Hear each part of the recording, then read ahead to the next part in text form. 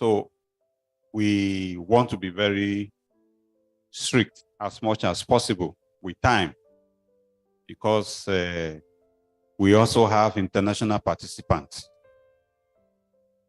who have the program with them, and they expect that the program will be followed strictly. But let me just make a few announcements before we kick off. Once again, you're all welcome. We have 3 levels of registration. We've made an arrangement for people who just want to participate without having access to any materials, but they can come in, listen to the talk, and participate fully. But we still need them to put down their name at the registration desk. So those categories may not get any materials, any tag, or whatever, but they can have a sheet of the program so that they can follow up with how the program moves. Then we have the second categories of the farmers. We expect that this all will be filled with practicing snail farmers or intending snail farmers. So we have made the registration very cheap for that category, just 5,000, and then you have access to a folder, the program, and some ticket for the tea break and cocktail. And then the third participant, the category are the scientists and the policymakers, especially those who be making presentation. They have to pay 15,000, and then they get all the materials for this conference. So, in essence, what we are saying is that we expect everybody seated here to be registered outside. So, if you have not done that, please just ensure you do that so that we have adequate record for everyone. So, having said that, would like to recognize everyone present, but let me just single out a few people. We have some of our speakers here. The first speaker is here, Mr. Oluwadamilare Roland, a snail farmer. He's already here with us. You're welcome, sir. We have Professor Tola Badejo, a double Vice Chancellor, who is going to be speaking to us during the plenary session in the afternoon. We have a contingent from National Quarantine Service, all the way from Abuja. You're welcome. We have participants from Port Harcourt already seated, and from Federal University of Technology, Abuja. Federal University of Agriculture in Abeokuta. They are here too, as well as our president is also around, president of the society, Professor Ibom. So we have quite a number of people already on still coming. You also have another speaker who will be speaking to us in the afternoon, Mr. Ukonu and his team from Port Harcourt. So you are all welcome. Pardon me if I forgot to mention your name, but you are all recognized and welcome. We want to work strictly with time. So we're having the first program with a workshop on a practical snail farming, and we have an active snail farmer here, someone who has been practicing snail farming for not less than 10 years. And of course, I don't want to say he's a millionaire, but he knows himself that he's making a lot of money.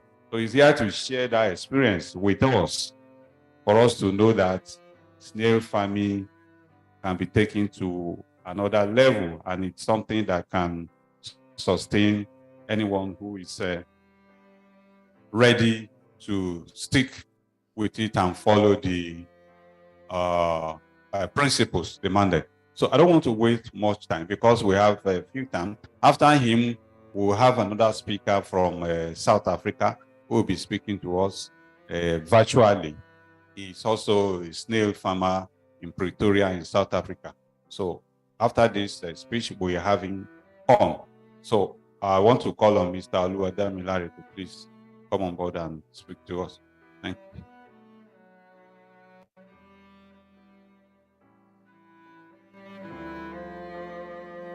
Right. Good morning, ladies and gentlemen. Please, will you permit me to? Yes, yes.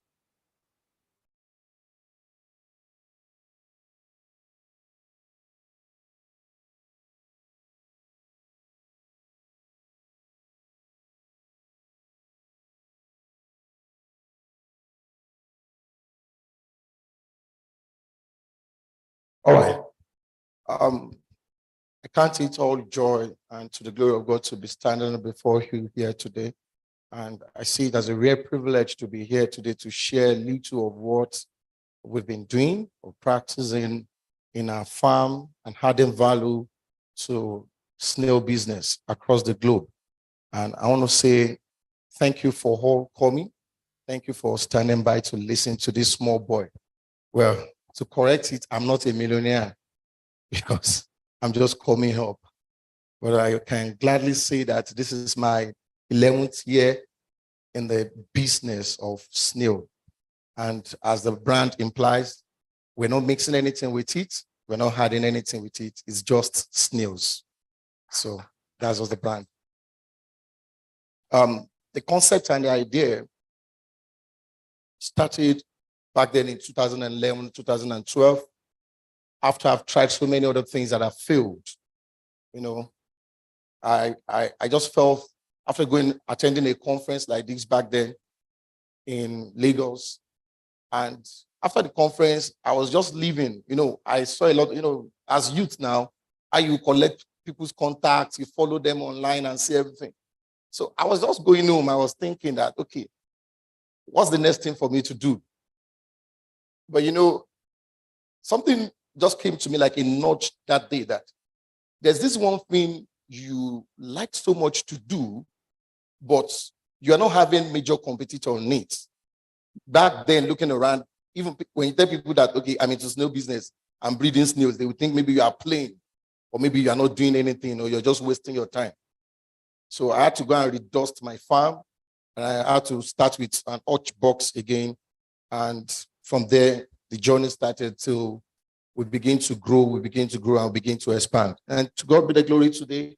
We're on the pathway, on the journey right now to have the biggest snail farm in Africa right now. That's what we're doing now. And we're on it already. It's a project that has commenced already. I just want to share a little thought with us. And I think I want to open our eyes to some parts, which is the real morning, where how you need to make your morning, because we are all here. The end result is money. So that's it.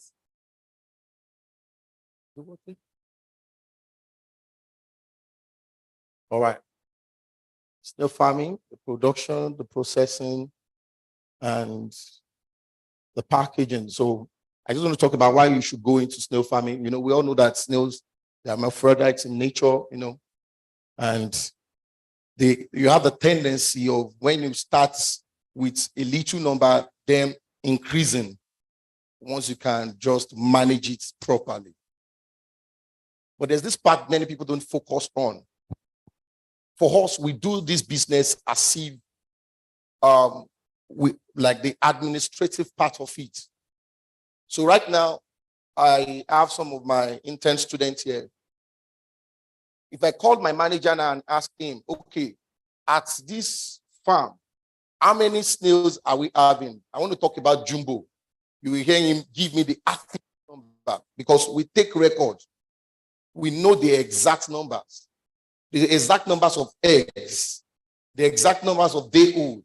So we can really project and ask ourselves what we are for, what we're expecting, So for us as a company, as a farm, as an establishment, we program ourselves to the real market out there.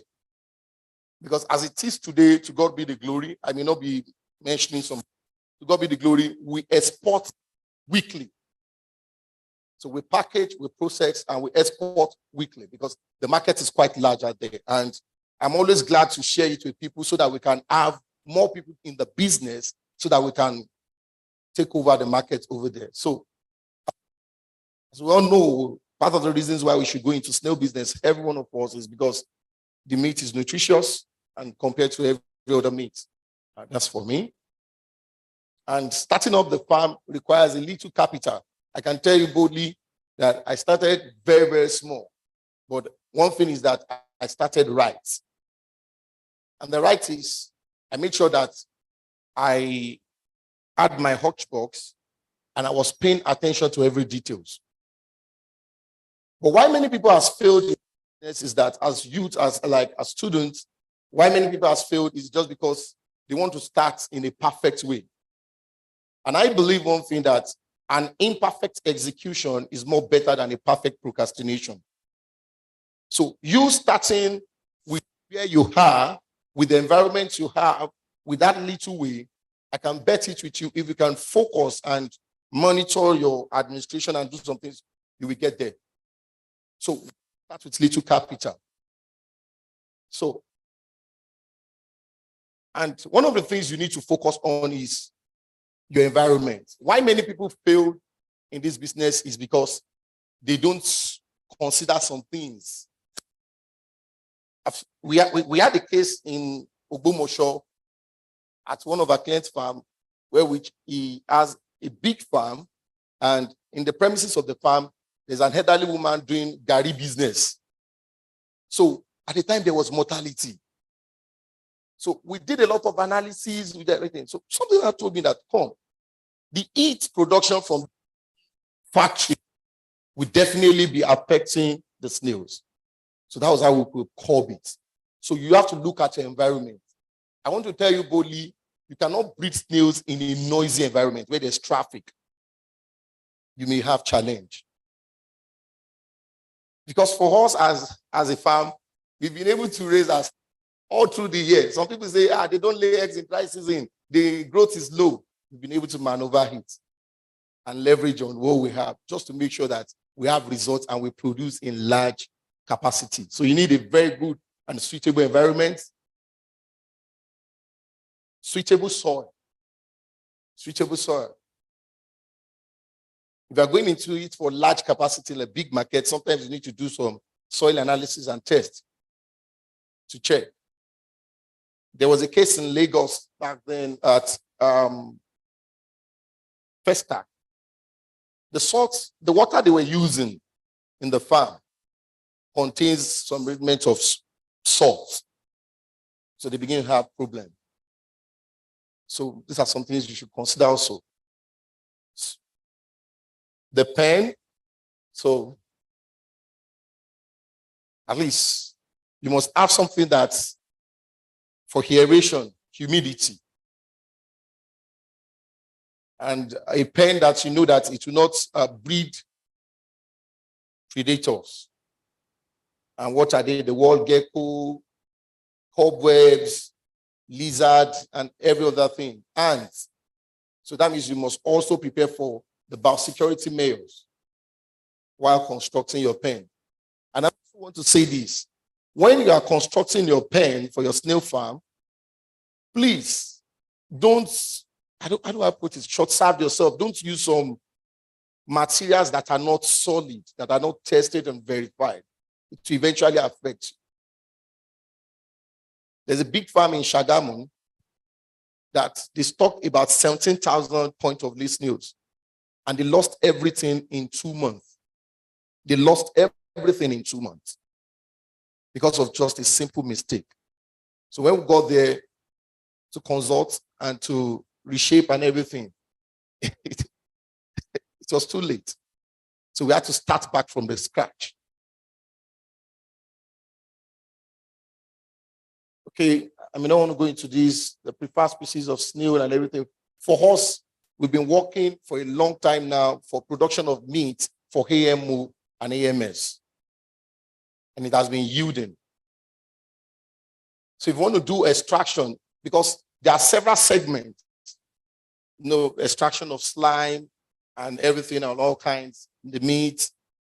For us right now, at the phase where we are now, we are at the phase where we are majorly extracting the meat and we are making use of the shell. So the shell for us now, it's a plate where which we craft it to serve at events. That's what you'll be enjoying at the dinner tonight. I believe you should be there. So you'll be eating snails from the shell. So that's what we do now. So there are several methods. So through that, we may not use AA because of the shells are somehow fragile. So at the point of extraction, it may have a crack. So what we've been doing and what we've been going for is the AMO and the AMS. So the constant food source. And there's this part, please. When you are sourcing for your food, please get a reliable source and be very, very careful.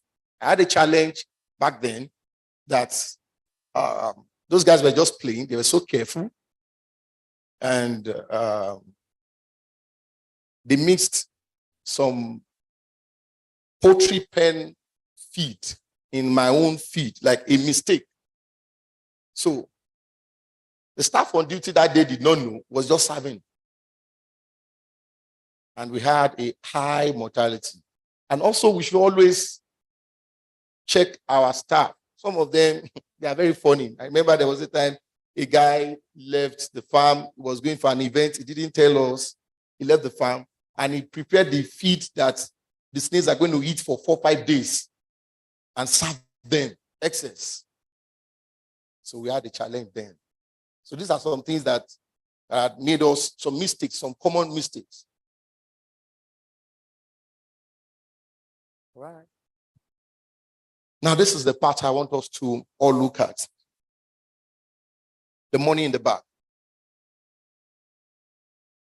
In 2015, 2016, I went to my sister in Lagos. She just traveled in. And I said, I need money. She said, what do I need money for? I said, I want to expand. I saw another few plots of land around me. I want to see what to do with it. So talking to her, she said, how much do I need? I said, I need something up to 5 to 7 million. She said, okay, before she's going to give me, I should go and get my statement of account and some other things. I said, okay, I'll revert back. So I went back to my private place. So I tried to get my statement of account and everything. So, and I went to my bank. So I checked my statement of account for 3 months. So what I saw, I was like, wow, am I saying we have transacted this much? Because the mistake I was making then, I was using my personal account. I did not have business account. So I took it to her. She said, guy, you don't need money. I can't borrow you money. With what you have here, you are transacting in millions already. That you don't need money. So I opened my business account. I got an auditor to audit for us every year and to make me know what is going on. I want to tell you today, humbly, there's money in this business. Real money. But the truth is, there are a lot of out there. There are a lot of clients out there. There are a lot of people that may want to patronize you, that may want to buy from you. You need to hold your ground and sound so convincing to sell to them because we have options. What part of the options are the roadside sellers from Ikire to all those. We have a lot of them.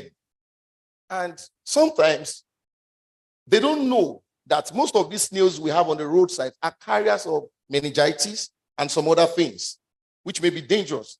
They will tell you that, okay, don't worry, we will process it. And this is sorry, that means snail is snail. So, and things like that. So we have options, we have competitors. But what leverage we have over them is that we are the farmers, we are the breeders. We breed all through the year, the dry season and the rainy season. So we need to sound so convincing and to get our clients and our customers are there. So these are the value chain production. We have a part of our farm in Elisha where which only what we do there is the production of point of lay snails for other farmers to sell.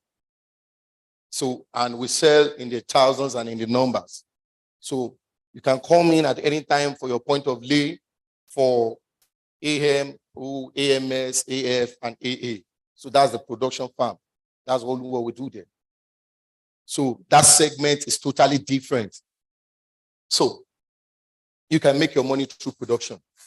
So you can call us at any time that you want point of lay, you want to set, you can make your money. Please, Mr. Sam, can I have my babies? Where are my snails? Yeah, please bring it. I call them babies because I'm addicted to them. Okay, processing and packaging. I'm strictly addicted to them. When you get inside my car, you always see snail. Okay. This is what we have here. This is a product from our farm. Someone may be wondering, it takes how many months to grow this? I can gladly tell you this is 7 to 8 months from our farm. There's something we call accelerated feeding, where which we feed during the day and the night. It depends on what you're doing. So have this now. Literally for us, we don't like selling it this way because we want to retain the shell. This shell, we use it so much, so important for us. So we do more of processing and packaging and exportation. So number 3 there, the extraction part. You can go into slime production, but it's going to cost you. But thank God for technology now. And the industrialization is the part where which you are into construction, the setup and setting of and getting of machines and other things for snails. Then over here, this is the section of our farm where which we have our jumbo snails. We're using briquette system. So right there at this part, you can see some disposable part. That's where we started then, 2016. That's our method of hatch feed. So that's the way we hatch. So we had the shelf and arrangement. So at a point in time, when the eggs are getting so much, so we had to use another way, the DIY cage, so that can have about 100 to 200 eggs for hatching. Okay, so this is part of the product, the processing and packaging. This is our exportation model. So this is oven dried, this is peppered, this is fresh. Okay, this is extraction. And this is how we retain the shell. Industrialization. So consultation. You train people, you can make money through training. We have a lot of people out there today on Facebook, 2,000, 3,000, just to train people and while they don't have a farm. But we are really frowning at that. We really want people that are into the business to train, to have the license to train. So on this chart, we have the ways where which you can process your snails, and I want to quickly chip in this, that we export live snails, not only processed snails. We export live snails. We export oven-dried snails. And to God be the glory, today we have our products in over 16 countries across the globe today. But we started very, very small with the fear and the panic that we didn't accept it. But what we're doing now is we're adding value to the products. And so right now, we're not even staying on the exportation alone. We have the special meal where which you have snail with spaghetti, but snail must just be a recipe in the food. So, you know, we have oven-dried snail, we have the point of lay snails, we have the fresh snails, we have the slime and everything. And here is part of the slime products. the market standards. Yes, a snail being served at an event. They hold snails and everything. Pepper snail and everything just there. So I want to wrap it up by saying this, that the market is so large. And at this point, we all need to put in more effort and see how we can take over the market. There are several opportunities out there. We can be exporting in tons out there for the snails market, which is so large because it's healthy and nutritious. And everybody wants to buy.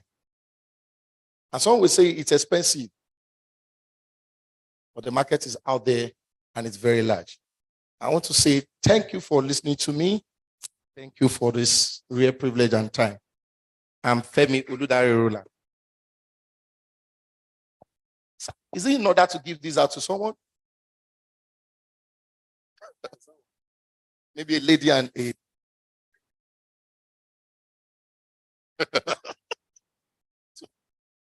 Thank you. Thank you.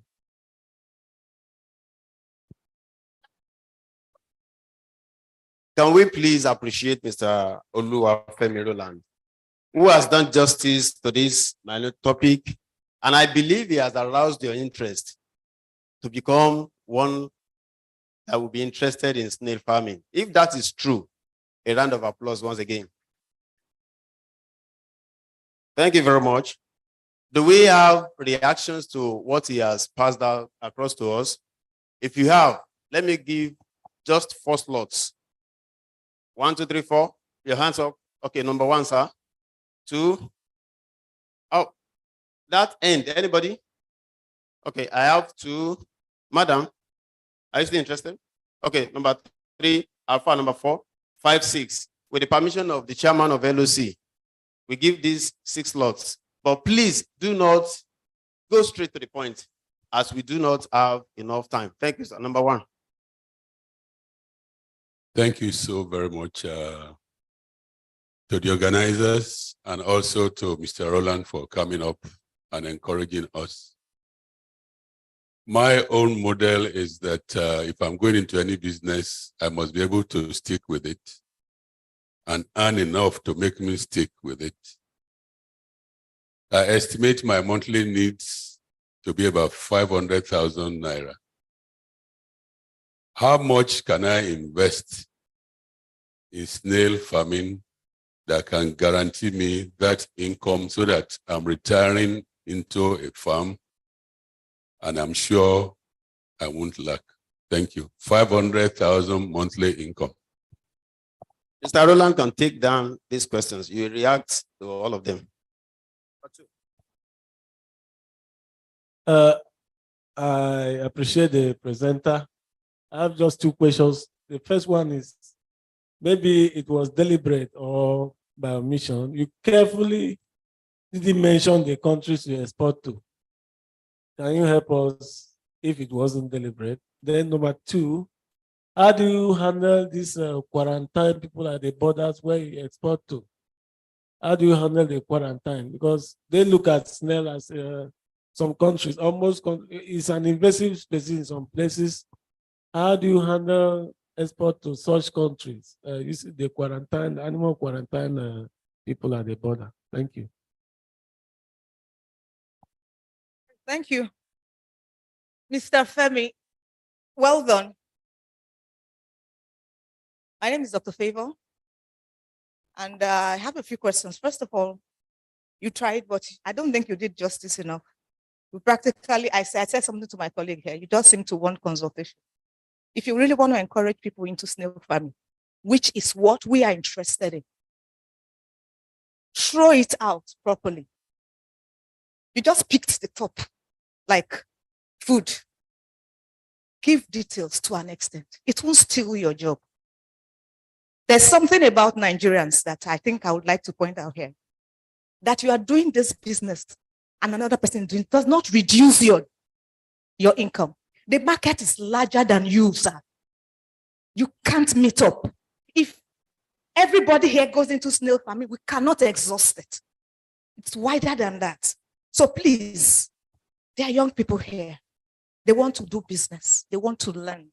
They want to be independent. We can't keep blaming the government. So if you have to do things like this, try and be a little bit explicit. Help them so they have a starting ground. Now, 2, you say you do export. Do you export directly as you, or you are using agents, as in you're using other companies? If yes, we want to know the name of the exporting, the name of your exporting brand, or your brand name, and where you're exporting through at the moment. What forms, and like the man said, the locations you're exporting to, and fine, I think your company name, what else? Yeah, your countries, the countries you're exporting to at the moment, and I think that's basically it. Every other question will depend on your answer to this. Thank you. Thank you, madam. Mr. Luafemi, I believe you are noting down the questions. Number 4. Okay, Alpha. Nobody is going to steal your business, okay? The organizer and the presenter were appreciated. Personally, I started this snake farming around 2019, but right now I'm not doing it again because then I had an issue of feeding, and the presenter made mention of food, but it not tell us about food. Is it natural one or the synthesized one? And if it is the formulated one, how can we get those kind of thing in order to enhance the growth? Next person, sir, number 5. And we have one more slot. Good morning, everybody. I want to appreciate the LOC and then Mr. Presenter. I started admiring you when I saw your Just Snails sticker. I have passion for snails. And then information is key. Your presentation is so scanty. You would have taken much more time to be more detailed. People are inquisitive about snail culturing. We need to teach them what it is to get into it. And when we are presenting things like this, we should be cautious of spellings. There is nothing like akakatina. What we have is akatina, and akatina marginata. I know we cannot be all embracing. So partner with the real experts. You are in the field, some people in academics. When you want to present a paper, partner with those in academics. They'll give you the correct spelling. They won't take away your business, just like she said. And then my question, you made mention about accelerated feeding to fast growth snails. I know snails are very slow growers. I want to know how you were able to achieve feeding snails from hatch to 7 months and you attain that maturity size. Thank you. The last person. Yeah, good morning, sirs and madams. I thank God and the organizers of this occasion for an opportunity to be here. And I thank the presenter. Where I come from, people are so scared of the snail, the achatina snail that appears white. Maybe because in my place, people think that the witch appears white or wears white. The ghost wears white. That could be the reason my people do not eat white snail, but we eat the black species. So I'm very sure that there are experts here would like to find out, is there anything in the white snail that is different from the black snail? Anything poisonous in the white snail? Or is it just a superstition among my people not to eat the white snail? Thank you. Thank you, sir. Please help me hand over the microphone to the presenter. Thank you.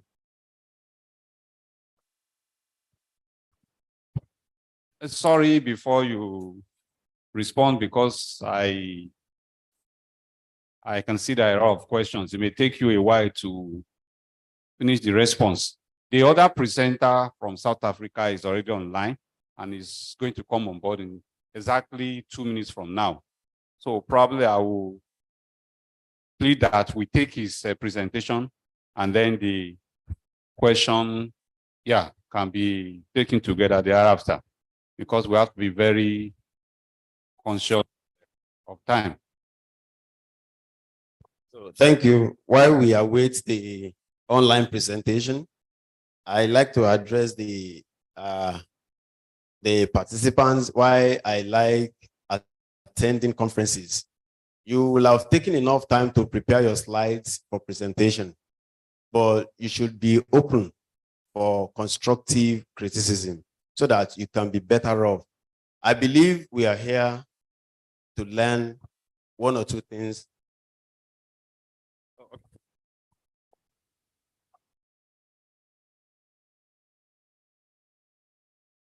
Good morning, Mr. Michael. Good morning to the to everyone present, as well as the university, and to you, Professor. Give him a audio. Okay, speak. Can you hear us? Yes, good morning. Can you hear me? Oh, great. Very, very loud and audible. This is Idowola. We'll be speaking by WhatsApp. So you're seeing me live now and direct. Good to see you. You too. Thank you. And thank you for the invitation. And congratulations to hosting your 11th conference.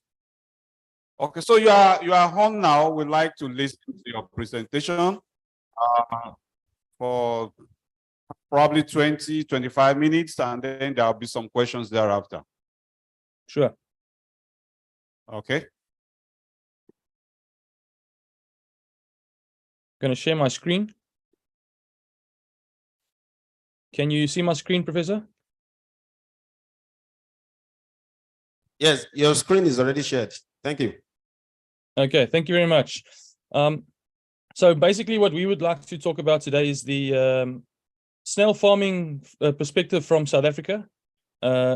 Nigeria has been doing this for many more years than South Africa, but it is something new here and something we have invested our whole lives in for the last 5 years to grow in South Africa. There's 2 companies involved. Goshen Organic Snail Farm is part of the farming arm, and Garden Root Foods is the snail processing. So we are looking at industrializing the processing and having products, like the previous speaker said, ready for export as well. So growing local market and export markets. Okay, just a short history. So we started 5 years ago. We did a lot of research. We focused a lot on Europe, and we traveled to Turkey, to Greece, to Cyprus. We've shifted a lot of that focus. So we're doing a lot of we have a lot of connections and talks with Ghana, Morocco.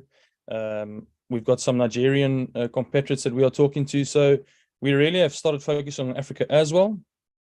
And then, as you can see in the next slide, in South Africa, we've been consuming snails for the last 40, 45 years. But it's been a product that you eat in a restaurant. It's a very high-end food source, and it was, I'd say, consumed about by less than 2% or less than 3% of our restaurateurs. But it is growing, and we are working towards growing it. As you can see, the prices, it's in rand, but it varies. You get small cans, 200-gram cans, which has about a value of 120 grams of snail meat, selling at 35 rand. Some of the distributors sell them at 54 rand. And then the restaurants use the larger can, the 800-gram cans. And that is sold, also varies. I've seen shelves selling it at over 200 rand, and you can buy bulk at 80 rand a can. These are just some pictures of our processing facility in Mossel Bay. So this is our receivals under the Garden Root Foods sign. We also have a in-house laboratory where we do the general food safety tests. So we test for your total microbial activity, and we do salmonella.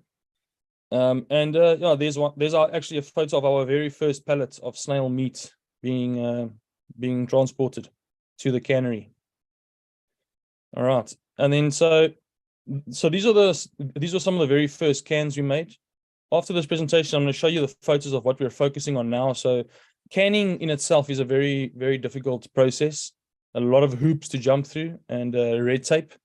But we've actually recently started the process of listing with the ShopRite checkers, and they want to test the product of snails, which I'll show you after this. So as farming, basically, so I'm just going to give a rough picture of the farming process. I know there were a lot of questions on farming, and I'm just going to have I'm going to show you a few pictures afterwards regarding the farming that we do here in South Africa. Obviously, it's a lot different to the Nigerian processes, but it'll be nice to see. Okay, at our factory, we process about 300 kgs per shift, but we want to grow to 3 ton a day. We visited a factory in Turkey, and they processed 10 tons a day, every day that they worked. So that's sort of the level of the larger European role players, which we want to achieve. Africa is more than capable of doing that and better. Okay, so that's the end of the presentation I had, but what I would like to show you is just a few pictures. So this is the product we will be sending off to, or we have sent off to ShopRite checkers. So basically we take the snail, we process it, take it out the shell, we cook it, we put it back in the shell, and we fill it with a spiced butter. So the way we eat it here is with spicy butter and garlic, and we would then freeze that product, and we would put it in a box like this, gold shell. So like I say, this has been given to ShopRite. They might even private label it. So we're hoping by the end of July, start of August, we will be on the shelves with ShopRite checkers. So we're very excited about that. Then what I'd like to show you is from Goshen's perspective. So we realized that the market is big and we won't be able to do it ourselves. But what we can do is we can set up training.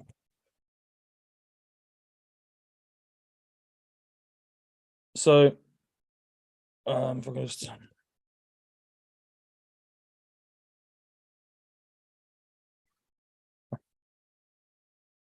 sorry.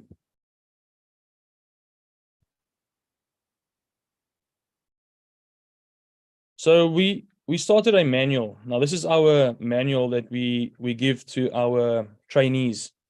So we train people on the farm in order to get our production high. I mean, if we got a goal of 10 tons of snail a day, the snail farmers would understand that is a massive undertaking. So I would gladly talk to the first speaker in the future, just to share some ideas and show him what we did. So we set up this manual. It's in depth. There were a lot of questions about being more specific to how you do it and what you do. And like I said, I'd gladly share this along.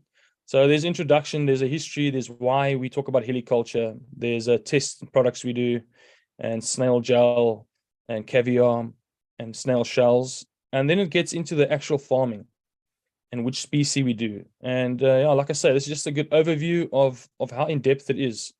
So just the life cycle.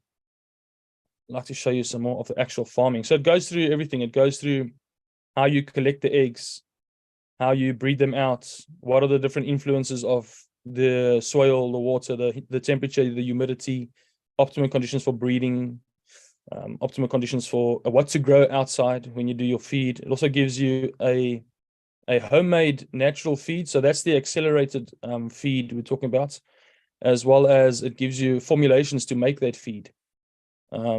Yeah, so this is just a good overview of what it is we do here in South Africa and how in-depth we believe it should be, just to show farmers how to farm the snails and what soil we're using, feed, everything.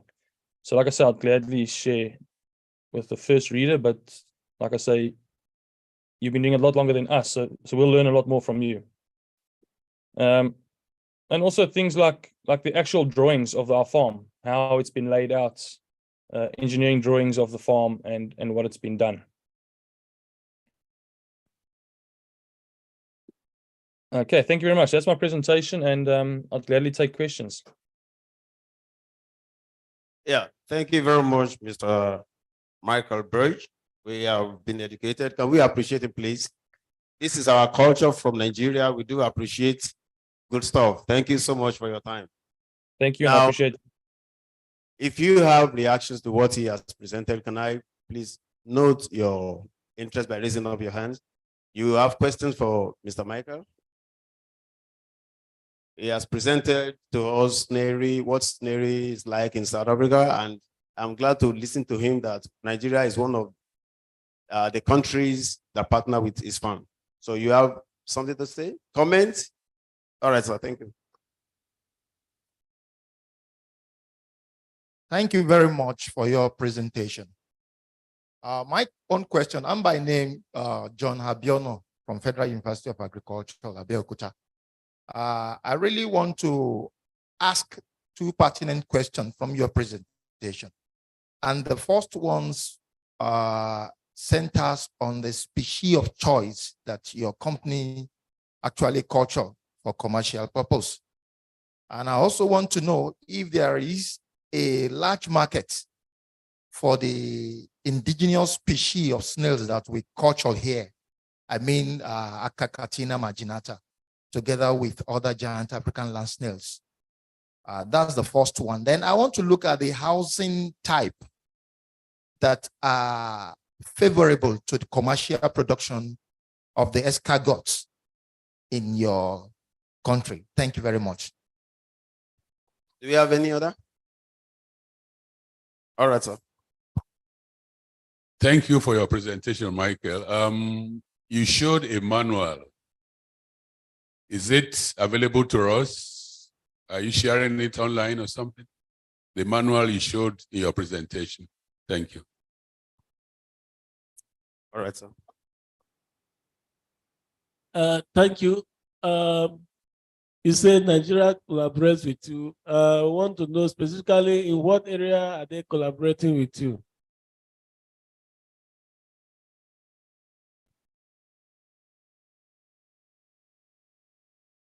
Thank you very much, Michael. Well, my question is why you are presenting. I mix an aspect where you are talking about the old, the new, and probably the future. I want to guess we are talking about the farm. What are the new things you are doing now, and what can we learn from that? Any other, please? Okay, Mr. Michael, I hope you got all the questions right. So it's time for you to respond. Thank you. Okay, thank you very much. So to John's question about the species. So the reason we went to a lot of Europe was to figure out what species it is that they want. So there, a lot of focus is on the smaller snail. So the Helix aspersa, the Maxima, and obviously the Burgundy and the Muller. So we started with the Helix aspersa, Muller, and Maxima, and found that our results, it looked like the Maxima grew faster. So we could raise them from egg to morph into harvestable snails within 4 to 6 months. So safe to say 6 months. When we explain it to everyone, we tell them, if you can get 3 harvests in 2 years, you're doing well. So then we lean towards 8 months. But we firmly believe that it's quite possible when we've learned enough to do it 6 months. So if you can get 2 harvests in 12 months with that species, we're very happy. The reason we do that species is because South Africa started its snail industry by importing snails out of Indonesia. Almost every single can, I actually have a can, yeah. Almost every single can gets imported out of Indonesia, and that is the Argentina. That is for this market. But in order for us to open up export, I mean, every country wants to export products. You want to sell it locally and you want to export it. We looked at the Helix aspersa to supply local and abroad. We looked at if it's possible to grow these Helix aspersa and sell them at the rate that we are used to in South Africa, and it was. The margins are not as good as if you're exporting, which in most products is the same, but it still worked. The numbers still worked if we used that species. Then so that was the species we chose for commercial use to start. The next question was the indigenous species. So I do have a lot of questions coming about the African giant snail and the Argentina. We've got some restaurants that are actually of Nigerian ascent, restaurants and menus in Cape Town, for instance, that ask a lot for these snails. We haven't grown them yet.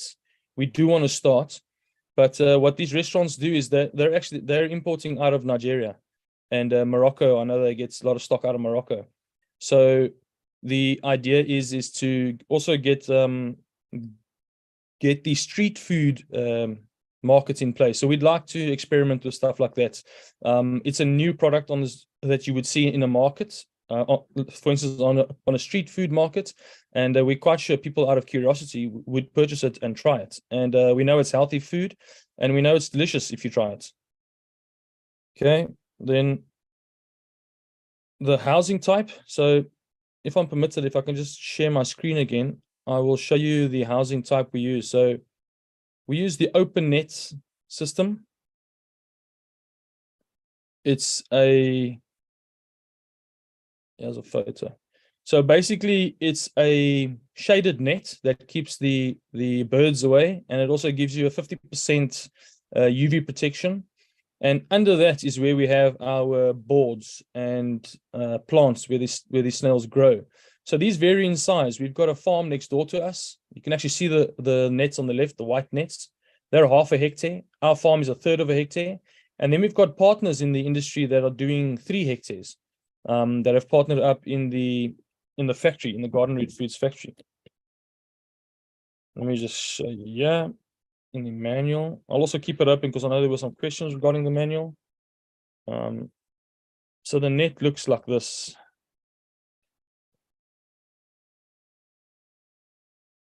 If I can get to it.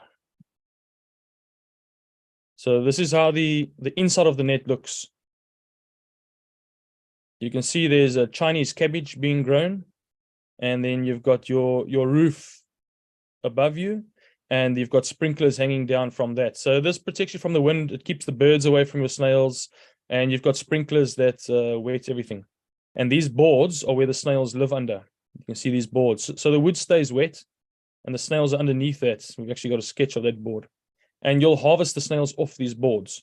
So these are some of the techniques we would like to test with the large African giant snails, which would be very interesting. And we haven't got around to doing that yet, but we definitely do want to do that. Then the next question was asked about the manual. So yes, we offer courses. Like I say, this is for the Helix aspersa and the Maxima, but it's available to anyone. Like I say, I'll gladly share it with anyone from this conference.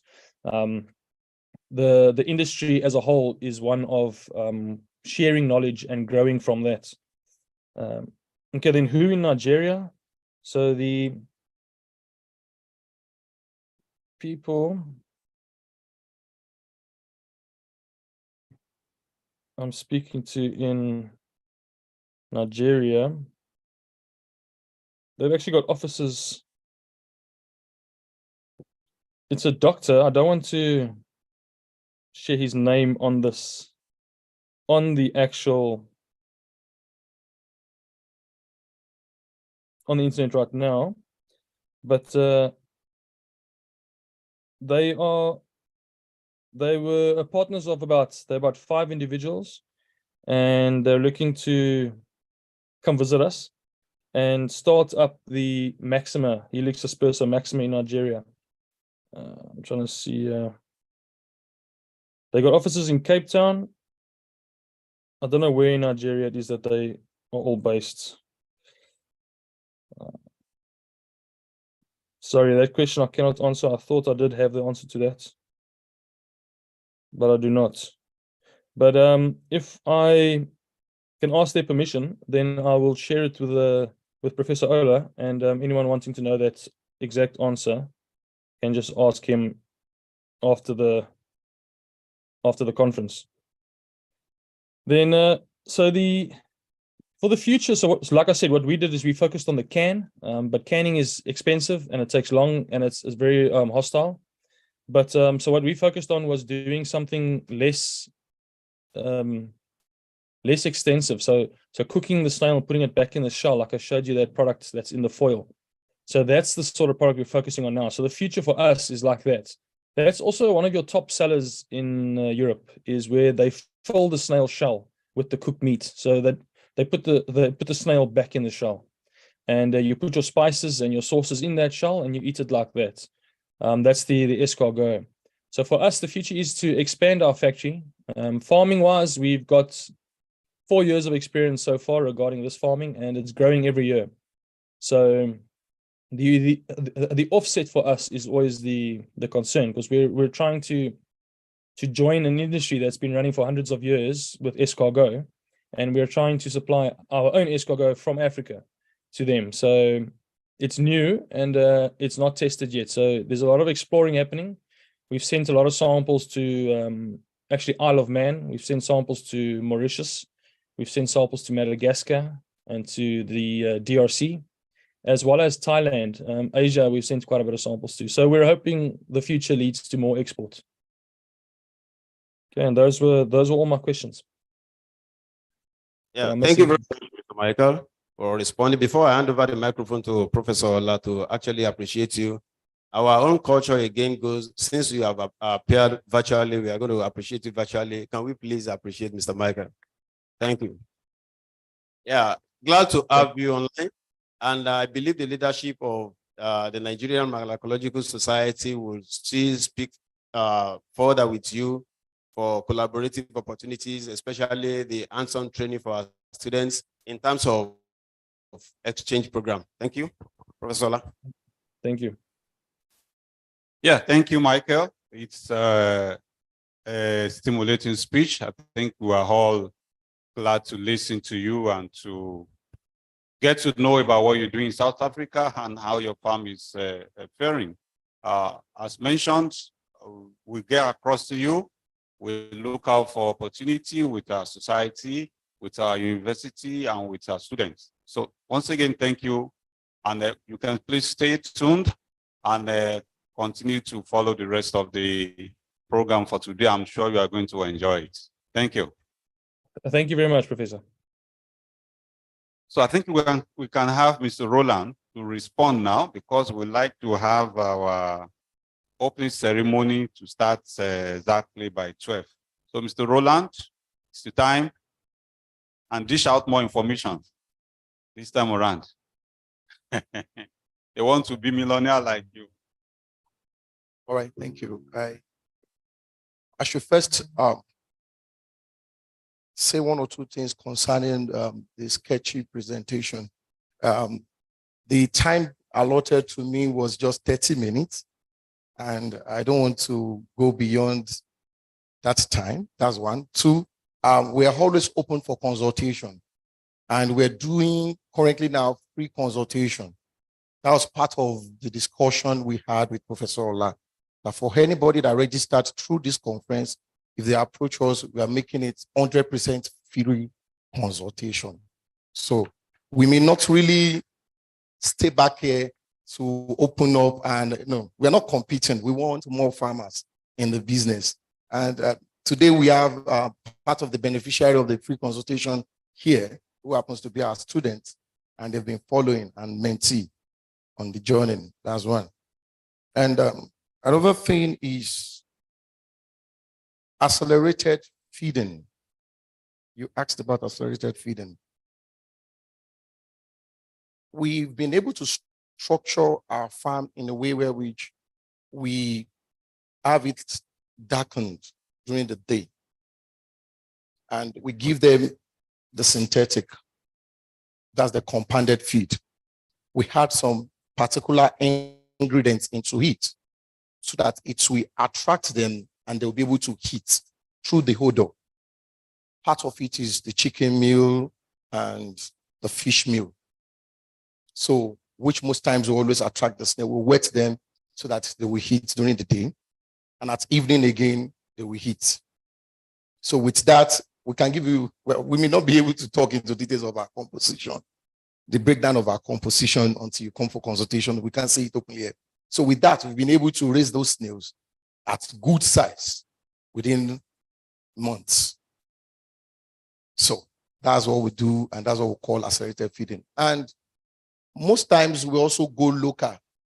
There's this peel, the back peel of walnuts, that black part, the pod.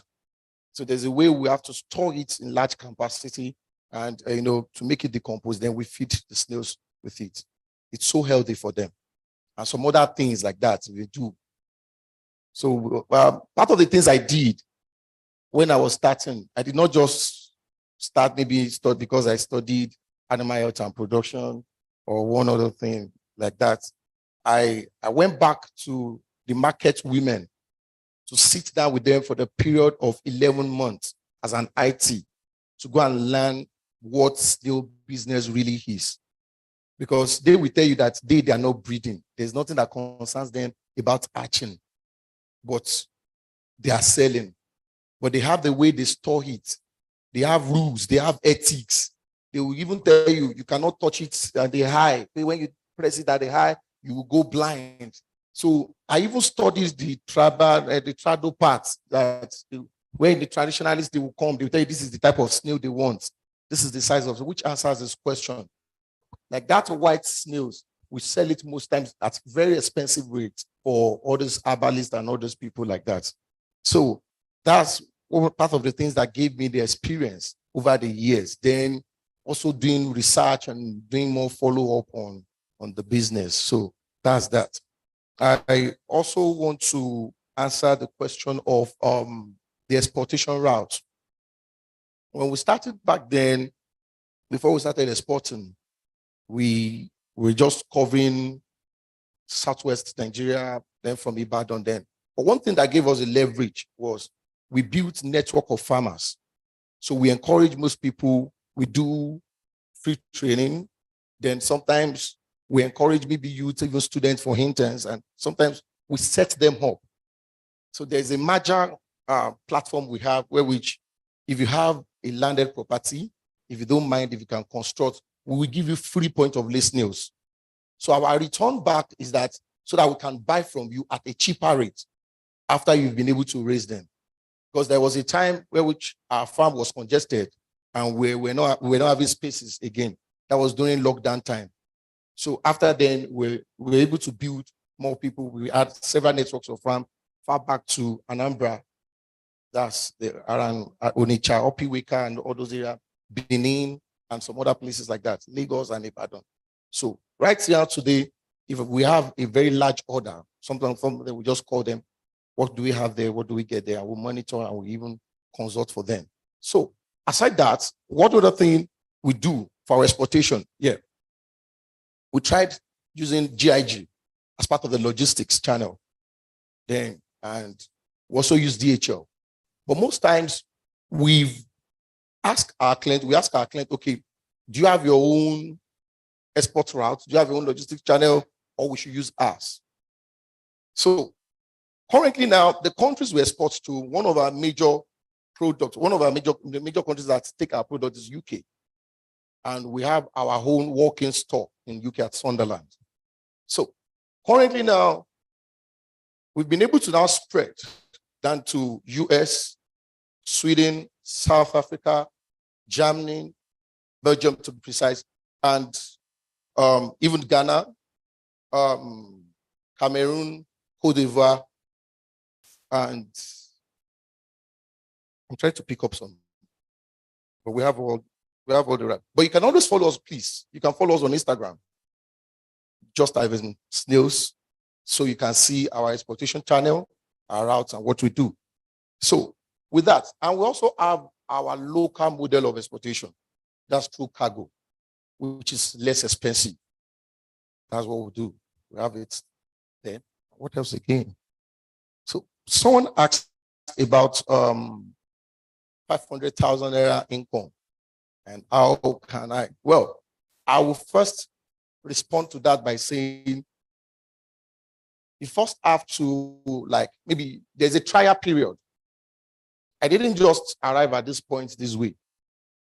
I shut down, I suspended my fish business and every other thing to focus on snail. So there is always a trial period. I can assure you, sir, you can't start snail business today and you think you want to cash out and make something out of it in the first 9 months or 8 months or that year. You can't have it. You first have to be growing your farm. You'll be growing it for. So if you can follow the guides, in 3 years, you have a large market and you can have a large intake. There's money there. Because if you want to have it in first year, then that means you must sell all your products. Because when you sell all your products, you have nothing left in the farm. During lockdown at Elisha, we could not get the access pass. During the palliative time, they went to our farm and packed all the snails.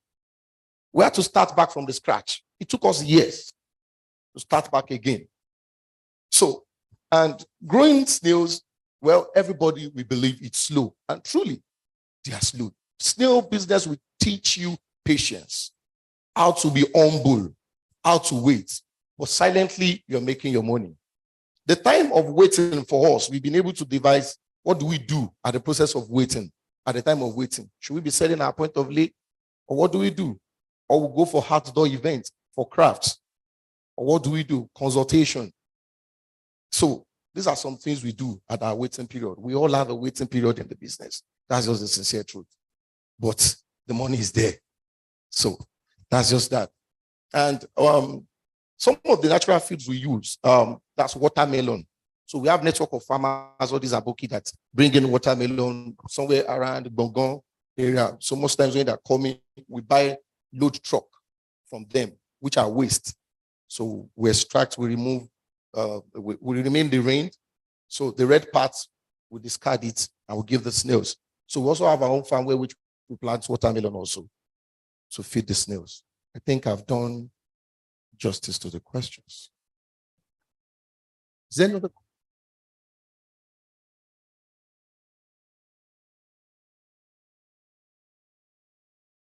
All right.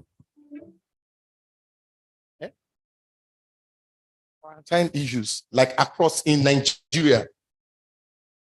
Outside the country. Outside. There was a license we got through our exportation model channel, the person in charge for us in Lagos, that has solved that. So I think since then, we've never had, because we've been doing it consistently and we've never been mixing any other thing. And since it's a registered brand, so we got the license, and after the license, we never had any challenge. But truly, there are some countries that it took us time. It was so difficult. So the channel we're just using was when we have someone traveling, maybe a diplomatic passport or someone traveling, we export through them until we were able to gain our feet over there. Thank you, Mr. Olufemi. Madam. Hello, madam. Madam, I believe you are itching to pass a message, probably because of where you come from. The microphone is coming to you. Give us information. Which one do you need exactly? He didn't answer my question actually. All right. Do you export as just snails? As in, what's your brand name for export? Is it just snails that is your brand name? Yes, ma'am. Settled Snail Farm. Huh? Settled Snails Farm. Right. Settled. Okay. And the quarantine certification you got is in what name? Settled Snail Farm. Settled Snail But it was Farm. through our export model. Good. Your export model is what? I want to know your export. The name of my export model. Exactly. I'm sorry, I don't want to disclose that. Oh. That's personal. Okay. I guess we'll have to see outside the box on that. Yes, that's our business code, and that's personal. All right. Because many people will come and meet us. Oh, I'm having challenge. I could not export. But we have a very strong export model that does that for us.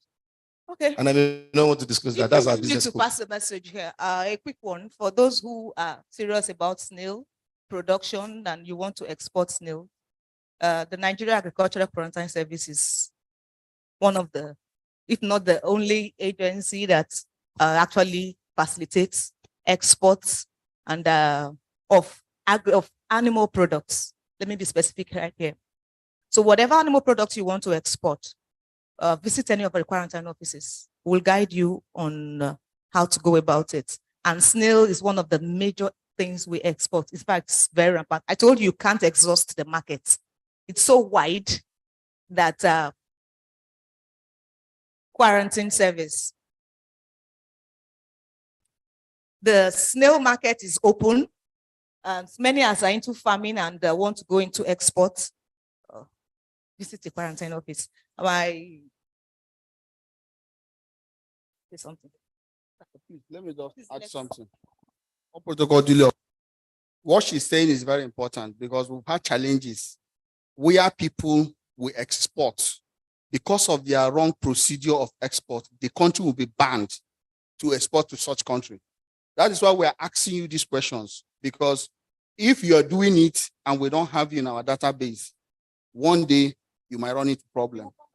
And when you run into problem, it might affect the whole country. We've had issue where somebody exported beans to Europe, and it got there. The beans was, of course, seized, confiscated, and for years we've not been able to export beans to UK again. So the person that made that mistake have affected millions of farmers. So being sharp, sometimes you might be getting away with it, but it's good you do the right thing. As much as you're growing, do the right thing, because the way you're smiling, I don't know. Do the right thing. That is the truth. Thank you. Dr. Wondo, can you please stand up for people to see your uniform? I am marketing you free of charge. Thank you. Yeah, show them. That's Dr. Wondo from Nigerian Agricultural Quarantine Service. That's the agency in charge of, you pay me. Oh, I'm coming back to you. So good morning. My name is Ukonu Konu. I have had experience with quarantine people. I travel a lot, many parts of the world, delivering snail value chain. And at some point in time, I was in an international airport in Lagos. I was just talking. One of your people asked me what I do. I say snail. I deliver lectures, seminars, many parts of the world. And I asked him, is there any way you can come and inspect our farm so that we get certified to start selling, exporting? To be honest, we exchanged, messages.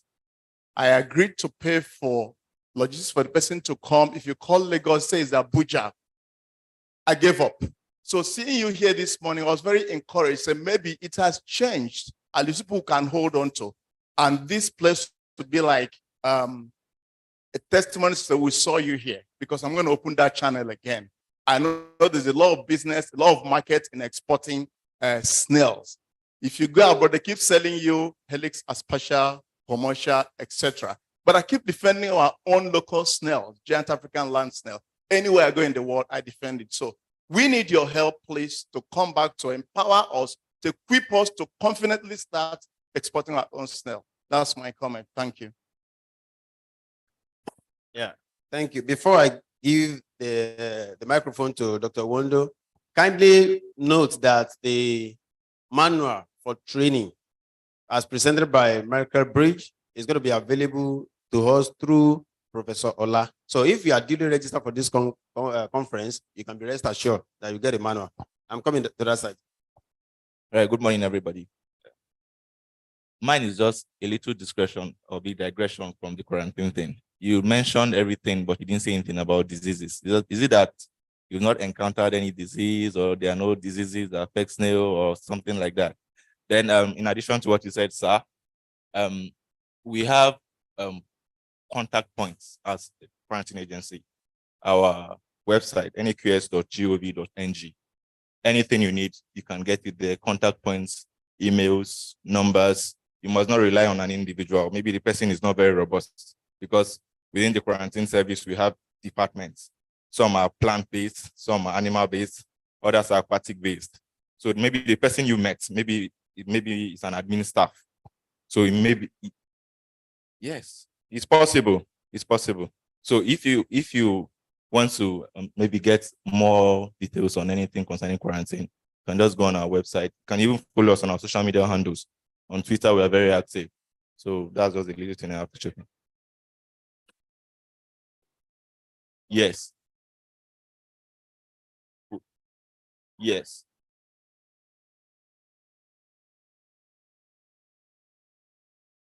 But naqs.gov.ng, that one is simple. You can get all other details there. naqs.gov.ng. Yeah, the contact at naqs.gov. But once they go to the website, the phone numbers are there, so everything is there.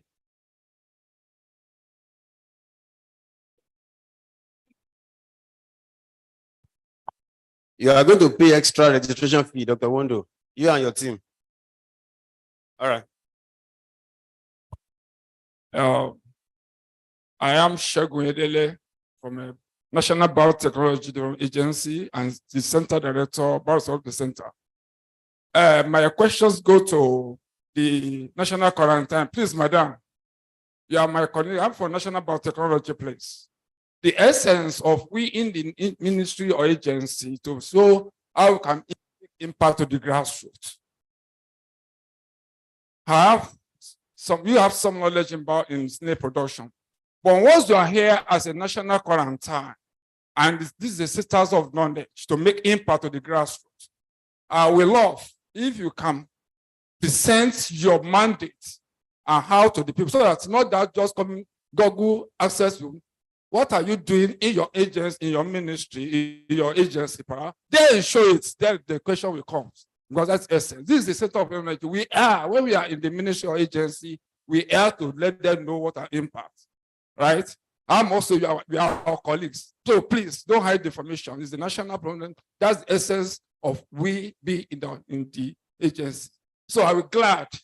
I'm for National Biotechnology Agency, Abuja, and also is Chartered Director, Biosecurity Center, Center Director. So please, you can't hear me. Okay, I'm trying to say, what I'm saying is that you are here already. Yes. I am a research director for National Biotechnology Agency, Segun Edele. National Biotechnology Development Agency. You know we are colleagues. Yeah? So, for being here, please, it's better, maybe Professor can create time. It's 30 minutes. Let's hear from them and see what have they done on the snail.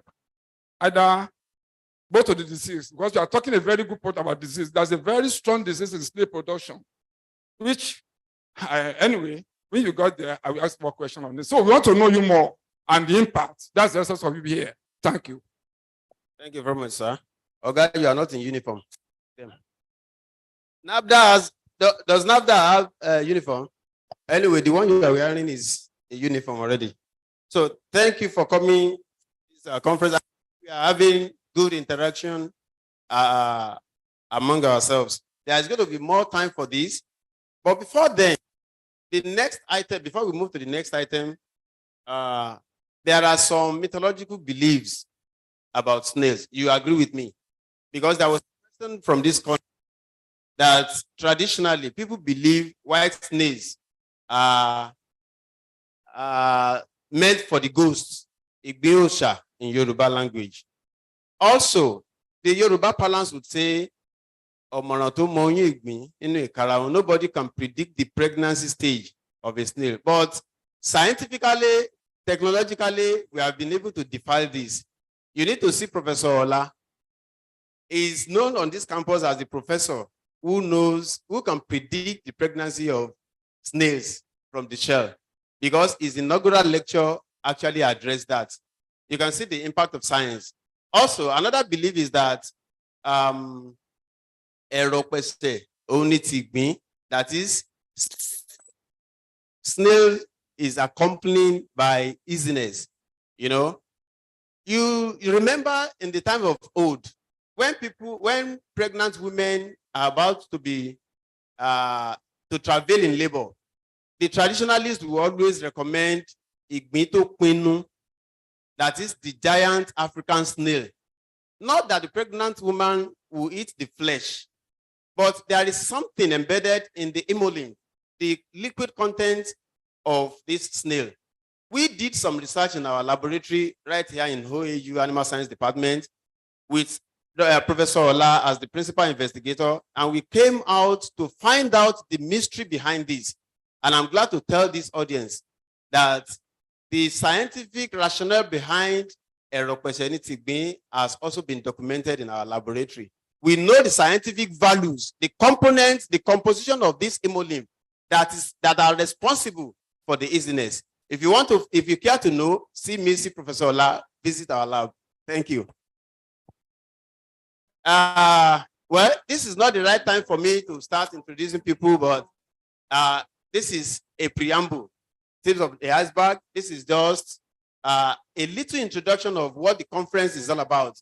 We've had a workshop session And plenary sessions are going to follow thereafter. We had one as presented from by Mr. Michael from South Africa. The next stage will also usher us into the details of what the conference holds for us. I believe we are eager to know. And by the time you leave this conference arena, you are not going to leave the same way you came in. That is my belief. The next item that we are going to move out of this hall to address is a short break, because we are reconvening after about 10 minutes to have the official opening session. But before then, before we go for the break, the information is, if you are duly registered for this conference, check your folder, this plastic bag folder. There is a ticket there that will allow you to participate in this break time. So check your folder. If your own is missing, kindly raise an alarm. If you are yet to collect your plastic bag folder, please move to the registration desk and collect yours.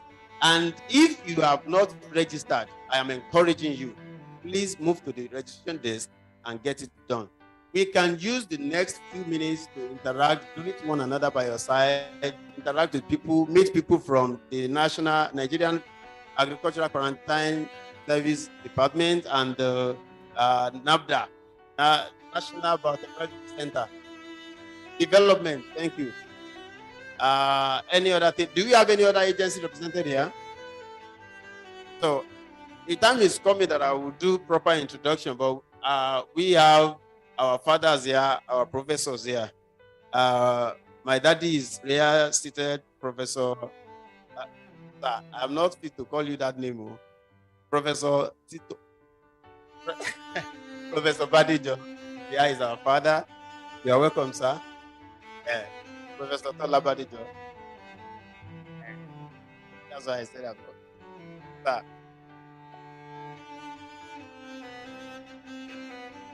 We have our father here, Professor Agbeda Unsi, and our mommy here. We have our mommy, Dr. Akinosi. At the time, we do proper introduction. So we can file out. If you have your plastic bag, check for your break ticket, move to the registration desk, collect your package. Thank you. And we are not wasting time, please. After 10 minutes, at most 15 minutes, we reconvene to the hall to have the proper official opening of the conference. Thank you so much for your patience.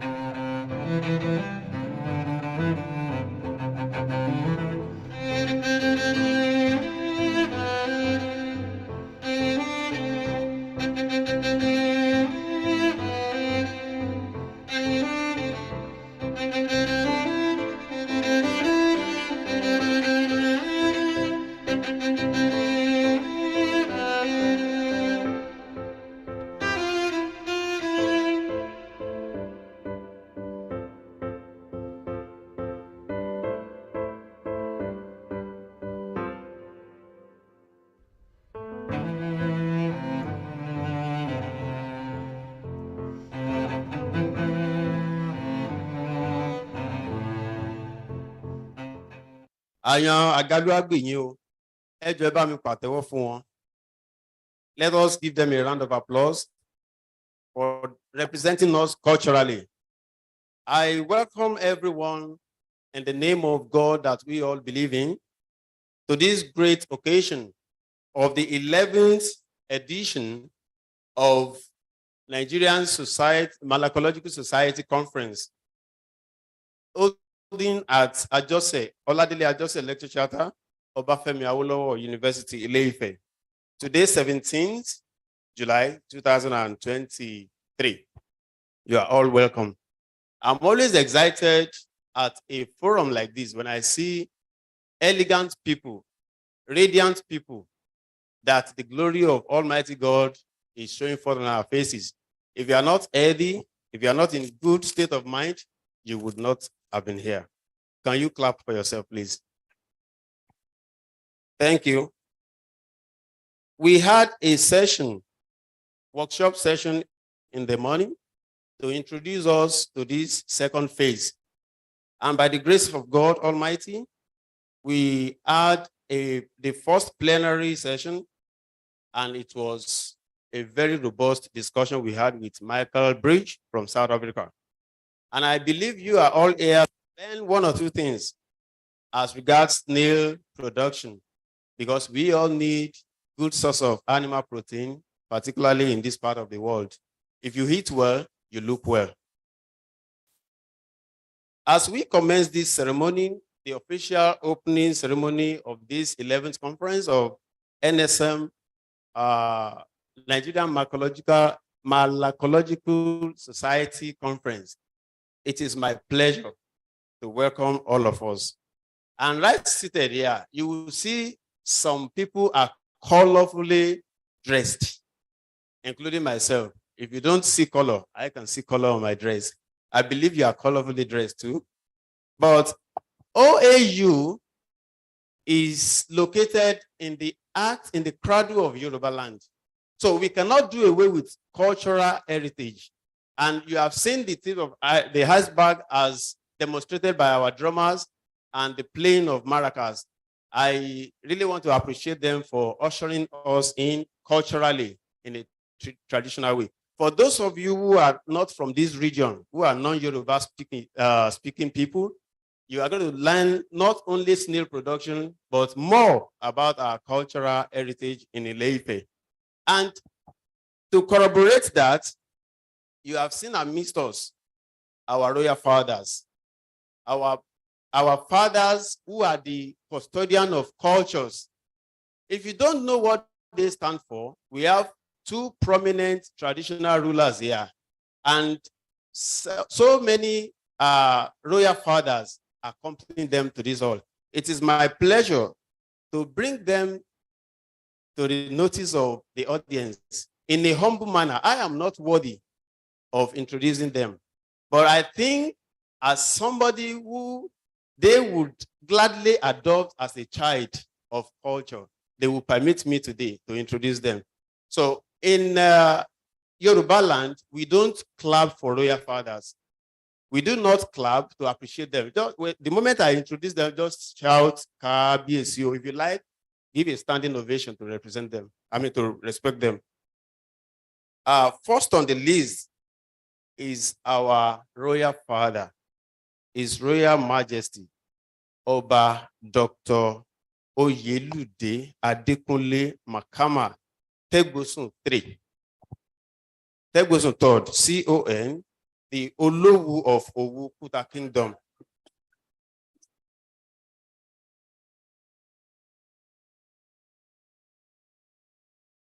Well, in Yoruba land, there is a balance that says, "Eye o kin fi apa kan fo."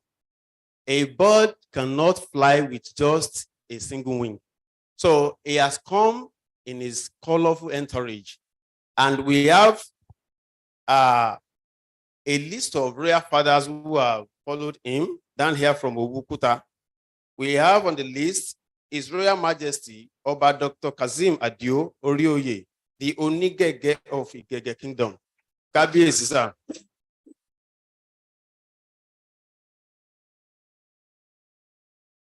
Also on the list, I have the honor to introduce to us His Royal Majesty Oba Ismaila Gbadamosi Ifabumi Ola of Ajagunlashe Kingdom.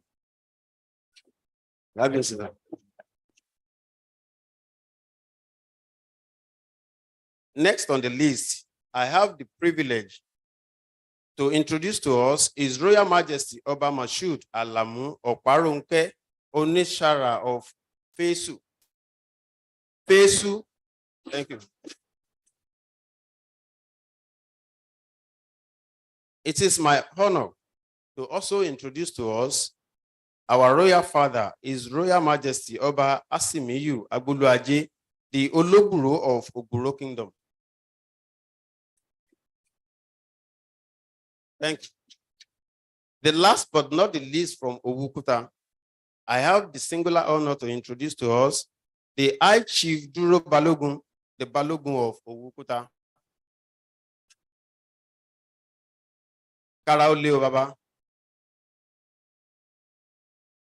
So I have brought the whole Owu-Kuta to OAU campus to attend this 11th conference.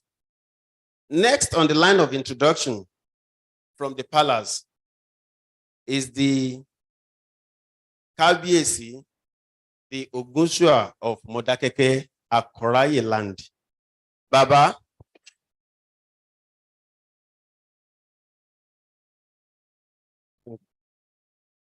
Thank you, sir. That's our Kabiyesi from Modakeke. Àwọn àyàn yìí dà. Àkọ́kọ́ ló ti wá. Sábàdà ní ẹlù fún Modakeke ló ti wá.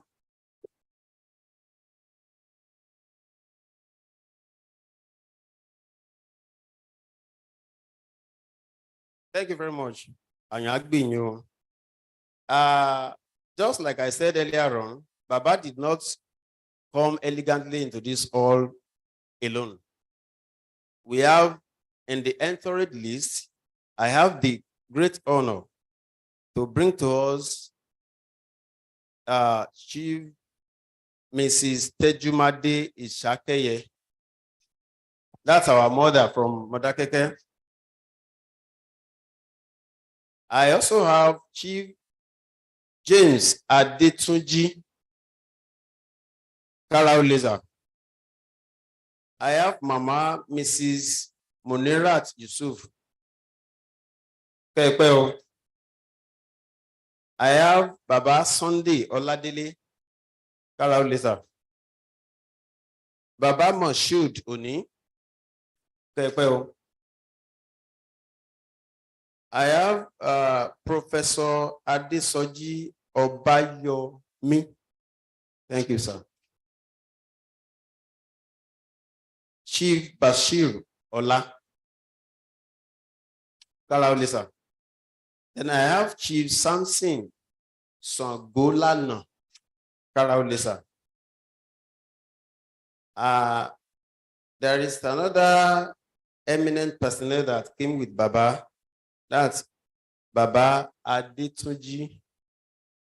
Okay. God bless you, sir. So it's fondly known as God bless you in the area, in the neighborhood of Modakeke. So if you get there and you are asking for God bless, the Okada people will take you straight to his house. Now, I have confidence that we can proceed because our royal fathers are here. When somebody sends you on an errand, you only fear the person that has sent you on such an errand. I have my royal fathers behind me. I can face anything. Anything. So if I do anything, so my royal fathers are there to give me their blessings. And I believe the Congress shall end well. Thank you very much. Now to the eye table here. All of us are very important, but we have eminent personalities that are going to represent us. So in no particular order, I'm going to bring some people upstairs to mount this podium so that we can have a smooth administration of the conference. First to be called is the Vice Chancellor of Obafemi Awolowo University, Professor Adebayo Simeon Bamire, and is ably represented by the Dean of Faculty of Agriculture, Dean of Faculty of Agriculture, Professor Farnidi. Thank you, sir. Can we please put our hands together? You are welcoming somebody who is wearing two caps, the sitting Dean and the representative of the Vice Chancellor. Please let me appreciate him. I have no other job. He's my Dean. He's my Dean. Don't let me receive query. Thank you. You are welcome, sir.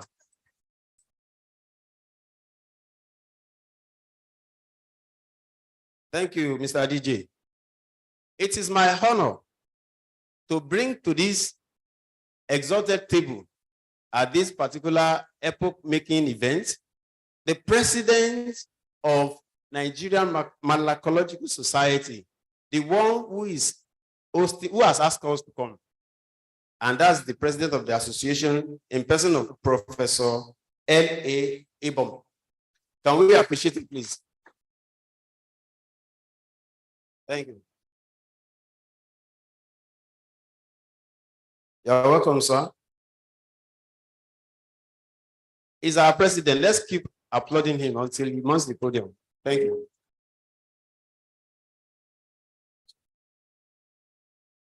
It's my singular honor to bring also to join the league on the high table, Dr. Mrs. FAO Akinusi. FAO does not stand for Food and Agricultural Organization. Dr. Mrs. Akinusi, FAO. Mama niye. We should appreciate her. She's our mother. Mommy, God bless you, ma. Next on the list is Professor Agbedansi Joseph M. You're welcome on stage, sir. Is the error.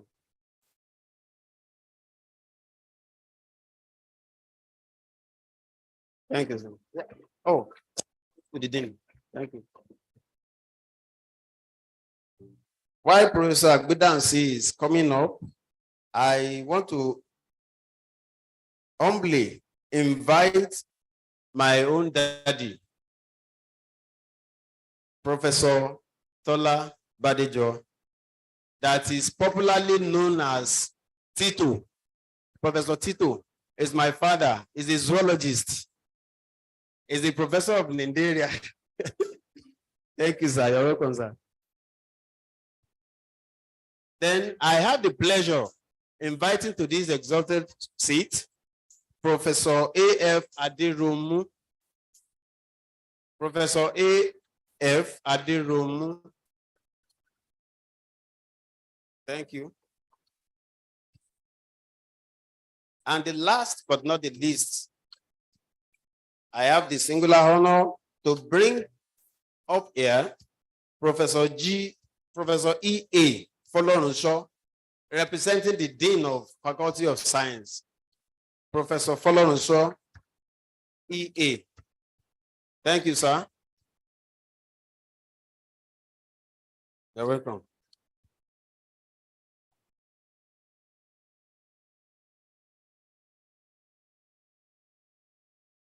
Now, as we proceed, we have to give honor to whom honor is due.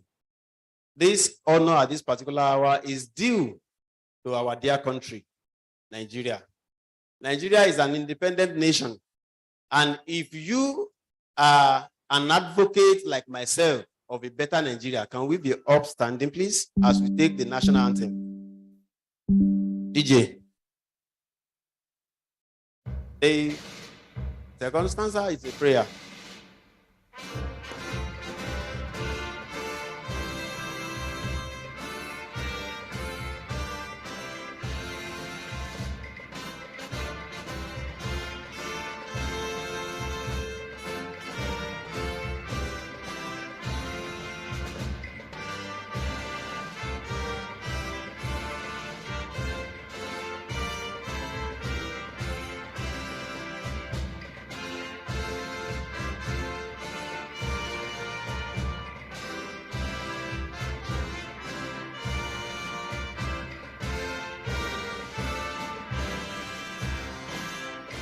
Amen. We can have our seats. Now it is time to know why we are gathered here. I like to call on the chairman, local organizing committee of this conference to give the welcome address. It is my honor to invite my dear Oga, Professor S.I. Ola, the man who has defied the mythological belief that snails' gestation period can be diagnosed right from the shell. Thank you, Prof. You are welcome to give your welcome address. We can appreciate it, please.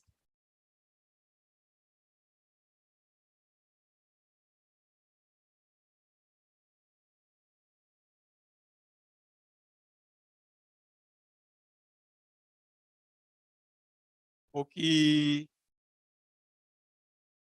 gbogbo orí adé tó wà ní ìkàlẹ̀. Mo kí gbogbo àwọn èèyàn jàǹkànjàǹkàn. Ọ̀nà méjì ni mo ti wá lénìí. Mo wá láti Òwu, mo tún wá láti Modákẹ́kẹ́. Ẹ rí pé orí mi sọ̀rọ̀ púpọ̀.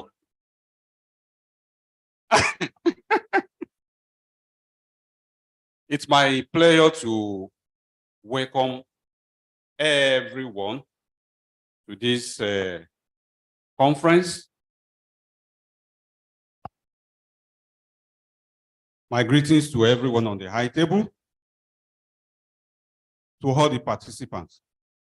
I welcome members of the Nigerian Malacology Society, the Snail Farmers Association of Nigeria, and indeed all enthusiasts of the mollusc species to the 11th edition of Nigerian Malacology Conference, which is being hosted by OAU Ile-Ife. Although the mollusca phylum include around 85,000 extant species, including the squids, the cuttlefishes, and the octopuses, the gastropoda species, among which are the giant African land snails, are the most important, especially in Nigeria.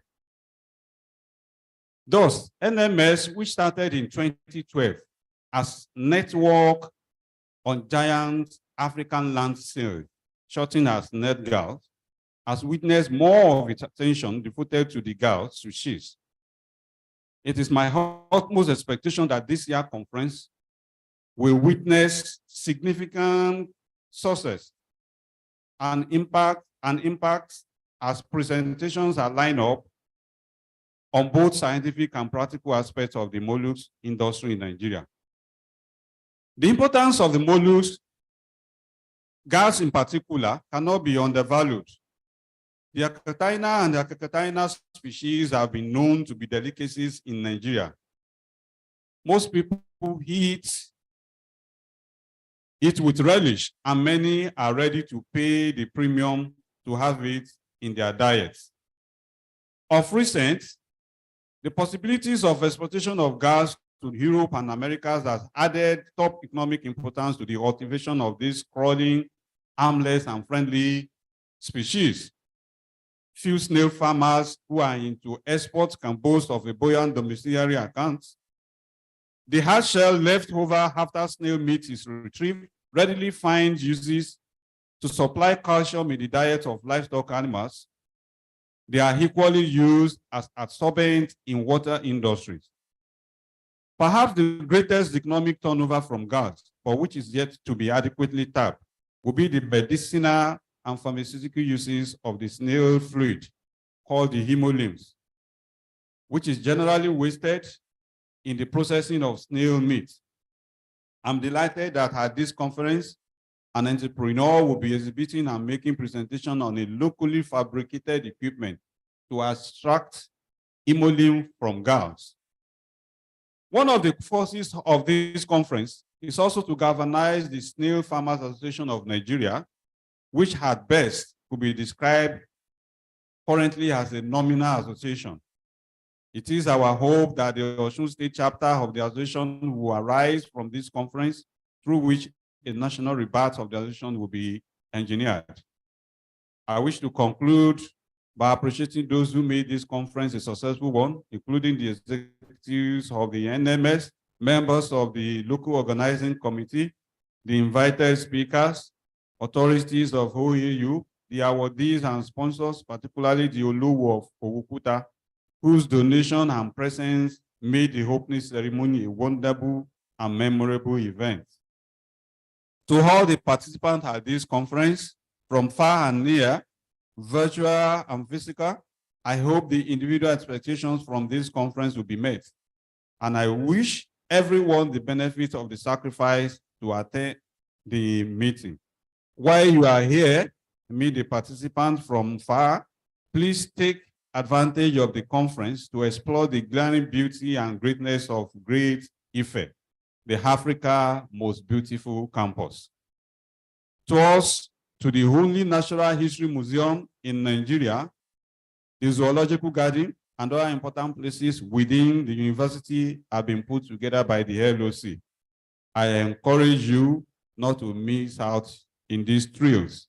Please feel at home and enjoy your time while you are here. Thank you, and God bless. Ẹ ṣé o, a máa rí gbogbo wa báwọn.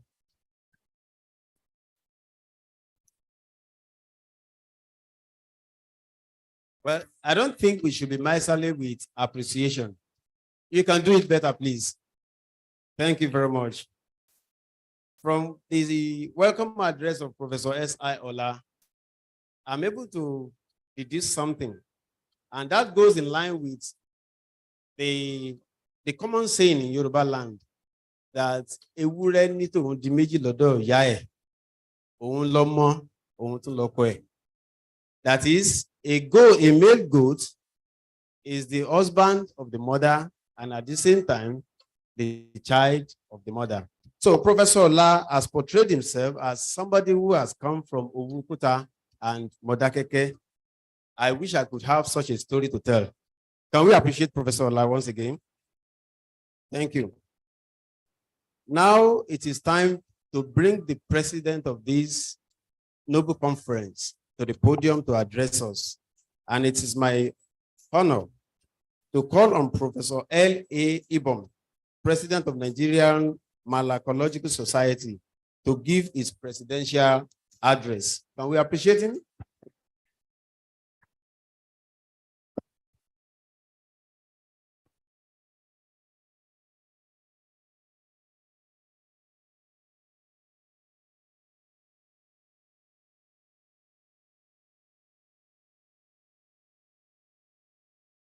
Good afternoon, everybody here present.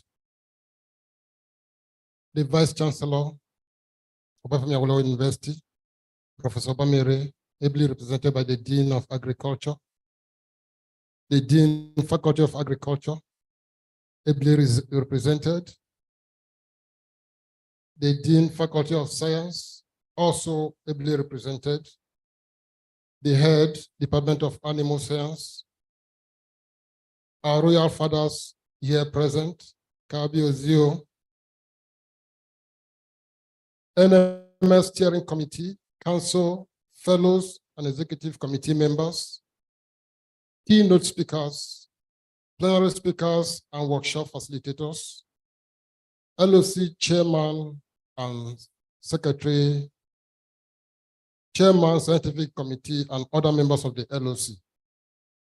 invited guests, participants, researchers, scientists, snail farmers and lovers of snails, gentlemen of the press, distinguished ladies and gentlemen, great effect.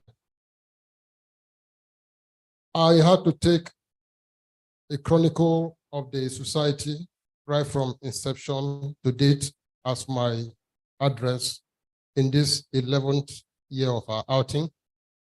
Here we are celebrating our 11th physical outing, whereas the American Malacology Society will be celebrating its 89th anniversary in August this year. The most important thing is that we have started. We shall get there. This society started at the Federal University of Agriculture in February 2012 without a name. Members of the steering committee, ably led by Professor O.A. Oshinowo, had to search the internet to invite Nigerians who have snail-based articles to the inaugural conference. Article submission for the first conference was cost-free. The name Research Network on Giant African Land Snails, NetGALS, was adopted for this group of researchers at the conference annual general meeting, perhaps because most of the articles submitted for presentation were based on the giant African land snails. Amongst the many resolutions in that meeting, the conference period was changed from February to June because February was too close to March, which is usually the month for NSAP conference. NSAP is the mother body for all animal practitioners. Here we are this year holding our conference in July.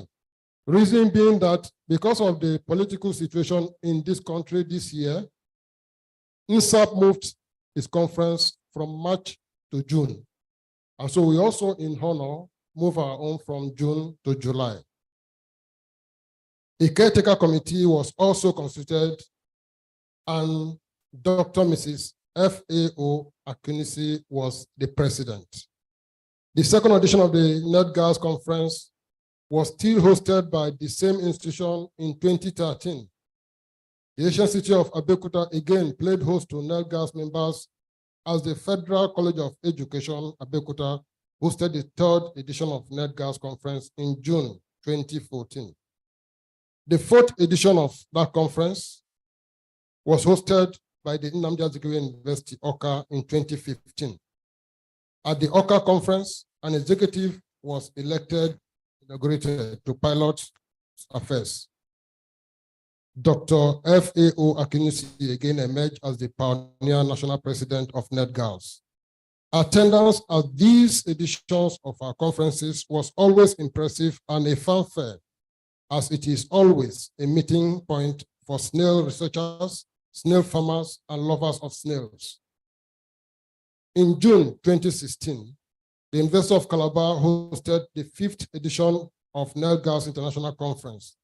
This edition was characterized by poor attendance following a threat by the Niger Delta militants to bring down any aircraft that flies across the Atlantic Ocean. The 6th NetGALS International Conference was hosted by the Federal University of Technology, Akure, in June 2017. The 7th edition was hosted by the Institute for Agricultural Research and Training, Ibadan, in June 2018. From Ibadan, the conference moved to God's own state, Akwa Ibom State, where the University of Uyo hosted the 8th edition of the conference in 2019. Attendance at these conferences was indeed wonderful. During the 8th conference, AGM in Uyo, the name Research Network on Giant African Land Snails was changed to Nigerian Malacological Society. This was done to accommodate Nigerian researchers working with other mollusk family.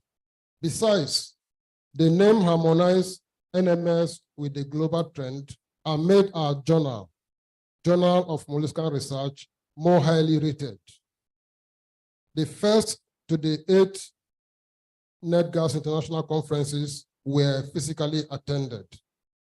In the year 2020, the world was marred with COVID-19 pandemic and the whole world was shut down. In order not to miss action, NMS organized a virtual conference that was well linked at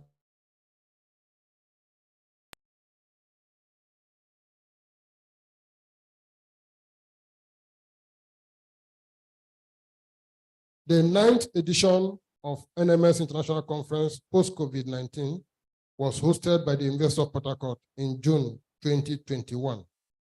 Attendance at the Port Harcourt conference was quite impressive, as the change in name also expanded membership of the society. The Asian city of Ibadan again welcomed NMS members as the Forestry Research Institute of Nigeria hosted the 10th edition of NMS Physical International Conference in June 2022.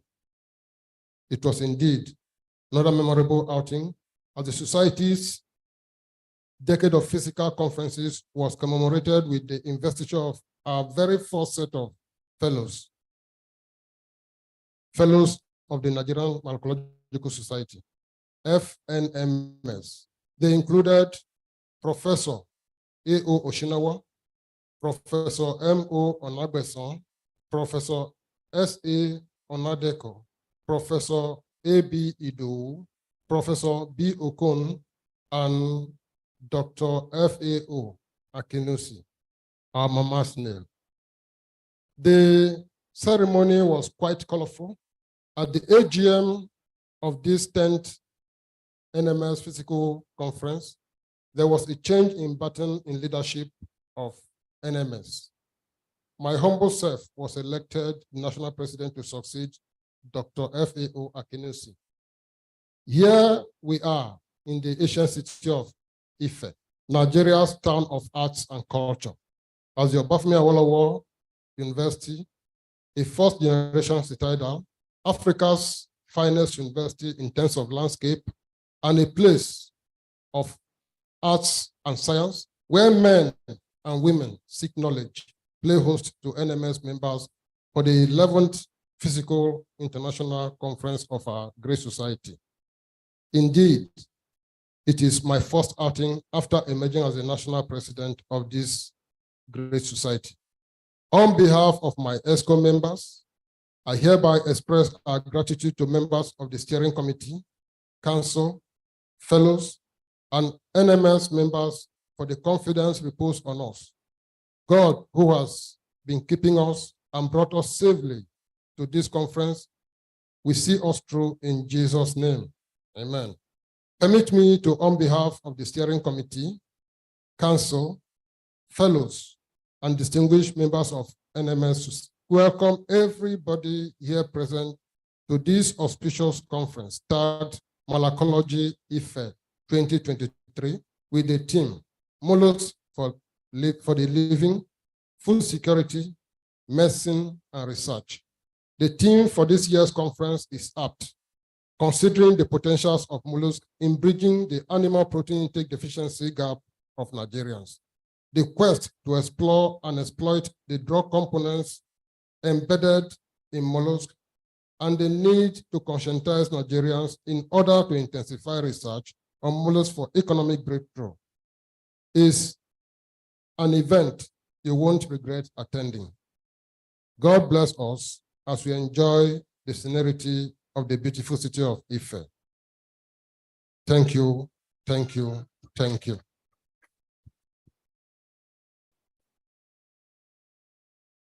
Yeah, thank you very much, Mr. President, for your welcome, for your presidential address. He has spoken a lot about the Obafemi Awolowo University campus. Thank God it did not come from me. If I had been the one telling you how beautiful our campus is, you might think I was exaggerating. But for the president of this society, who does not reside here, to tell you more about the beautiful things we have in OAU, I think we should applaud the leadership, the administration of Obafemi Awolowo University, the most beautiful campus in the sub-Saharan Africa. If you have any that can compete in terms of this, please let me know. Great effect.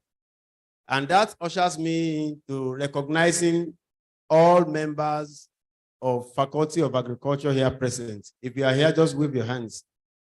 Permit me if I'm unable to mention your names individually. Next to have on our agenda is the welcome remarks from Professor Professor L.A. Oh, yes, I was correct. Welcome remarks from Professor A.S. Bamire, the Vice Chancellor of this great university, ably represented by the Dean of Faculty of Agriculture, Professor Farnibi. It is your turn, sir. And you look on.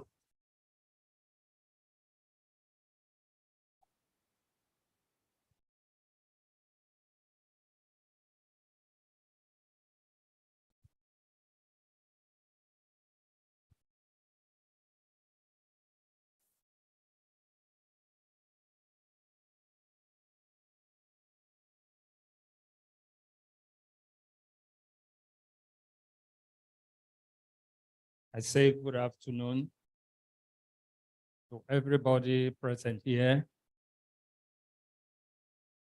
Mo kí orí adé tó wà ní ìjókòó, ẹ̀yin bàbá mi àti ẹ̀yin ìyá mi.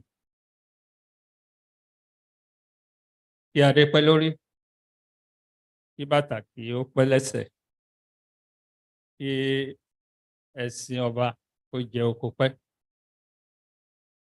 Ìrùkẹ̀rẹ̀ á di ọ̀kìnìún. Ẹ kúrò nílé ní àlàáfíà, ẹ débí ní àlàáfíà, láyọ̀ lẹ́ padà sílé.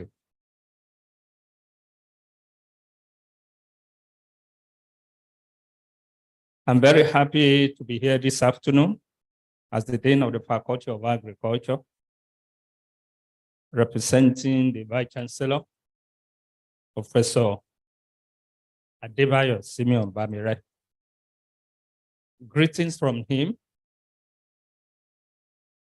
He's unavoidably absent because of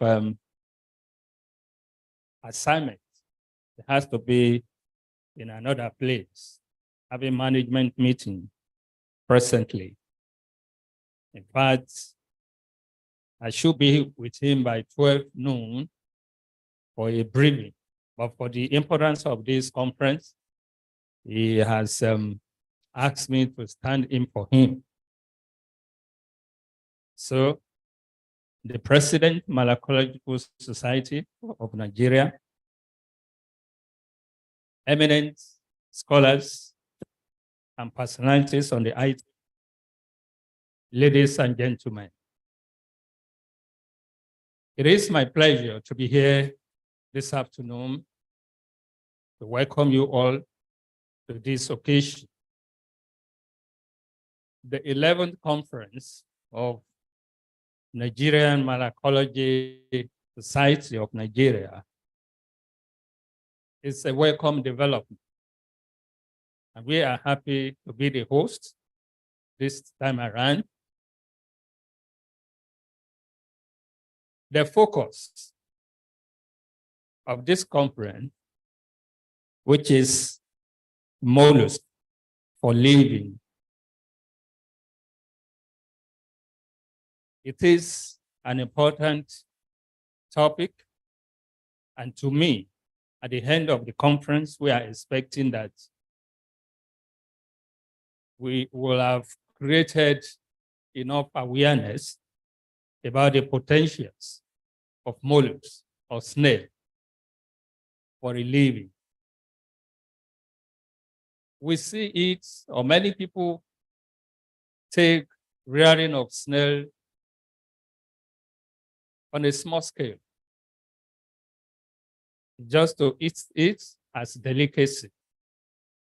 But I'm happy that we now have a society who not only create awareness about the potential for small and medium scale even large-scale production and processing of snail in Nigeria, at least to make a remarkable contribution to our GDP. We see it as a small sector, but it's important. It can be a great aspect of our economy if we so wish to promote it in that way.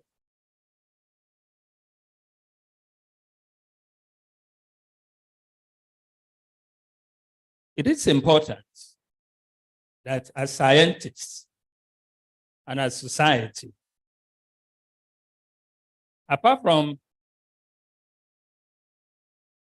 researching into the technical aspects of snail, the survival or escalation of the population is very important. I have been a snail farmer some years back before I stopped because of two reasons. First, my experience with pest infestation. I started with just 5 snails, and after 6 months, I counted. I have about 570 snails. But within a month, I lost all due to invasion of soldier ants.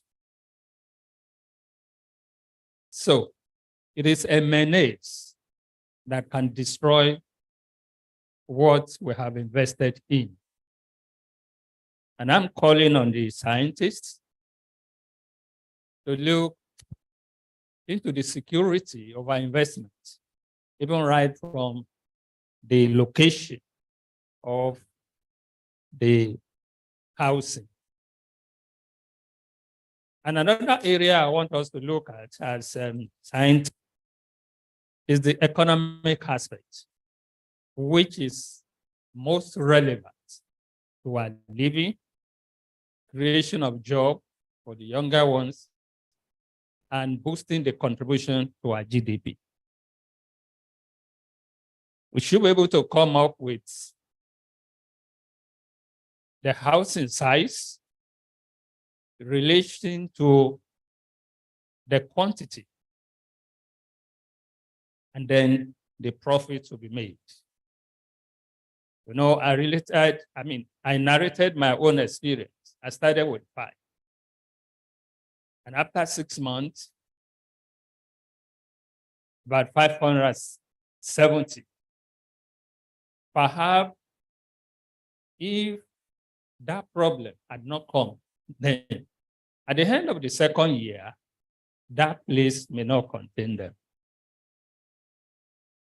I also realized that from time to time, we need to sort out to allow the egg laid. And how do we know that this place has been full of egg laid? And then you transfer to the other one. These are technical issues that we should look at, not just publishing the paper alone. So that the commercial aspect is very important. And I see it as another viable area that we can create series of enterprises. The production phase is there, the processing phase is also there, and then the consumption phase is which we call the utilization. We talked about the health importance of molluscs and other, and that is at the utilization stage. The delicacies, the raw materials that we can derive from that can also serve basis for other enterprises in another sector. The chairman of local organizing committee identified the shell after removing the meat that we can process this to have calcium for animal feed. These are issues that must look at. And there are various aspects that we can even extract during process. The water is very, very important. I don't want to go into the uses, but it is very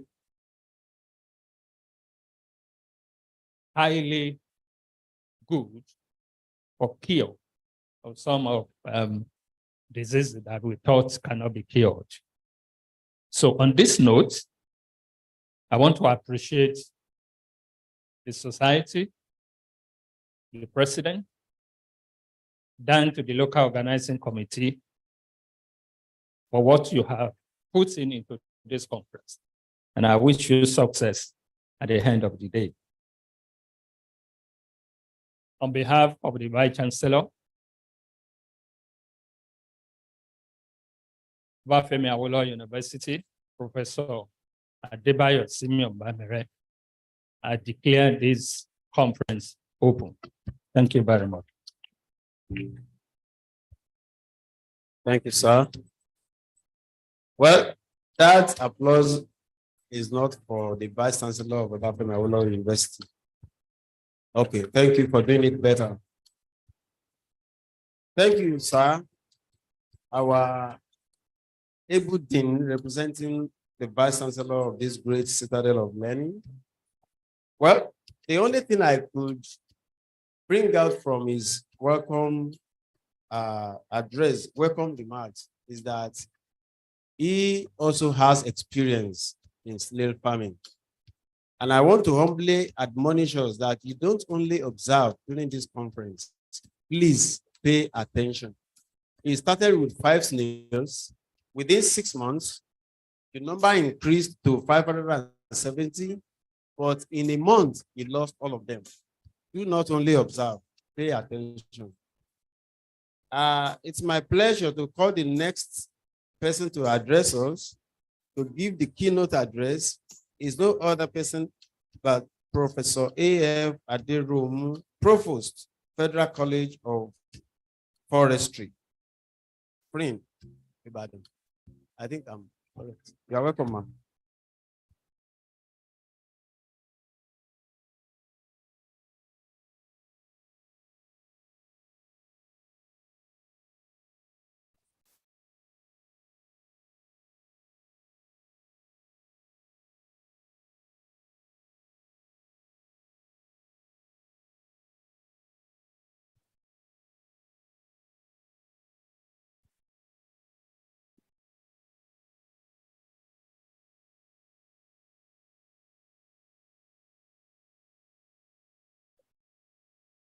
The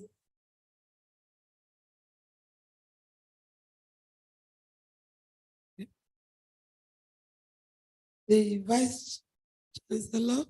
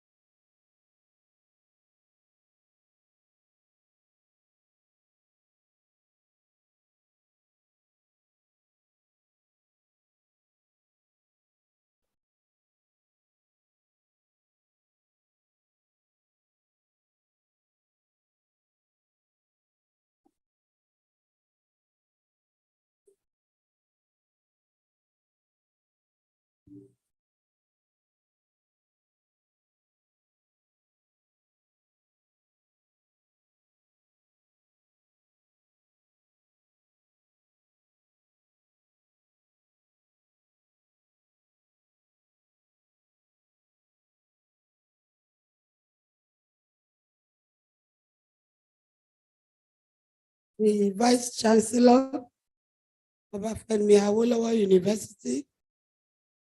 I want to corroborate the fact that the university is the most beautiful in the sub-Saharan Africa.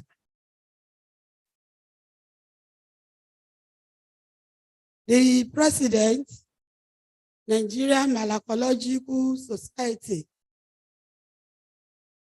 other members of the executives, all special dignitaries, our royal fathers, our presenters, participants, men of the press, ladies and gentlemen. Let me further say that I wish to stand on the existing protocol so that I will be tall on your necks, on your shoulders. Thank you. I am Adeboyin Funmi Aderomu. Let me start by drawing our attention to the picture of the snail that we have on our slides, and to the assertion of Frank Wright, who says we should learn from the snail. It has defined a home that is both explicit and functional. Toto ẹ̀yin bàbá wa o. We know snails are all encompassing. The snail has the house for itself. It has everything for its reproduction, for its feeding, and every sort. And it makes itself functional as it is, as an entity. But what do we see in our nations or the world today in terms of how we human beings comport ourselves? The title, the theme before me is the mollusks for the living, food security, medicine, and research. But it is disheartening to see that we human beings, instead of learning from the snail that builds its home and is able to live comfortably, what do we do as human beings? We are creating chaos in our environment. And that leads me to the title of my address,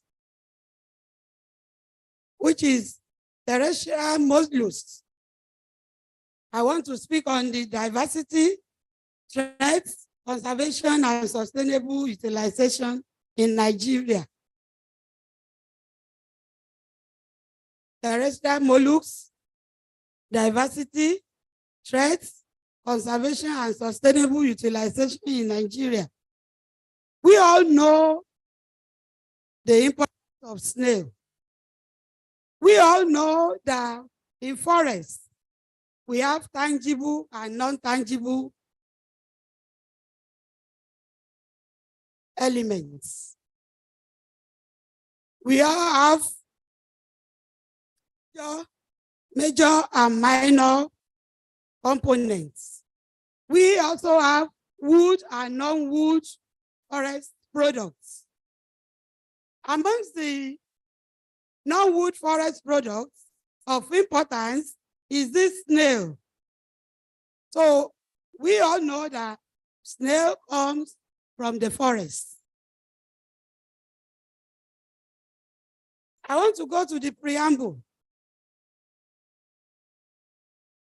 We are talking of mollusks. So to some of us that are laymen, mollusks are diverse and inexhaustible group of animals, and they are found in both aquatic and terrestrial ecosystems. They are easy to spot due to their spiral cells. They exist in colors, various colors like pink, brown, white, yellow streaks, and gold, and so on. And you know their shells, the color of their shells and the thickness help them to dodge predators and survive harsh temperatures. So in a nutshell, we are saying that snails God created snails to be able to cope with their surroundings and be able to live within their comfort zone and do all they needed to do. And they are important environmental engineers. Snails provide structural stability to aquatic environments. They provide habitats, shelter, and food for various other taxons. You know, in food web, there are various organisms in the cycle, and snail is an important part of the web. It's an important component of the ecosystem. They help in litter decomposition. You know, when leaves fall on the floor, forest floor, they help in the decomposition of such leaves so that the nutrients in them will be released into the soil for further take-up by the plants growing, and also in soil formation. They are used for biological surveillance, hazards, and risk management. We have some research evidences to prove all this I've been saying. You know, where you have snail, some of our those who delivered addresses earlier, they mentioned that they lost snails due to some various reasons. It means you can use snail to detect whether there is danger somewhere or not. And it can be concluded that mollusca is highly essential to humans in many ways and are indeed an important group worldwide. However, they are one of the most endangered animal groups in the world because of the importance of snail, because of various activities. Snails are more endangered than some other animals. And this is attributed to, one, deforestation. You know, originally, I'm talking of the land snails. There are aquatic snails and there are land snails. But my focus is on land snails, which are mostly in the forests. So when there's deforestation, then you are destroying their habitats. Indiscriminate logging. We fell down our trees anyhow because we want to use it for construction, for firewood and other commercial uses. The habitat destruction. By the time you destroy forests, you are destroying the habitat of snails. Also pollution. Unprecedented human population, urbanization, and other anthropogenic activities. You know, all these I've mentioned are all anthropogenic activities, human activities. We can only have some natural events, but mostly they are human activities. And all these have resulted in the dysfunction of our various environments and eventual climate change. We all these days observe climate changes. We know where in the past, when we were growing, we knew there should be time for rainy, there should be time for dry season. But now nobody can predict. We cannot say if you plant maize now that you will be able to harvest it. So all these are led to climate change. I want to move to mollusk characteristics and diversities. We cannot be talking of mollusks without knowing some of their characteristics and diversities, but I will not dwell so much on them because of our time. I have them on that slide. They are mostly found in marine and freshwater Few are terrestrial and found in mud soil. Their body divided into head, viscera, and so on. So we are all familiar with snails, and we know what are their characteristics, what their attributes. I want the table 1 classifies the mollusca. You know, when we are talking of taxonomy, you cannot be in a gathering like this without mentioning taxonomy of the mollusca. And we discovered that there are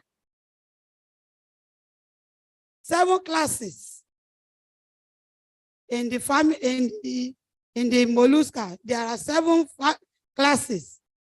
We have, I don't want to bother us with all the scientific jargons, but we have like the gastropoda, polyplacophora, monoplacophora, staphopoda, pelycypoda, and cephalopoda. They are the classes of snails. And after the classes, we have under them the families. We have Saucinidae. There are 8 families. And we have families and genus. We have Saucinidae, Acantinidae, Alidae, Econulidae, and we have Taxidae. We have Subulinidae. We have Ericarinid and Urocyclidae. Those are the classes. And we also have genus. But when I want to move to terrestrial mollusks now, specifically from researches, we have records that snails first evolved about 500 million years ago, but with conflicting figures. There can be many figures, but mollusks number between 50,000 and 100,000 species, according to Chapman in 2009. Others reported 200,000 and 70,000 extant and fossil mollusk species. However, this paper is of the opinion that there will be not less than 60,000 species that originally existed in the world, averagely. Being the second most common phylum, according to Fortunato 2015, snail may range in size from 0.68 to 700 millimeters and between 25 to 45 grams. And snail is capable of living for about 3 to 7 years. And those in captivity can live up to like 25 years.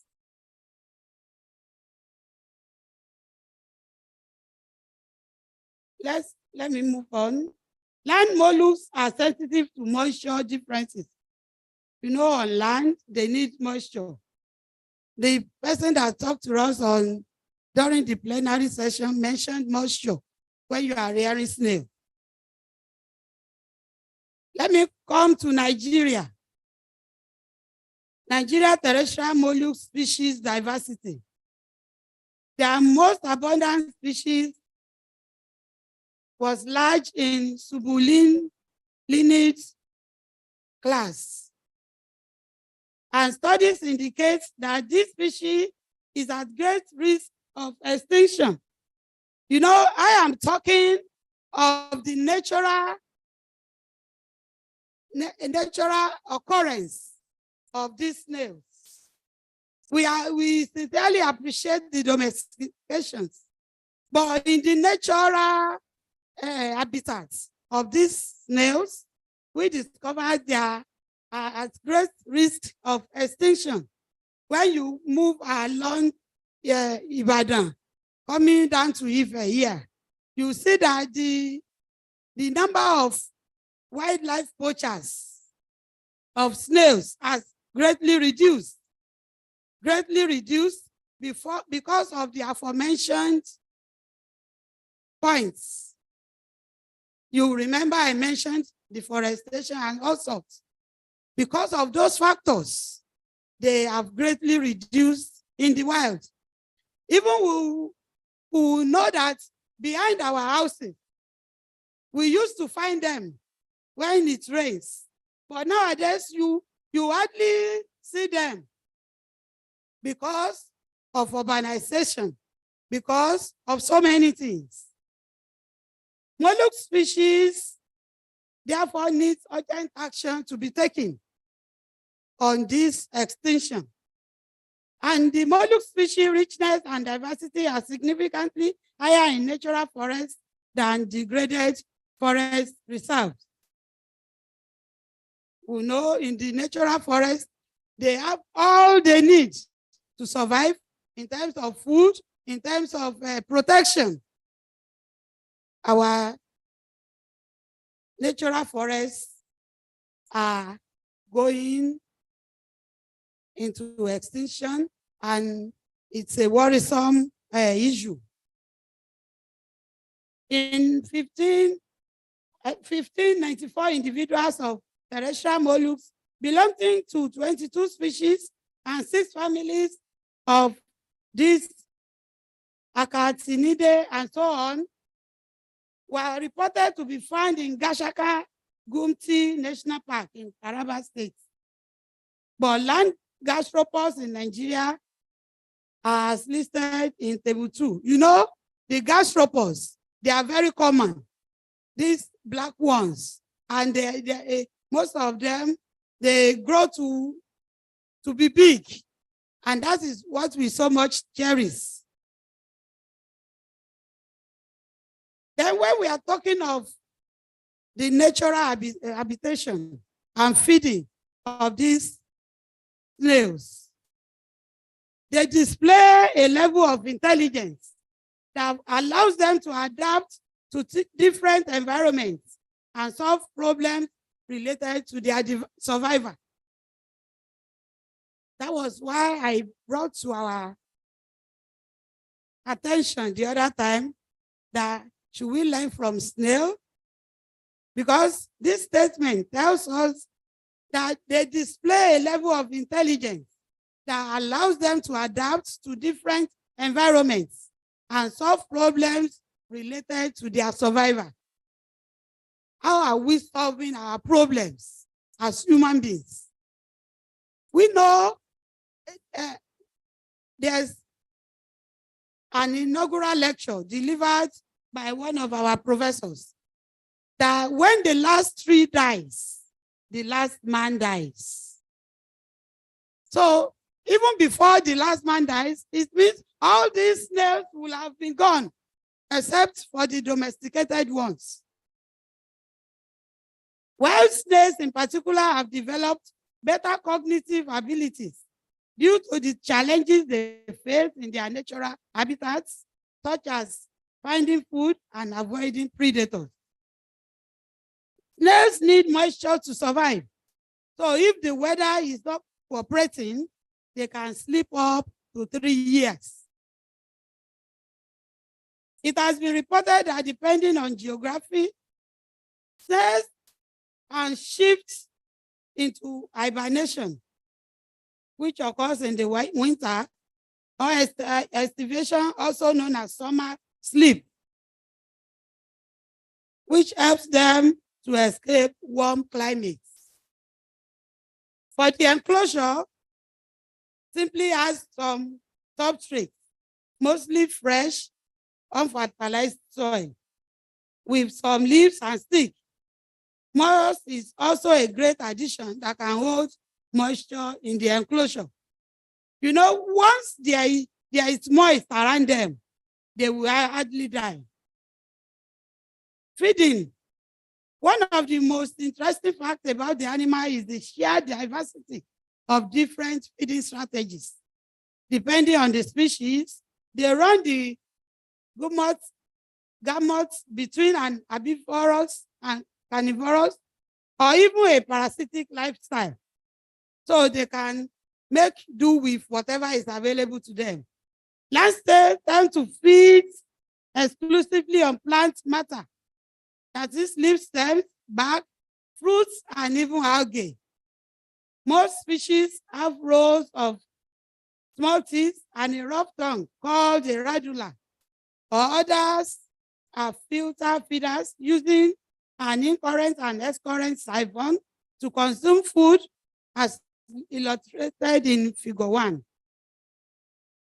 For instance, the gardener snails eat mostly leaves, vegetables, and flowers, though they may also eat organic matter like dead worms or other snails. These animals obtain calcium from dirt or rocks to build their impressive shells. You know, initially, when they are very small, the shell will be so fragile. But as they grow, the shell becomes thickened. Calcium in living greens helps strengthen snail shells and takes up a fifth of their diet. Now the economic importance, which is very important to us. Either we want to still make sure we preserve their habitat in the wild, or we want to domesticate them jealously. We can see that snails are popular because they are exclusive delicacies that are low in calories. You know, the dietitians, they will usually advise when you are about some age, you don't eat more of red meat or white meat. And those who can afford, they mostly go for meat like that of snail. Snail meat provides huge nutritional benefits that help treat the eyes, reduce menstrual discomfort, toothache, itching, heart diseases, and other health conditions. We have documents that are evidence of these functions of snail. Snails are now a victim of the race to improve sexual prowess and health. You know, in the medical line, they use every part of snail to take care of medical issues. The slime is used as healthy additive in cosmetic products. That is in the cosmetic. They are now becoming popular as sperm booster also. Shell is useful in many ways. And the most important part of snail is flesh, as shown in plate 2. You know, even seeing this, it is inviting. Not to talk of when they now garnish it and put it on the table. However, as I was saying, there are threats, serious threats to these snails, to these edible products. Many wildlife species are exterminated, and many more are in danger of extinction. Climatic conditions affect snail biodiversity and population. Then human activities. As mentioned earlier, I mentioned deforestation. By the time you clear the forest floor, then it is almost gone.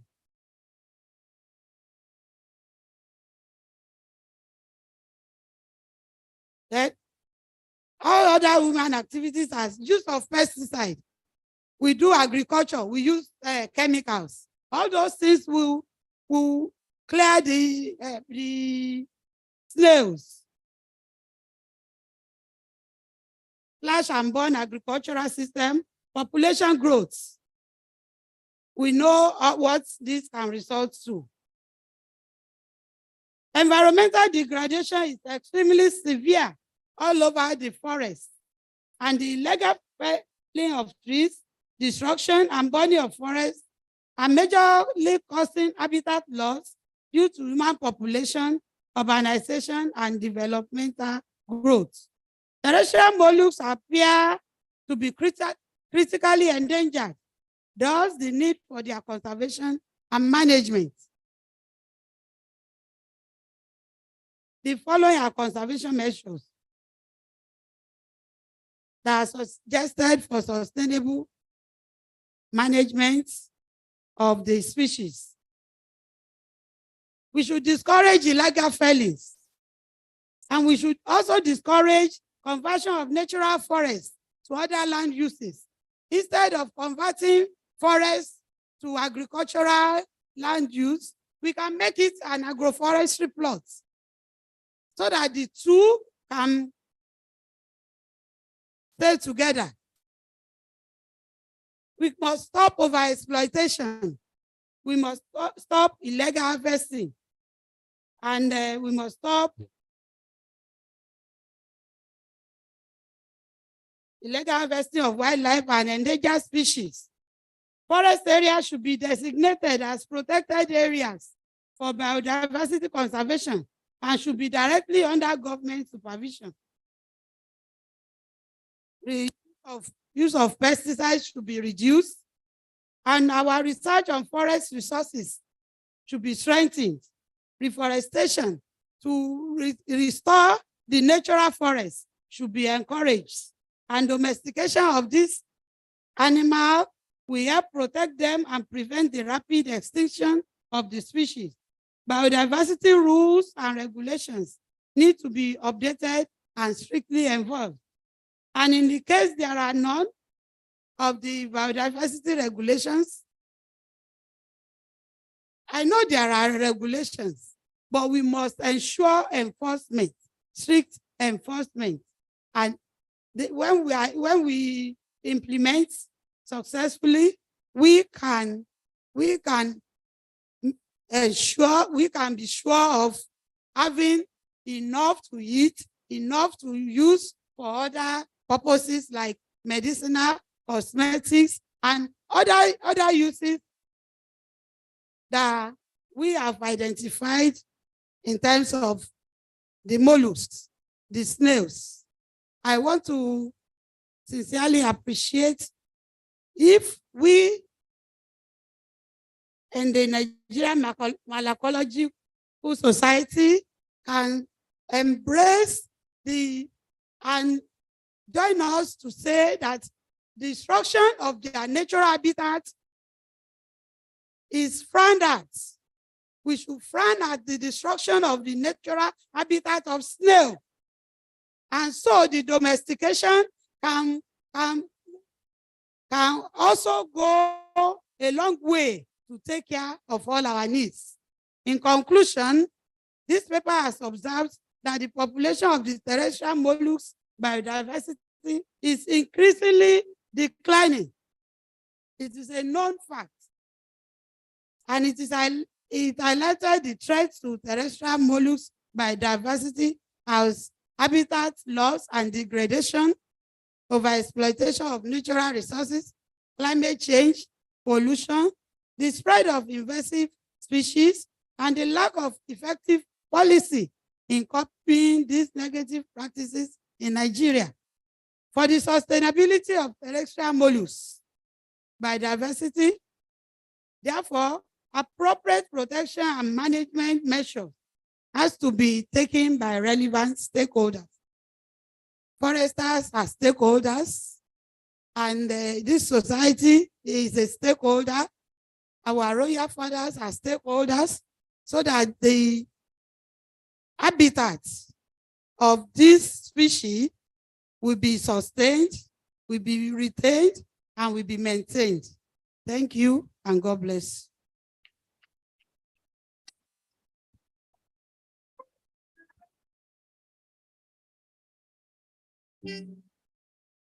Yes, I'm not asking you to clap any better now. But you agree with me that if you only take a professor like Professor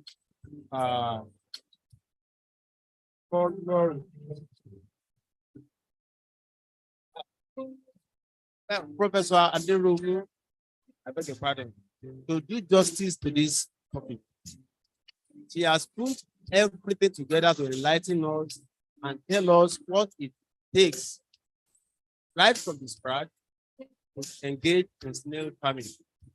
If I didn't listen at all, I was able to pick some salient points. I work in animal reproduction laboratory, and Professor Ola, the LOC chairman, is an animal reproductive physiologist. Professor Aderomu said in our paper that one of the benefits of eating snail meat is that it boosts sperm cells. It might sound funny, but this is the solution to series of problems people have. So in a way, it is just to summarize that there are benefits of eating snail meat. Now, if we go for this high rate of consumption, there is need for us to now produce more. And that is the essence of this conference. Like I said earlier on, do not only observe, but please pay attention. Madam Professor has also addressed this issue from an angle of being an animal rights activist. Do not cut down our trees, do not deforest, do not burn the agricultural land, do not do this. All these stones are from the side of animal rights activists. I hope we are paying attention to all this. So having said all this, I want us to appreciate Madam Professor for taking us this far. Thank you so much, ma'am. So this is really a pure academic exercise. So we are getting there.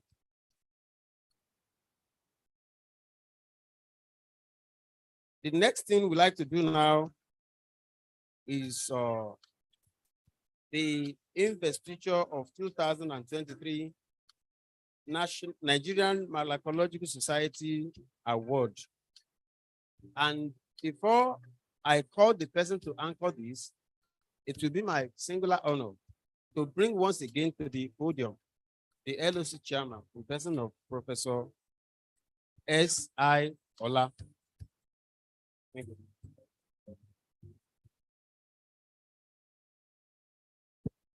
Thank you, the anchor. Once again, my deep regard for the high table, starting with the Vice Chancellor, ably represented by our own Dean, Professor A.J. Fanide, the President of the Association, and all the invited, the eminent invited speakers. To our KBACs,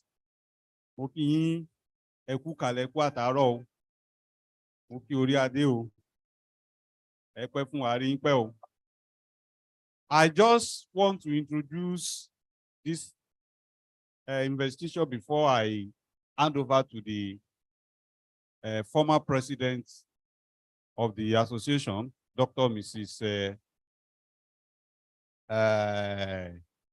Akinusi, who will handle it. Just to introduce it, that the awardees of today were not just selected from the blues, not just for the fun of it. They actually merited this award. I'll start with our KBC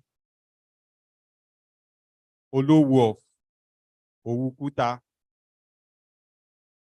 who is the permanent chairman of the Supreme Royal Council of all Owu Obas in the entire Yoruba land. And this extends far beyond Nigeria, even up to Benin Republic. We have Owu communities there.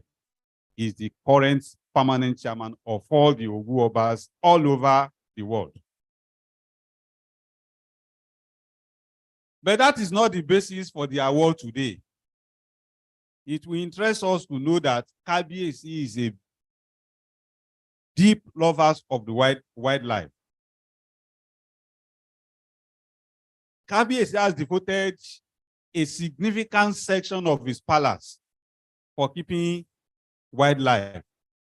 among which we can find different exotic wildlife species, like the ostrich, the porcupine, the tortoises, and many others. And this is not a small amount of investment, because here in OAU, we know what it costs to keep exotic animals in our zoo gardens. We know what it means to keep these animals. So for an individual to keep these animals and feed them well and maintain it, just for others to see and to even help us to maintain the ecosystem, it speaks a lot about his love for the wildlife. So you can see that we didn't just go out there to just look for anybody who can give us money. This is not about money. It's about what they have done with respect to this, in the interest of this association. Also to our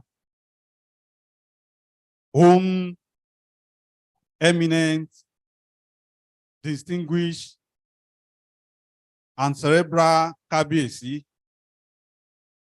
the Ogunshua of Morake land, Tabada.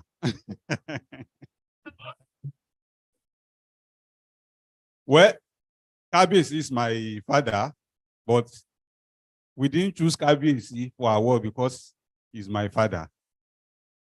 But again, because Kabiyesi has contributed significantly to wildlife conservation. Just briefly, we are going to read their citations and you will listen to it. But let me just say just one thing for those of us who do not know, that our Kabiyesi is the first Nigerian taxidermist, the one that, trained in the art of conserving wildlife.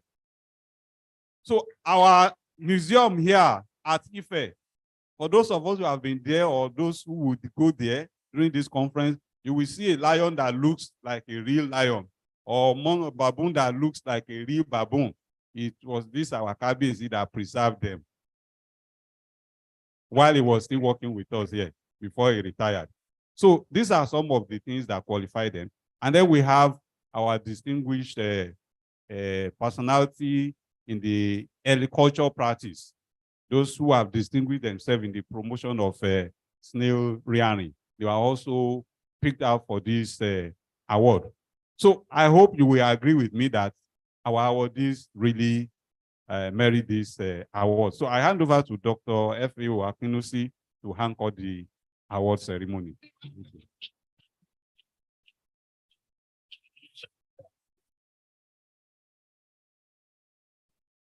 Thank you.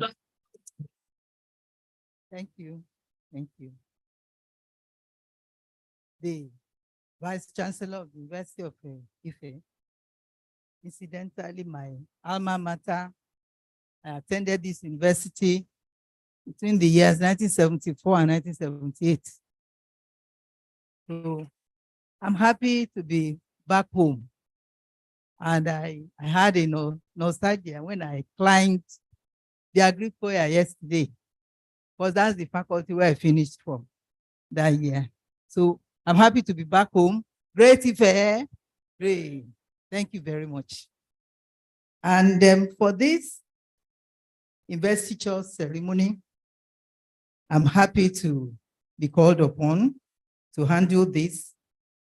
For many years, we have been giving awards to distinguished personalities, and today's own, they are so important to us. I want to begin by saying, Kabiyesi o, Kabiyesi o, Kabiyesi o, and to our chiefs, Karaole o.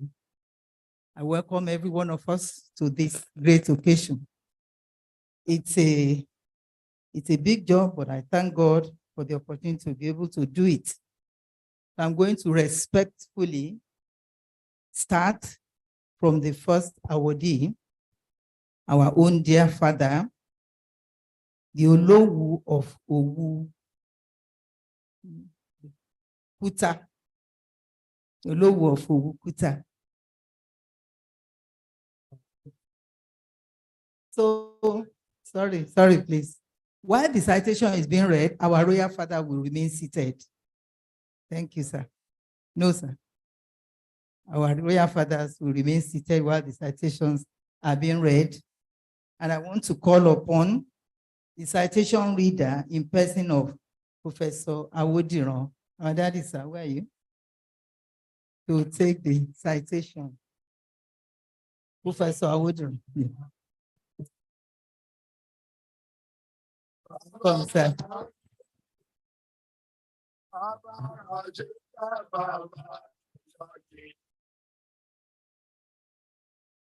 Nílẹ̀ Yorùbá tí wọ́n bá ń bá kábíyèsí sọ̀rọ̀ wọ́n máa ń sí fìlà ní. Kábíyèsí o, kábíyèsí o, ẹ pẹ́ fún wa o, kádé ó pẹ́ lórí, kí bàtà kó pẹ́ lẹ́sẹ̀, kí ìrùkẹ̀rẹ̀ kó di ọ̀kìnní. I stand respecting and giving regards to the eminent people on the high table, all protocols duly observed. I want to read the citation of Kabiyesi, His Royal Majesty, Oba Dr. Ahmed Adekunle Makama Oyelude Tegbosun III, the Olowu of Kuta Kingdom. Oba Dr. Adekunle Oyelude is the permanent chairman of the Supreme Royal Council of all Owu Obas and chiefs in Yoruba land, which consists of 43 kingdoms of Owu Obas, with 17 first-class royal fathers and 113 chiefs and magajis of kingdoms and chiefdoms across Osun, Oyo, Kwara, Ogun, Lagos, parts of the Republic of Benin, among others in diaspora. He's a first-class traditional ruler, a member of the Osun State Council of Obas. He was born in the year 1964 at Kuta. His parents were the direct descendants of the founder of Kuta Kingdom. Oba Makama ascended the throne of his forefathers on the 15th of September 2012. Oba Dr. Adekunle Oyelude is a highly detribalized Nigerian and a pro-establishment nationalist of repute. He's a man of integrity who is able to adapt and integrate ideas effectively in solving business and communal problems. He has the ability to work as a team player with effective leadership qualities, work under pressure as an achievement-driven professional, and a fast learner of new ideas. His Royal Majesty, Dr. Oyelude, is a superior gentleman that is modest in speech, but irrepressible in his actions. His transformation of Owu Kuta Kingdom, based on his capacity to harness the assistance of friends and well-wishers, his diplomatic engineering of his people, his tireless efforts at persuading and winning over known detractors, are special gifts that God endowed him with. The virtues of his kingly discipline were not learned in the university, but in the school of adversity. In the governance of his people, he has tried to be just and fair to all.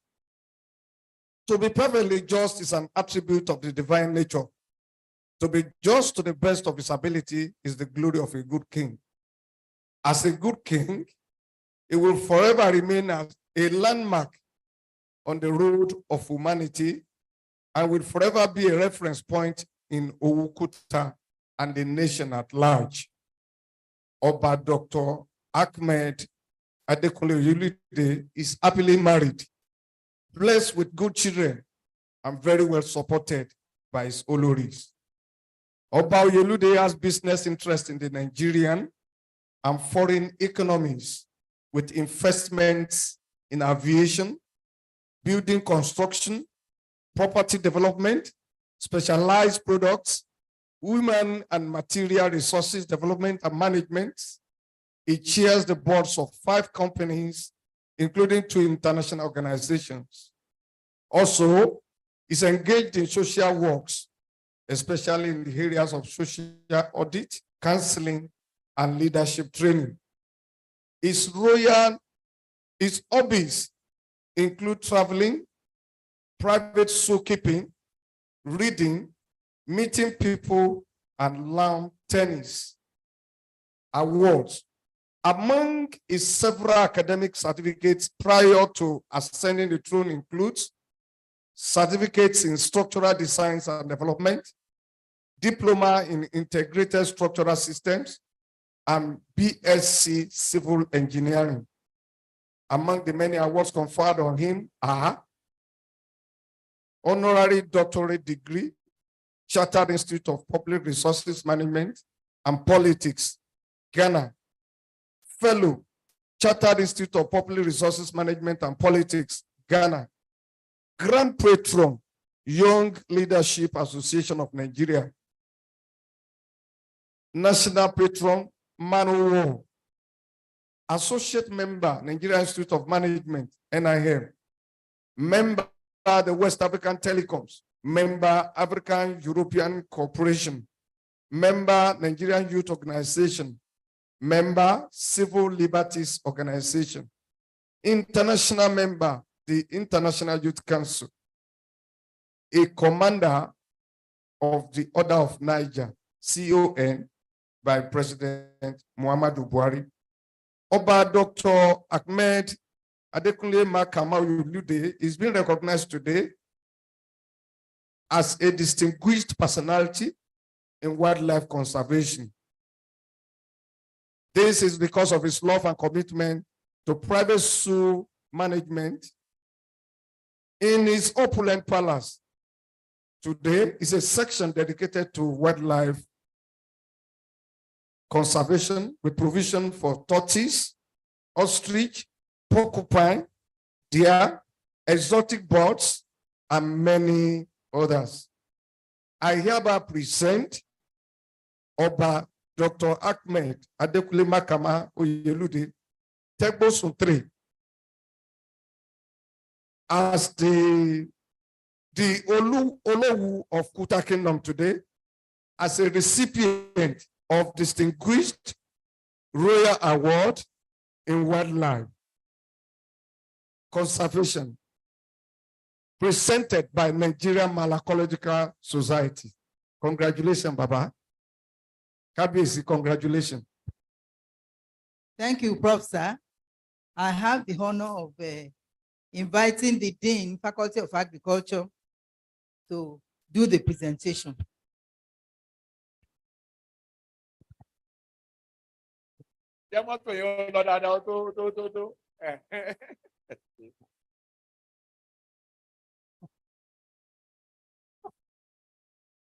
Kábíyèsí.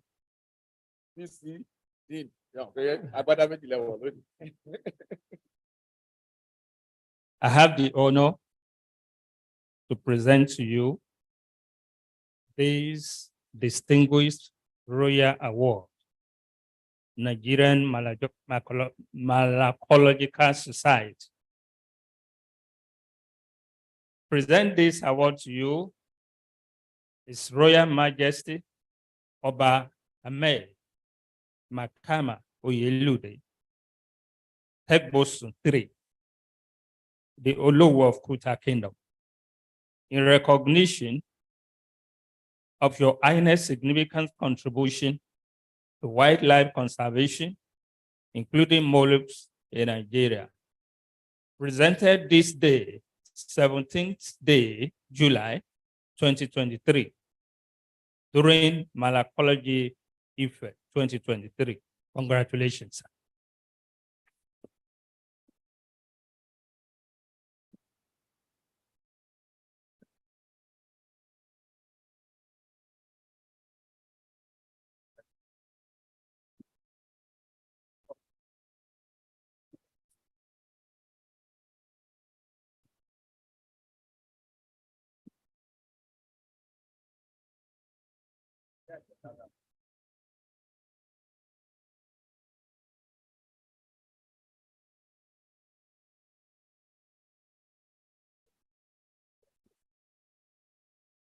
Wait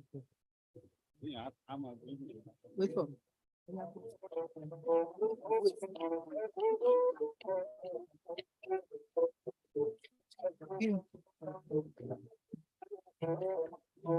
Thank you very much.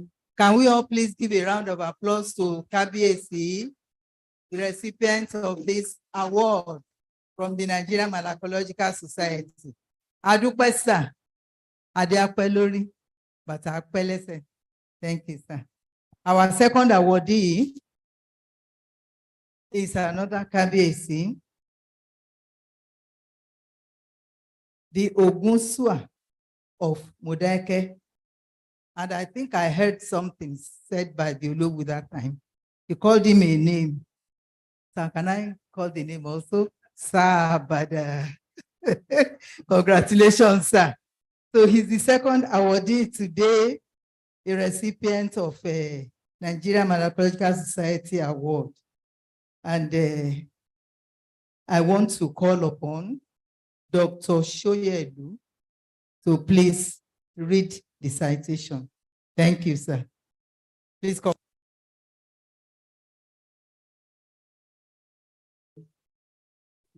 Thank you very much. I count it a privilege being here today to read this citation. Kabiyesi. Kabiyesi is my father. I worked in the same block with him for a couple of years before he retired in 2003. Baba, you are welcome, sir. Kabiyesi. I have Kabiyesi's citation here. Oba Joseph Olubiyi Toriola, Ajibise Ogo 1.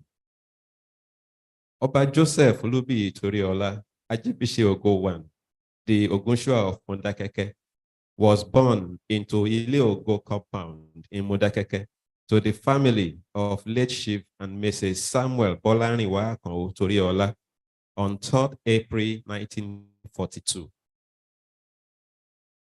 Oba Olubiyi Toriola attended St. Stephen's Primary School, Modakeke, and had his secondary education at Gongon, and later sat for GCE O-level and advanced level that qualified him for further studies.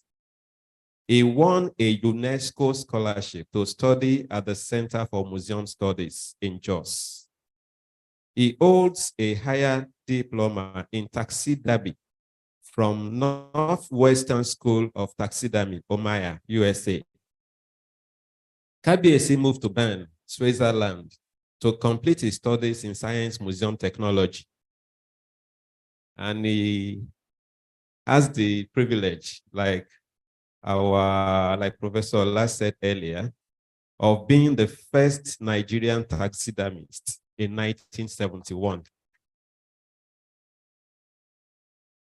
Kabiyesi started his museum career in the field of conservation and preservation of Nigeria's natural and cultural heritage in 1962 under the Nigerian National Commission for Museum and Monuments, having worked at Lagos, Ife, Essie, and Owo museums. In 1971, Oba Toriola joined the then University of Ife, now Obafemi Awolowo University, as one of pioneering staff of Natural History Museum.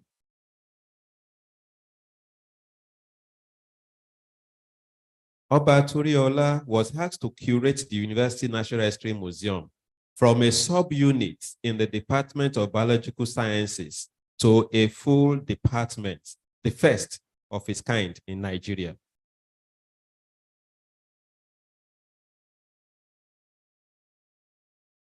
During his long service to the university, Oba Olubiyi Toriola enjoyed the support from several international agencies, such as DAAD, Germany, from the Swiss government, from academic institutes, from UNESCO, and also from Obafemi Awolowo University Learned Conference Fund. He was able to attend international workshops and conferences in Britain, Germany, Switzerland, Norway, Denmark, Sweden, Austria, Italy, France, Japan, and USA. Kábíyèsí. Oba Joseph Olubi Ituriola was privileged to be part of the people who nurtured the Natural History Museum to the status of an institute in the university before his retirement. He collected, conserved, and exhibited natural history objects, and he also trained reasonable number of people in the field of museum technology, especially in the area of taxidermy, which he did for several years. In fact, all the taxidermy works in the museum before his retirement were personally done or supervised by Kábíyèsí. He has to his credits the following works in the museum: the lion diorama, the reptile diorama, the baboon group, and the clawless otter, the ostriches, and the small mammals, the common birds, and mounted skeletons of birds, mammals, amphibians, and camel. When you get to the museum, those preserved animals, they always look real. Thank you, Kábíyèsí. Oba Olubi Ituriola rose to the peak of his career as a chief technical officer in the university before retiring in 2003. He is a recipient of several local and international awards for outstanding achievements. Kábíyèsí never allowed his aforementioned activities to rob him of his religious circle. Born as an Anglican, a pioneer member of All Saints Anglican Church, Modakeke, he served in various capacities in the Church of the Lord and the diocese. As a socialist, as a socialite, he improved the social life of his immediate environment through his membership of the staff club of Obafemi Awolowo University, Modatete Club 1, Ashiwaju Group, Rising Star Society, among others. He has contributed greatly to the growth and hospitality business of Nigeria, Osun State, and Modakeke in particular. He is a pioneer apiary farmer in Modakeke. He takes pride and satisfaction in training some Modakeke youths in beekeeping and budded citrus techniques. Kábíyèsí is married and blessed with successful and wonderful children and grandchildren. It's my honor presenting to us Kábíyèsí Oba Joseph Olubiyi Toriola for special recognition of the Malacological Society of Nigeria. Kábíyèsí. Thank you, sir. I also want to invite the Dean Faculty of Agriculture of this great university to make the presentation.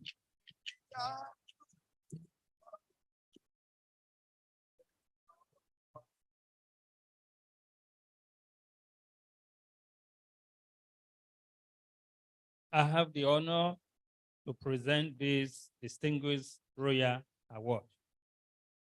Nigerian Malacological Society presents this award to you, Your Highness, Oba Joseph Olubiyi Toriola, Ajibise Ugo I, the Mushua of Modakeke, in recognition of Your Highness' significant contributions to the wildlife preservation, including molluscs in Nigeria. Presented this 17th day, July 2023, during Malacological Ife 2023. Congratulations, sir.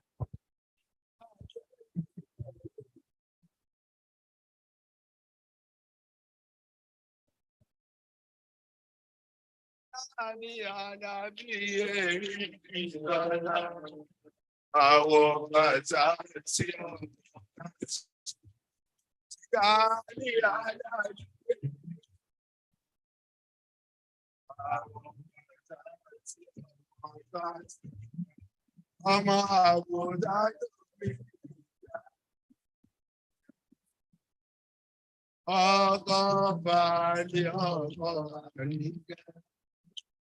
Ọkọ sílé káyé àlàjé. Ọkọ ajé àjòjé àlàjé.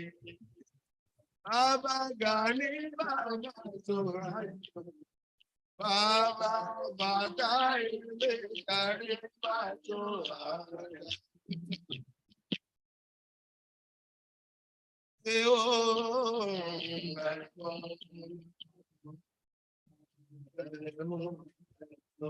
ṣé wà lájọ́ ẹ̀?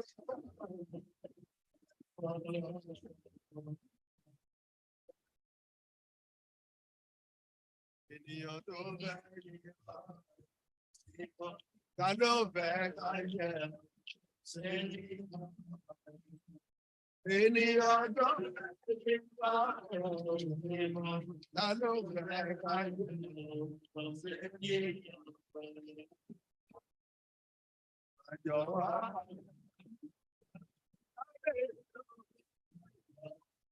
Thank you, sir.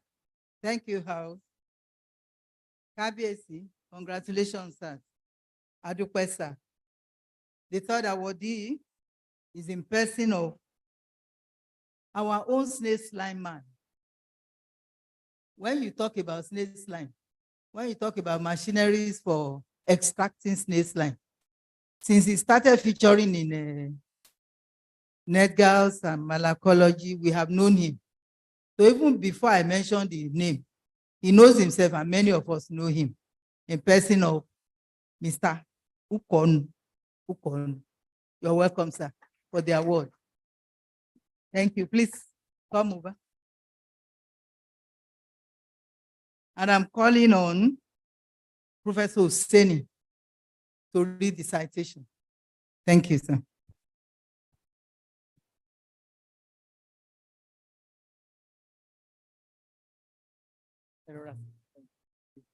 Thank you. Thank you. The Vice Chancellor, permit me to maintain established protocols. I recognize the President, Malacological Society of Nigeria, all our professors and teachers. BSU. I have the honor to read the citation of Uma Ukonu. However, before I start, the anchor already gave some advanced exposure of this man's very impressive records. So I have a very long citation here, but permit me to select the special aspects of his contributions to the capacity development for malacology. So he has a BSc degree in geology, an MBA, and a certificate in agribusiness. And he's currently rounding up his PhD program. That is part of the record. The record also indicates that he has had some working experiences with Shell, Halliburton, Schlumberger, Oracle, Microsoft, Alcatel-Lucent, that is Nokia, among others. So let's appreciate him for this. He also has a lot of experience with global agencies, including IFAD, that is the International Fund for Agri Development. And he also has a stint with capacity development for farmer, snail, and agro-produce processors. Specifically, he has featured as a speaker in previous malacological conferences, and he is a well-known coach and trainer at the Federal College of Agriculture, an Institute of Agricultural Research and Training, IR&T, snail farming vocational training. In addition, he has on his record over 1,000 persons trained in Life Plus Foundation International on snail value chain. The record also indicated that he's a representative and signed an agreement with Lumacaria Italiana, that is the European snail slime extractor inventor. And then we have his affiliation with the Caribbean government to educate folks over there on snail development. We have, again, part of the record reflecting his ties with the Eswatini to educate them on possible snail value chain and business development. He has snail farms of different designs and capacities successfully built, set up, and stocked in Nigeria. There is the supply of snails and snail feed and training setup for Oyo State Fadama graduate unemployed youth scheme, that is the guys beneficiaries. There is a 2-hectare land in Akufo allocated to him for vegetables, fruits, and snails, and integrated farming with necessary equipment for processing slime extraction. Above all, what the anchor mentioned is the development of an automatic, cruelty-free snail slime extraction machine invention, the first ever in Nigeria in 2023, to God's glory.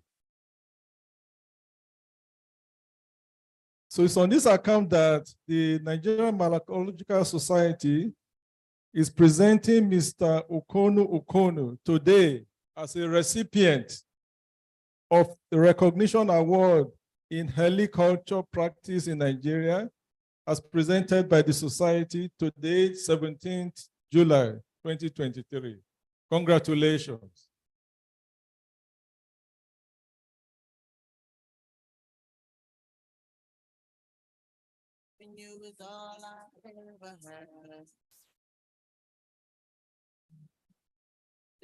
Thank you, sir.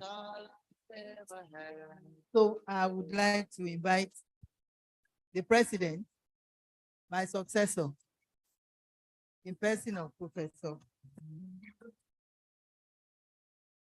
our professor, to do the presentation. The dean has allowed us to let the president station. I can't believe that you left me. Why can't you understand my pain? How can I explain? Girl, I don't know what I'm Thank you for this honor, Mama. On behalf of the powers conferred on me, this is recognition award. Nigerian Malacological Society presents this award to Mr. Ukonu, Uma Ukonu, as a distinguished personality in heliciculture practice in Nigeria. I personally call him the snail evangelist. I present it to you this day, 17th July, 2023.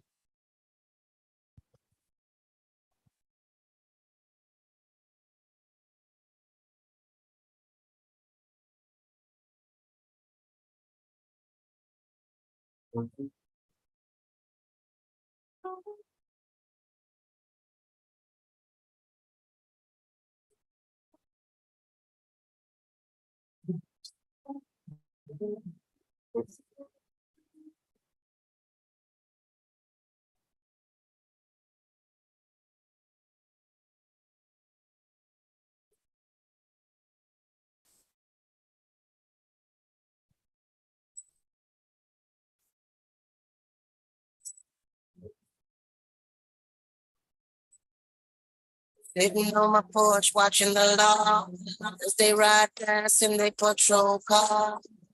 So tell me why I feel like the enemy. They're supposed to be here protecting me. I might have went too far, helping to contribute to making their job hard.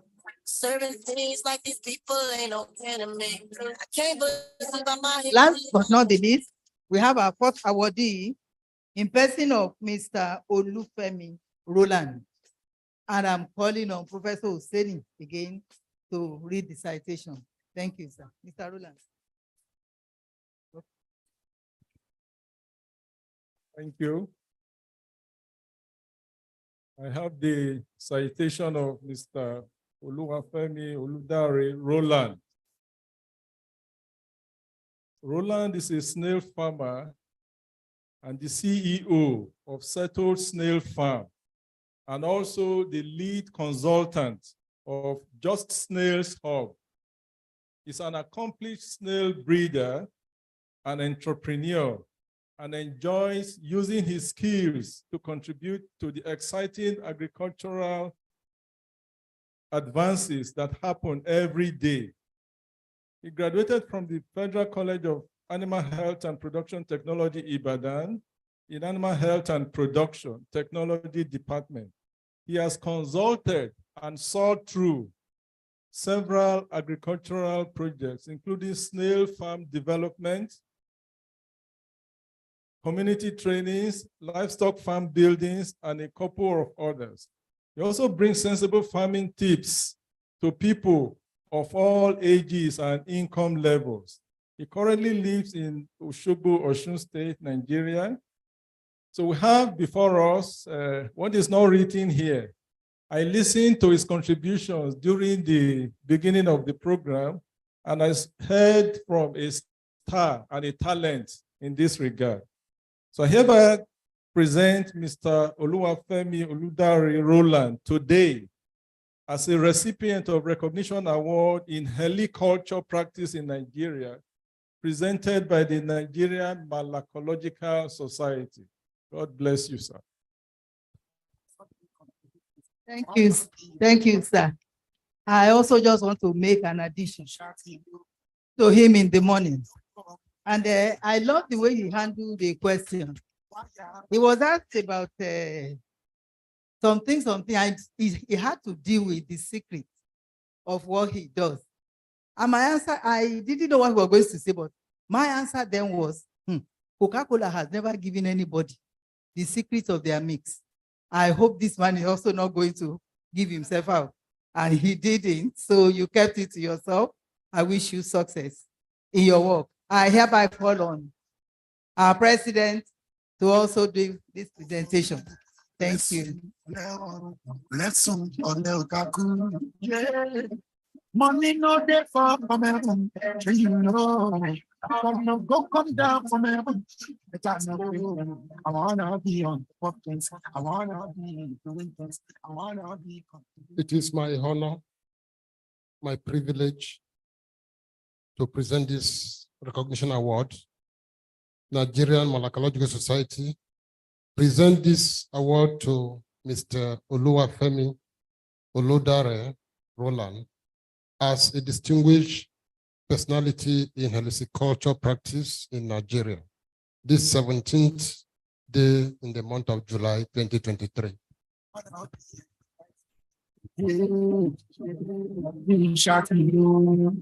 Only look for more chatting. Why, money order. Only take on my mind.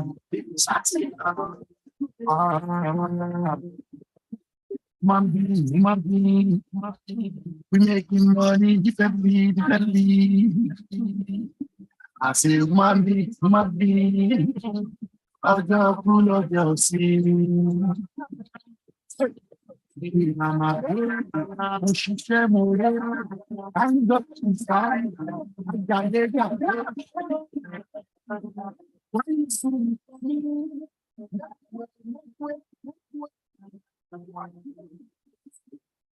Yeah, thank you very much, Mommy, Dr. Mrs. Akinosi. Thank you for your time. Thank you for anchoring the award session. I like us to do something right away. Just look straight, look at the person sitting next to you on the left side, on the right side. Just put up a smile and ask the person, are you enjoying the conference? Do the same. Aha. Yeah, I have achieved something. Hello, I have achieved something. Ẹ foríjì mi ẹ̀yin àgbà. Wọ́n ní ìjòyè ló lábàá, ọba ló láṣẹ. Ó tó ṣe bí òwe o. Mi ò ń ṣọba, mo dẹ̀ pàṣẹ fún yín. Ẹ dẹ̀ gbọ́. Ipò ọba dáa, Kábíyèsí, Olówù tìlú Kúta, Kábíyèsí Ògúnṣọ́ Àmọ̀dákẹ́kẹ́, àṣẹ apẹ́lẹ́nu, ẹ̀sìn ọba ó jẹ́ kó pẹ́. Láì jọba, mo ti pàṣẹ, mo ní ẹ rẹ́rìn ẹ sì rẹ́rìn, mo ní ẹ sọ fẹ́ni tó wà lẹ́gbẹ̀ẹ́ yín pé how is the conference going, and you did. Ẹ rí pípọ̀ ọlá dára. Well, I am not surprised at doing this because I'm also a prince from a palace, and it will gladden the heart of my royal fathers, my Kábíyèsís, to actually want to know me. We are at the session where we are going to shake body. Everything we have been doing since morning has been strictly academic. Now we want to go cultural. I will show you some dancing steps. The Anyons are here. We are going to beat drums. We are going to play maracas. We are going to jingle and shake the body. So those who are non-Yorubas, if you cannot dance like us, just watch so that you have something to take home. But for the sake of my royal fathers here and the high chiefs who are present here, I introduced you. Nobody has ever asked me, who are you? My name is Olusoji Adeyosoye. You can predict where I come from my surname, Adeyosoye. Boriban Jobalola, Kolo Elidra Kogimina Debe. Èmi lọmọ tó kù ló jẹ́ ọmọ Adigbosoro ọmọ pàjá fún ọláwọ jẹ́ ọmọ Sàkìtì wọ́n ọmọ Lásọ Ògbárò. Èmi ò ní sálọ fẹ́ni tí ò fẹ́ràn mi, èmi lọmọ jẹ́gẹ́dẹ́ tí Yemẹtu Ẹ̀làmókò mi ò jẹ́ yẹ ẹ̀gà. Ẹ bá múrò rẹ bọ̀ ẹyọ oko. Èmi lọmọ arọ́tí wẹ̀ bí òjò. Èmi ni ọmọ òṣónú ilé ògbà lọ. Ọlọ́run má jẹ́ dọ̀bálẹ̀ fẹ́ni tí ò fẹ́ràn mi láéláé. Kábíyèsí o. Láyé ìjọ́ wọn máa ń sọ pé gbẹ́rù mi ò sí láàfin. Ẹ sọ kalẹ̀ ni. Ọlọ́run má jẹ́ afodò sí jóye o. Ayé tá a wà yìí, àwọn ọba tó tó bàbá ń fún yàn ní nǹkan ni. Àwọn bàbá mi ló wà lójókòó yìí. Bọ́lọ̀ ń bá fẹ́, màá gbowó oúnjẹ mi lọ́wọ́ wọn láàárọ̀ yìí. Mi ò ní PA o, mi ò rán yàn sí yín o, èmi ni màá wá bá yín. So, pẹ̀lú ògo Ọlọ́run, I want to use this opportunity to arouse the interest of everybody present here at the conference. The Anyons, please warm up. Just be on your feet. And in your own way, do justice to the assignment we have called you for. Come and entertain us. I won't say more than that.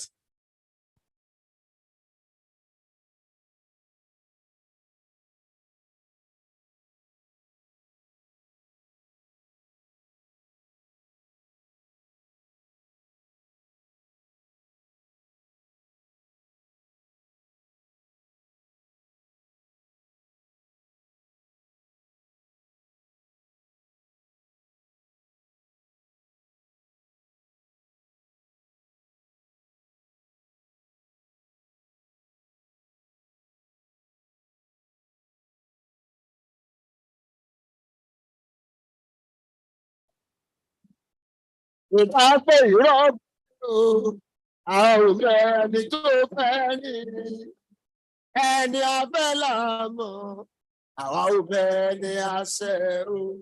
Bébí olówó tó ń kàwó àwọn ìwọ fàásùn lọ ẹjọ́ sòótọ́ ọ̀nù o.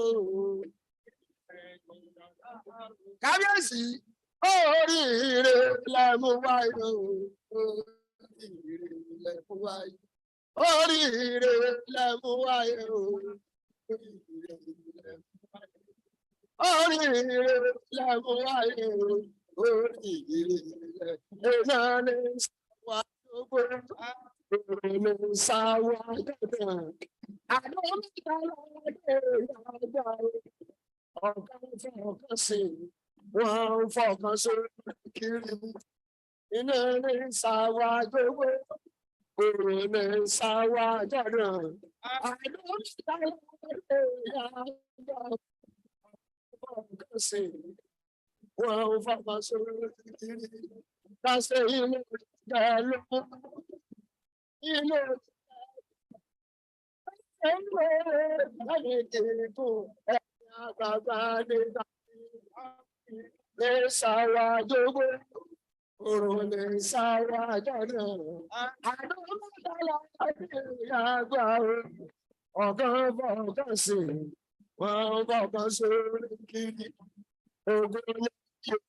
fire.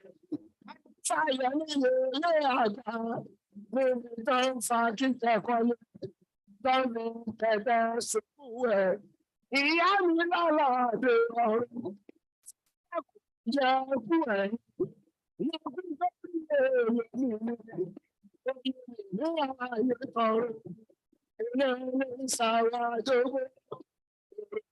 Sàrà dógó. Àdógó lọ́la dé yàgbà. Ọ̀kan bọ̀ ọ̀kan sí. Ọba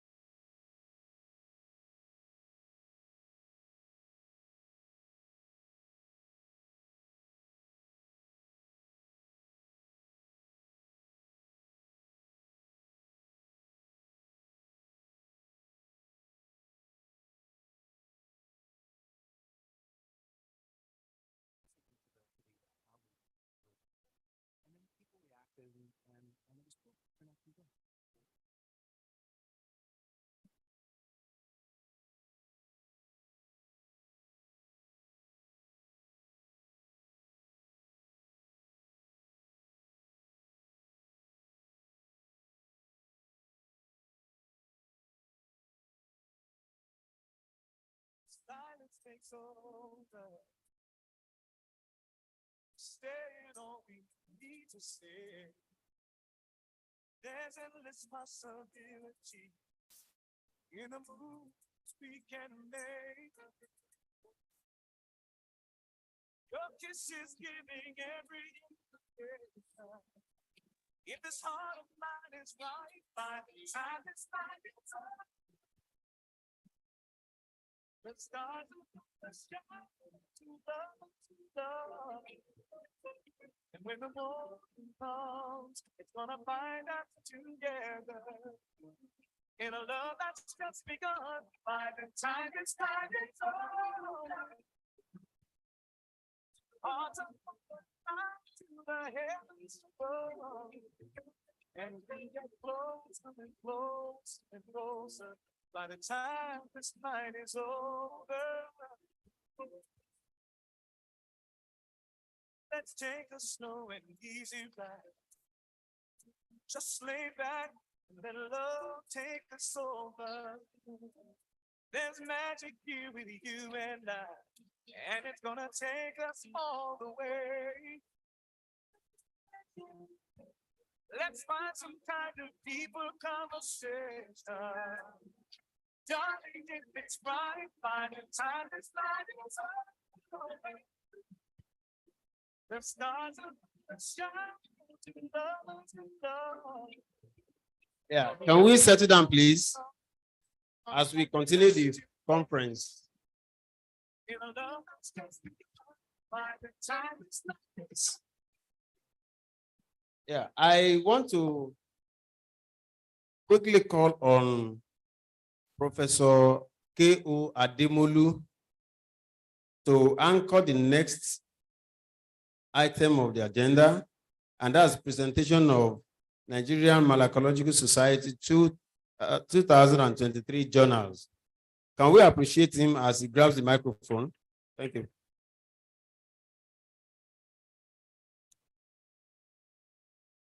Let me stand on the existing protocol and also greet all of us for this annual conference, IFE 2023. Well, it's time to actually launch our journal for the year. That's Journal of Molluscan Research, the 9th volume. And for those that are new, one of the functions of the society is to hold this annual conference, at the same time produce journals. It's one thing to come for conferences like this, deliberate, criticize, and of course, after that, you should actually present the outcome to the general public.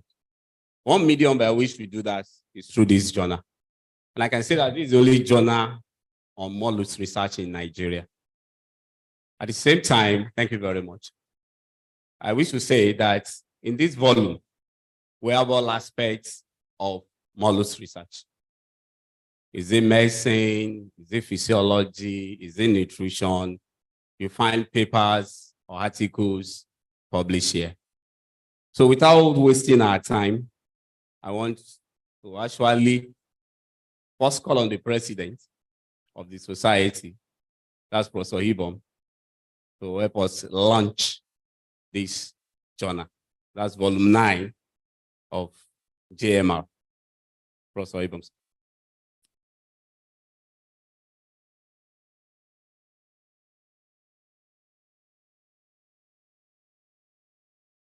I'm honored to be called upon to set this ball rolling. In fact, it pleases me that since we commenced publishing this journal, we have not missed any year. I want to congratulate the editorial team. I think by the time we get to double digits, we shall no longer be begging for articles. By next year, we'll be double digits. And I think that from next year henceforth, papers will be begging us to publish. We will not be begging authors to submit articles. I am not launching on behalf of the society, but as I pick a copy to launch at the rate of 2,000 naira, I will invite other ESCO members to come and support me. Thank you. Thank you very much. That's the president. We are galloping. We are going on not arithmetic projection now. We want to go on GP, geometric projection. The president has launched with 2,000. I have a father here, but the father might not know his son very well, but he has many sons. And because of that relationship, I will also invite him. And that's no other person than Professor Tola Badejo. He's a father in the house. We are with the same constituency from the same zoology. So please come forward. Give to my daddy here. You're my second son here. I know the first, I don't know the second. I'm not promiscuous. Thank you very much. I actually appreciate the fact that your society has a journal. I've been editing a private journal for the past 20 years. We're into volume 18 now. Yeah, so you know me, you are my son. And I quite appreciate the efforts that the editorial board into a journal like this. As my first son said, èmi ò gbọ́ púpọ̀ Ìjẹ̀bú ni mí. Wọ́n ní ilá ò kì í ga ju onílé lọ. Onírè ni, ṣe é pé mo sọ pé mi ò gbọ́ Yorùbá dáadáa. Ilá ò kì í ga ju onírè lọ, that is, but onílé yẹn náà is a very important person.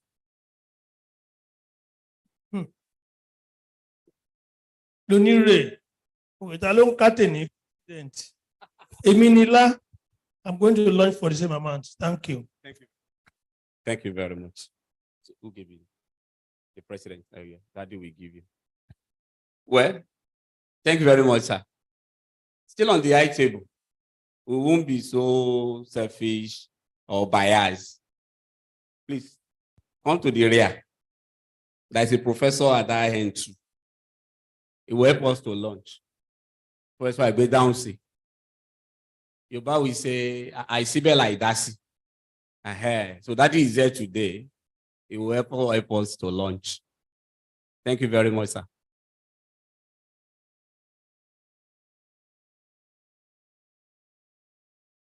As Daddy is doing that, let me say, these people on the other side, for one reason or the other, we know why the money is not moving. We all know. But our friends on this other side, you should do better. They should do better. Please, help me. No, he has announced his own.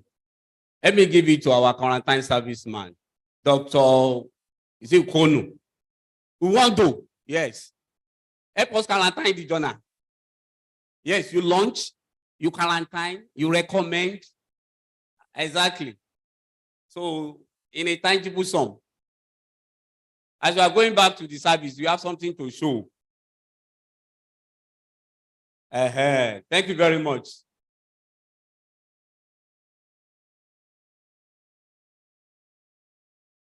Sir?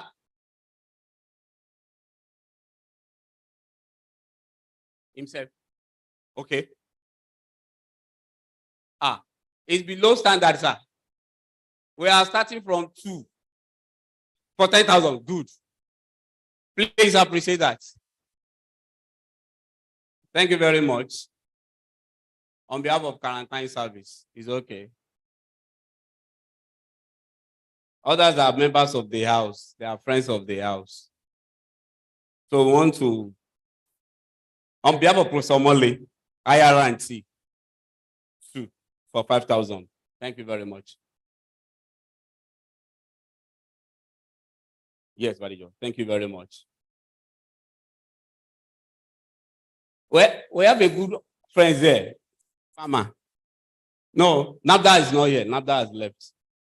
That's Mr. Sheson Lawa. Please let me give to that friend and gentleman there. A farmer with unique nature. He's an academic farmer. Let me review this man. He's a farmer that's been following us anywhere we go. Mr. Sheson is always there. Like MTN. He's putting on yellow. So we are listening, sir. 2,000 naira. Thank you very much. We want to appreciate everybody for coming. Let me pause here for now. Thank you very much. So thank you so much, everybody, for launching the NMS journal. The room is still open for you to get more copies. For adventures, you don't have cash right away. There is an opportunity for you to transfer. Just get in touch and grab some copies. At this juncture, I would like to call on Professor M.O. Awodiran to give vote of thanks while we'll assemble outside for a group photograph thereafter. Can we appreciate Professor Awodiran as he gives vote of thanks?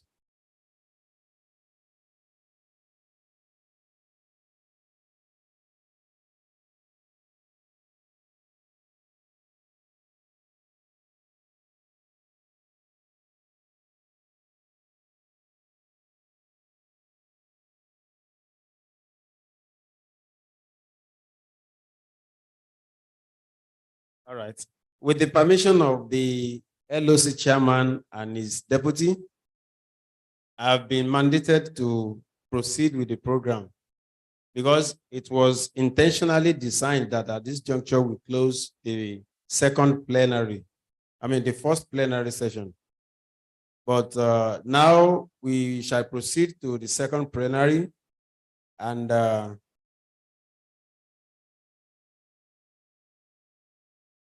we are going to consider the topic that says edible mollusks and their nutritional values in global, terrestrial, and aquatic biomes, to be delivered by our amiable professor of many years' experience in person of Professor M.A.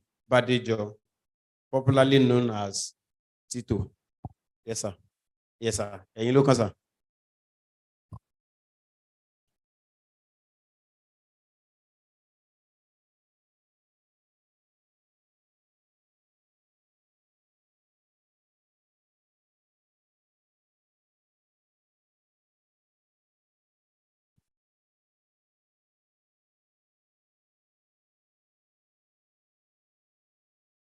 Good afternoon, everybody. It's a pleasure. Can you please highlight the first slide and put it in the right mode?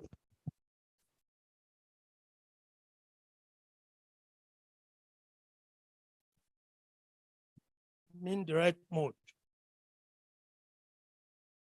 Click on, yeah.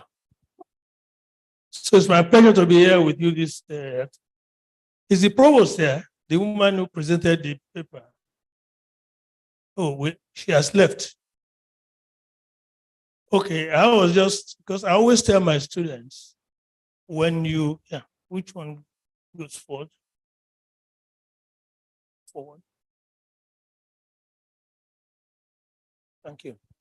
That if you give two identical twins the same assignment, and they write exactly the same thing, you know that it's one of them that wrote it and the other one copied. Yeah, two people cannot write exactly the same thing.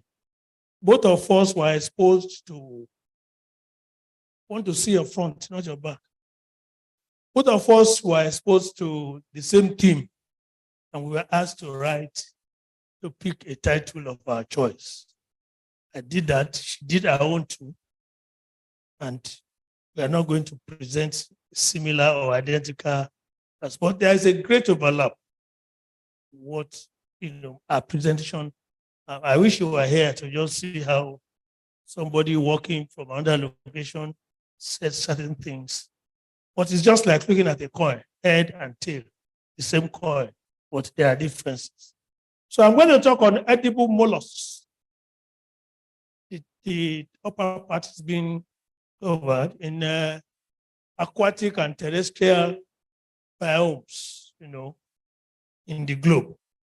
So I'm not going to talk about just snakes like that.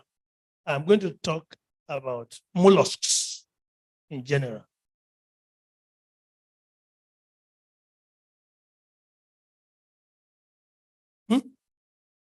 I should point to where? Yeah. It worked the other side, it's not working now.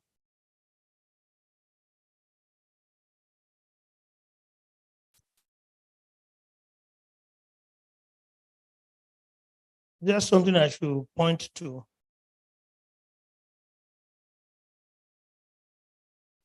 So mollusks belong to the second largest invertebrate phylum.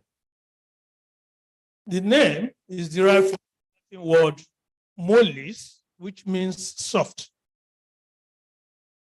And because of their soft body parts, which are of more interest to the zoologists, and not their shells. Erroneously, people believe that it's because of their shells they are called mollusks. No, it's because of their soft body. The main diagnostic feature of mollusks is the possession of soft body and not the possession of shells. In some of them, the shell may be internal or completely absent.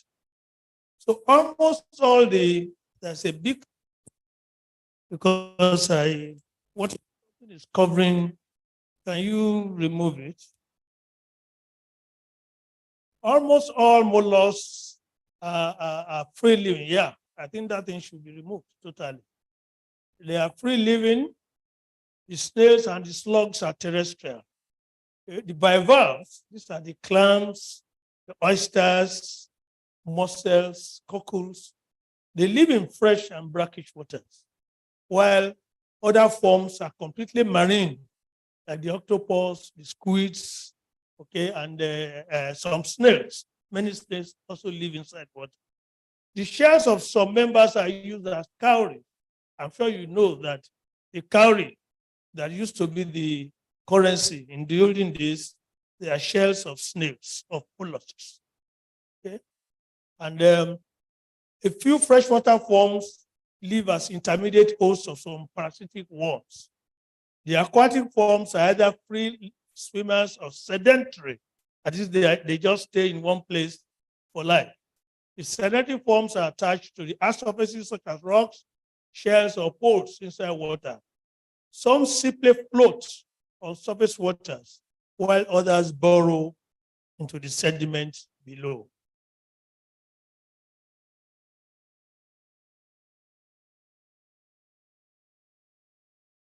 Is it battery problem or what?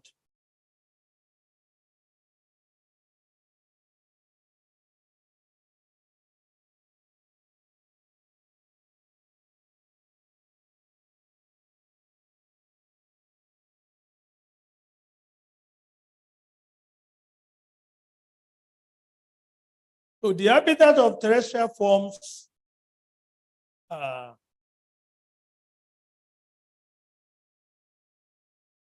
they live in the dense tropical southern Nigeria to the fringing riparian forests in the derived Guinea savanna.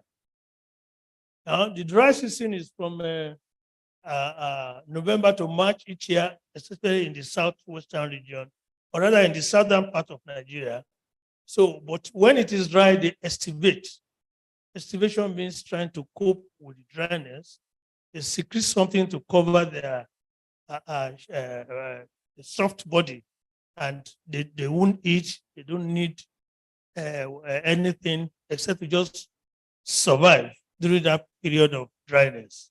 Some terrestrial forms are pests of cultivated plants, especially when they are introduced into other environments. Snails that exist somewhere, if you send them to other environments, they may become invasive There are snails in Nigeria that have become invasive in Asia, Ghana. That is, they become pests, whereas in the original home, they are not pests. If you remember the weed called the Patorium, it came from Singapore, together with electric poles in the mid-50s. So when they were abandoned there, that's how Patorium became a very stubborn weed in Nigeria. What can we do? Can you be changing it for me? Because this thing does not appear to.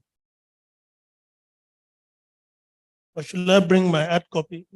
Except that I want to show. Sir, can you help me bring my bag? Don't worry, I've forgotten you're on duty.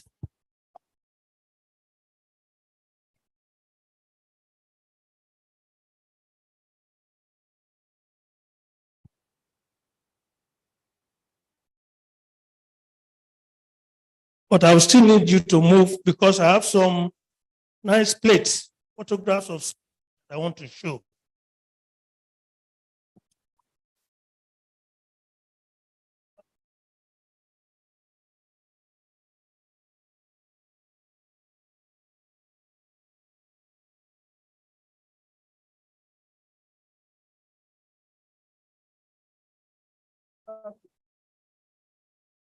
There are 7 classes of mollusks. Their classification is based on their symmetry, the characters of the foot, the shell, the mantle, the gills, and the nervous system. These classes are Polyplacopora, that woman said something like that, chitons, Aplacopora, Solenogastas, Scaphoda, there are 2 shells, Bivalvia, these are the bivalves, the clams and the oysters, gastropods, the snails that we are all familiar with, and slugs, Cephalophoda, the squids and the octopuses, Monoplacopora, that's Neoplina. And of these 7 classes, only 3 of them contain edible species. These are the gastropods, the bivalves, and the cephalopods. So I'm going to talk, I'm going to concentrate on these 3 classes of snails because they are the ones that are of importance, whatever. The class Gastropoda, for example, is the largest class of mollusks. The name is derived from 2 Greek words, gasta, meaning belly, podos, meaning foot. So it's like belly, foot members of mollusks. This name suggests that their belly is in place of the foot, their belly is in place of the foot, or vice versa. The diagnostic feature of this class is the anti-clockwise rotation of the visceral mass and shell through 180 degrees. So it means the head is where the foot should be, the foot is where the head should be. This is what they call torsion, but there are ever a few cases of detorsion where the anti-clockwise thing has been reversed. The next slide shows, yes, these are snails. This is the rock limpet, has a periwinkle, which is widely consumed in the southern part of Nigeria.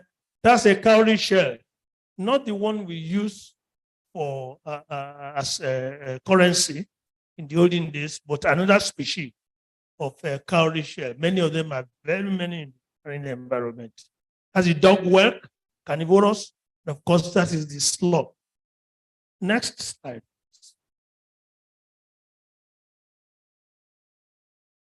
The next slide should be a drawing. You have skipped the slide. Go back, please.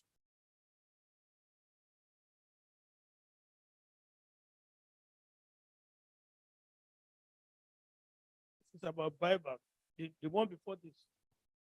You skipped 2 slides. Yes. Now, pulmonates, they are also gastropods. Okay, I got this from a mini museum in my department, zoology there. The museum is in Professor Awodiro's laboratory because he has worked extensively on genetics of these shells. I want people to see this slide. Yes. So you can see we line them up right from Limicolaria, 2 species of Limicolia to Acacatina, another Acacatina, then Acacatina calacatina marginata, the biggest one, which is the one that we have in Ife here and its environs. All those big snails, giant snails, they may look alike, or if you look at them, you find that they may belong to different species of snails. The class bivalve is the next slide. These are the clams, the cockles. They are also edible, as I said. They are edible. The old names are Lamellibranchia and Pelicypoda, in case you are reading old textbooks. I always encourage my students that any textbook that is written before 2000, anything you find there, you take it with a pinch of salt, because taxonomy is so dynamic. New names, come up, override old names come up and all that. But they are bivalves. But I mentioned that in case you have access, you don't have access to the one. The diagnostic feature of bivalves, please, you have gone to another slide. I mean, I'm still in class bivalve there. Is that they are shell. It's one shell, but it's composed of 2 parts. It's composed of 2 parts, 2 valves. That's why they call them bivalve here. They are not 2 shells. It is erroneous to refer to them as 2 shells or double. The valves possess interlocking inchage, which not only ensure that they are kept together as they open and close, but also that the soft body is also airtight. There's no interference with the environment because they are all aquatic in nature.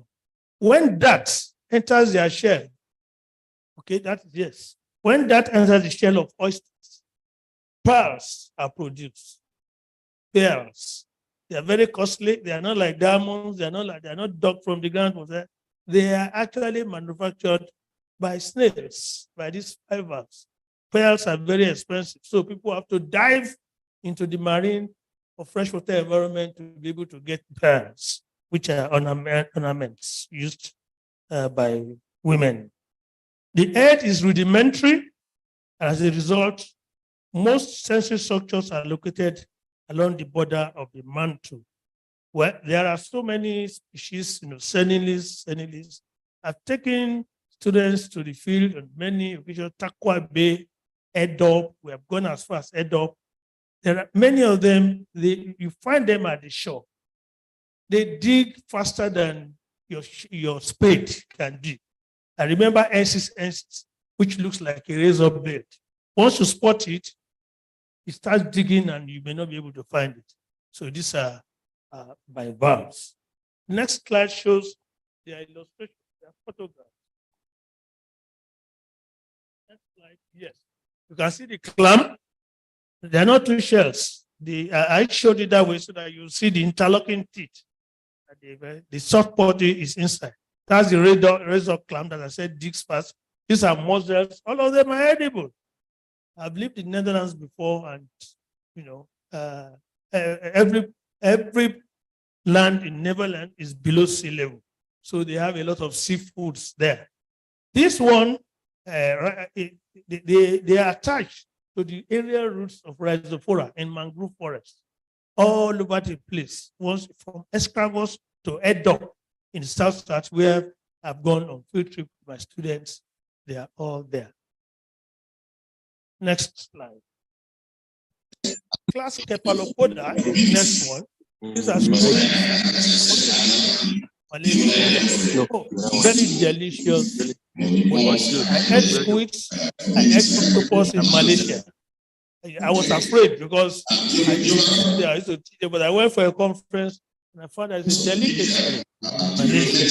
The whole name is Cephalopoda. You could see them in old.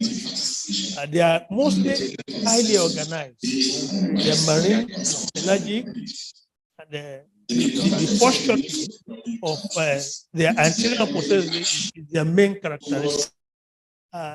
if you look at an octopus, the head is well developed. There are circumoral arms, about 8 in the octopus, and it can be as big as you can imagine. Okay, it's very interesting to see. The sexes are separate. They are not hermaphrodites like the gastropods. Okay, the sexes, they have male and female, and their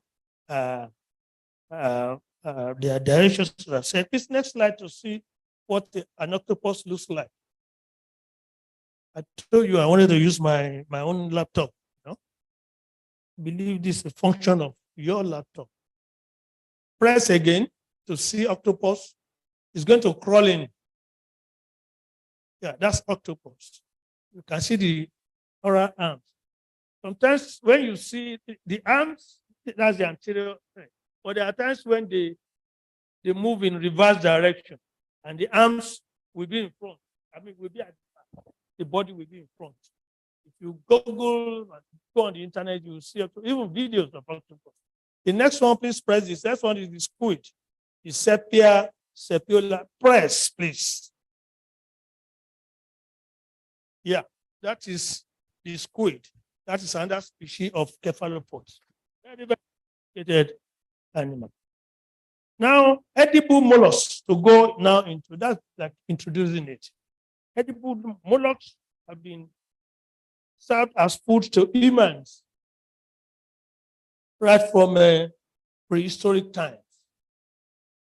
Prehistoric times. Many species are eaten either cooked or raw worldwide. They are consumed locally either by collecting them from the habitats or reared and harvested for consumption in local markets. They are also shipped to other regions in the world as part of international trade. So it's not only our friend in the morning that ships things, snails can be shipped. So also many other mollusks. The land snails are non-conventional wildlife protein source in Nigeria and some parts of Africa. Their meat is becoming a highly relished delicacy. In Nigeria, they call them Congo meat.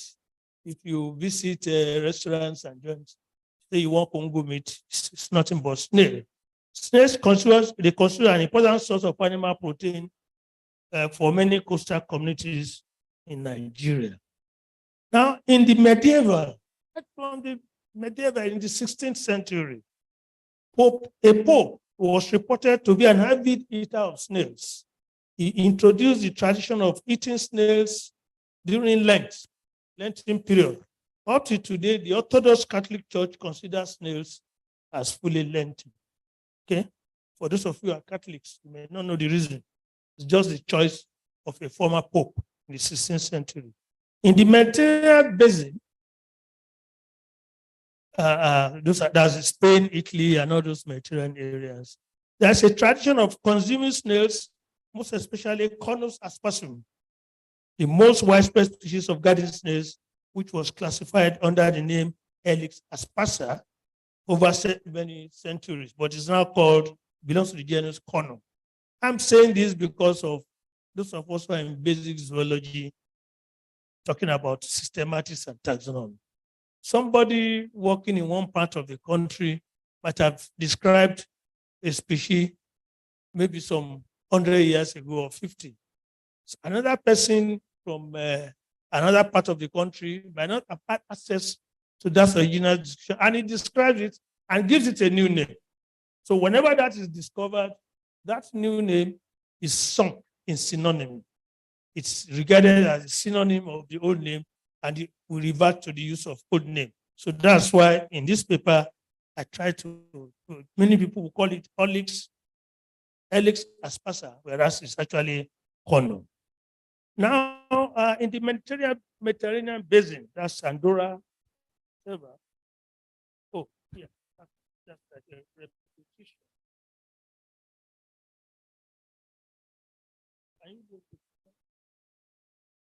In West Africa, yeah. Many variants of the African giant land snail and sea snails are eaten widely. Prominent among them are the African land snail, the Acacataina marginata, which is found there, But like I told you, there's a subgeneric species, Akakataina Kalakataina marginata. I've been dissecting that one right from my very first day in this university. Whoever knows Professor Shegun of blessed memory, one of my mentors, he dissected its snail, he did everything, he wrote a book on snails. So the one in Ife here is Kakataina Kalakataina marginata. There's also Lichasataina fulica in East Africa. There's Akakataina, there's Akataina, endemic to Ghana, and there's Perisostrombus latus, that's endemic to Equatorial Guinea. So they are found all over the biomes in the tropical country. They have been reported to be delicacies in France too, in Europe, as well as the upper class eat snails in Rome, where they are called escargots, the French word for snails. Our speaker from South Africa refers to them as escargots. The two species that are mostly consumed in Rome and Morocco are Cornuella vigirata, Portella lactea. Okay? I think we should, as a society, we should know more about snails. In Morocco, they are mostly enjoyed during winter as they are believed to be effective for treating common cold and rheumatism. So they are of medicinal importance. In Southeast Asia, snails are consumed in Cambodia, Philippines, and all those Southeast Asian countries up to Vietnam. They are also widely consumed in Argentina. So it's worldwide. That's why my title says in various biomes in the world, terrestrial and aquatic. In Nigeria, the giant African land snail in respect of consumption is the garden snail of the genus Limicolaria. These garden snails, Yorubas call them Ikpere. If you go to traditional markets, you will see them in baskets. Okay. The most common species in Nigeria is Limicolaria aethios, but actually it is a synonym of Limicolaria aurora. What this means is that aurora actually was first described before somebody else called it Limicolaria aethios. So wherever you see both of them, they are the same, although aethios is supposed to have been sung synonymous. In Nigeria, next to giant African land snail in respect of consumption is that Limicolaria. It's widely consumed in Nigeria. Next slide, see.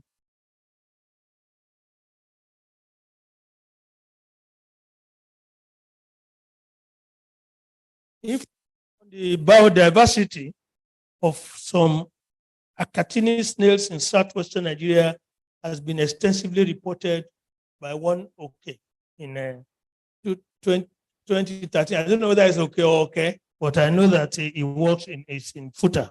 I don't know whether it's a member of this society. I don't know. However, genetic diversity data is lacking on most of the non-snails, although there is enough morphological evidence to differentiate between different species. In a combined morphometric and genetic study of Limicolaria aurora from New Buza and Benin City in the Guinea Savannah and tropical rainforest zone in Nigeria, Awodiro and Ogunjobi, Awodiro is my colleague, the one that said, gave me the opportunity to take photograph of the series of snails he had worked on. I'm not a geneticist. Tried to work on genetics, and of course, that study could not find genuine evidence to delimit the populations from those two spatially separated environments after their studies.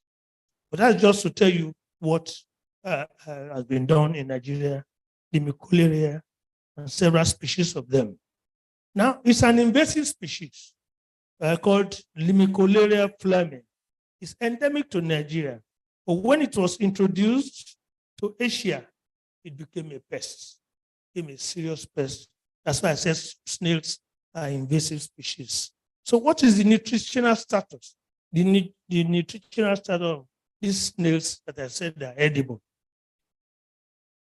A group of workers, Bamidele and others, investigated the biochemical and nutritional composition of Akakataina marginata, and I'm sure it could be the subgenus Kalakataina.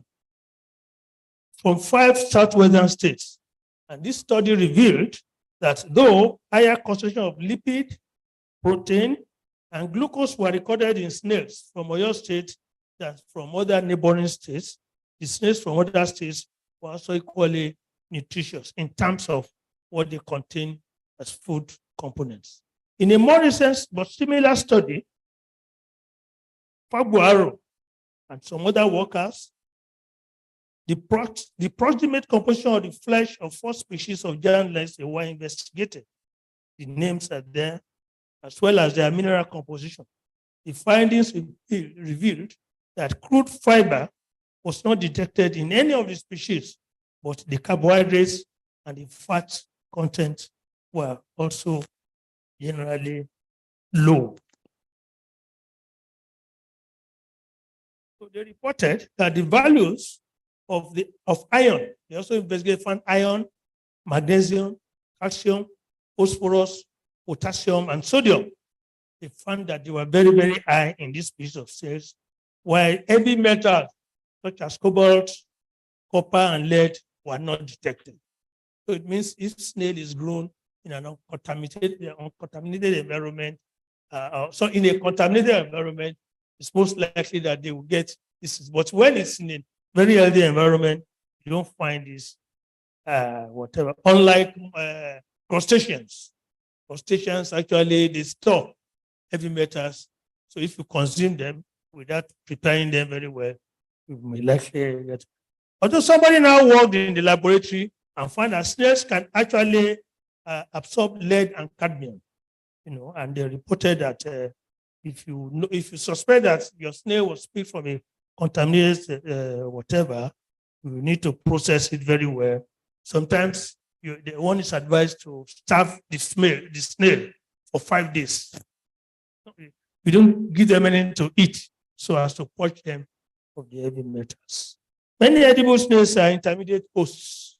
So that's also what you should be in that slide now, intermediate hosts. Hello? Next slide. Many edible snails are intermediate hosts of endoparasites.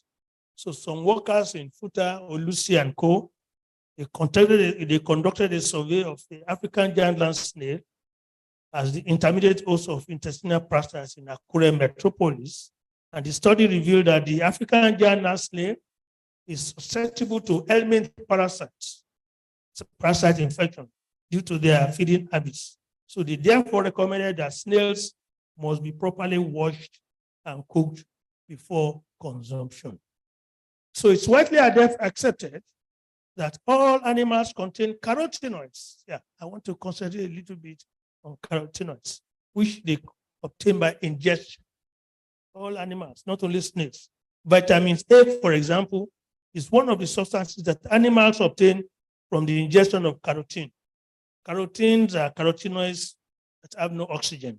Carotenoids play a major role in the biological coloration of animals, such as the pink-red coloration of salmon and various crustaceans. So snails, and you can get it from them when you consume them. In a review of studies on carotenoids of edible mollusks in the 1980s, it was reported that localization, sources, and functions of carotenoids in mollusks, as well as their prospective biotechnical uses exist.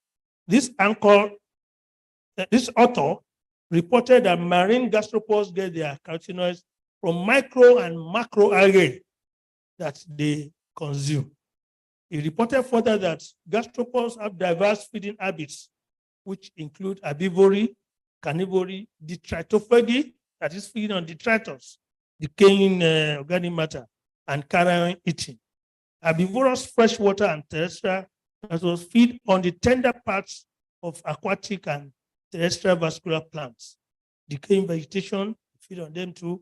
Fungi, from where they also obtain their carotenoids. So most of the bivalves, those bivalves, clams, oysters, and co., they feed extremely on phytoplankton in the environment, marine, freshwater, estuarine habitats. Cephalopods are adapted for a carnivorous diet themselves, but the Japanese abalone fed with fed with algae in the lab accumulated carotene and lutein in their shells. So all these are, mussels. Their mussels contain carotene. So if you consume them, you have the advantage of getting some carotene in your diet. It's been reported. According to one man, what's his name? The news guy. I don't want my teeth to drop off by pronouncing that name. A portion of carotenoids are metabolized into vitamin A. I'm already 2 slides away. Yeah, that's the name. I don't want to, whatever. Vitamin A derivatives. Since mollusks play a significant role as a source of food for fishes, for seabirds, for marine mammals and humans, they therefore serve as an intermediary in incorporating carotenoids.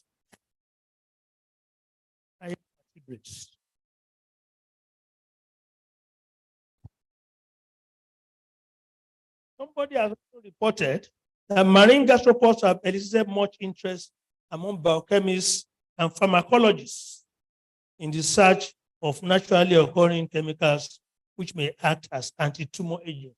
My colleague is here to throw a lot of light on that. I'm sure I'll be downstairs there after my presentation. In this respect, carotenoids from mollusks offer good prospects for study of anti-tumor activity.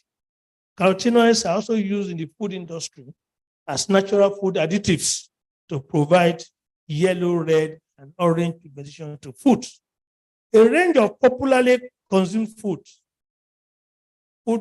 and food products such as ice cream, eggnog, macaroni products, cheese, margarine, salad dressing, derive their delightful yellowish orange colors due to the addition of carotene. Okay, so carotenoids from non-edible portions of edible mollusks, which are presently wasted, will actually be extracted for use as food and feed additives. That is, when you prepare your snail, all those parts that you don't consume, then they contain carotenoids. So they are useful in the pharmaceutical and the biochemical industries. Periwinkles. I also want to talk briefly about periwinkles. Now, they contain a massive amount of omega-3 fatty acids, okay, that is not produced by the body. But the amount of omega-3 fatty acids exceeds the requirement of an adult human. I first ate periwinkles in LMA quarters, Ogoniland, okay, in the 80s. When I went to drop my thesis, my PhD thesis with my excellent supervisor. So I had to pass the night in Ogoniland, Uniport, Ogoniland. And for every dip you take into their soup, there's a periwinkle. But my friend, my colleague from there followed me. I'd never taken periwinkles before. I saw him sucking it out of it. Their soup is always very, very rich. And later, when I now started taking students to the field, I found that there are heaps of periwinkle on the floor of mangrove forest. They are just harvested and taken to the forest. But unknown to them, the empty shell that harbors the crab, the hermit crab, is seen as the male of the periwinkle. They don't eat them, not knowing that it is a crab, a crustacean that does not have the hard shell that tries to leave a phoretic association with that. But there are delicacies, and they contain carotene, and of course, it contains selenium, which is a nutrient that fights diseases such as cancer. Fights cancer, reproductive and heart diseases. Selenium and vitamin E work together.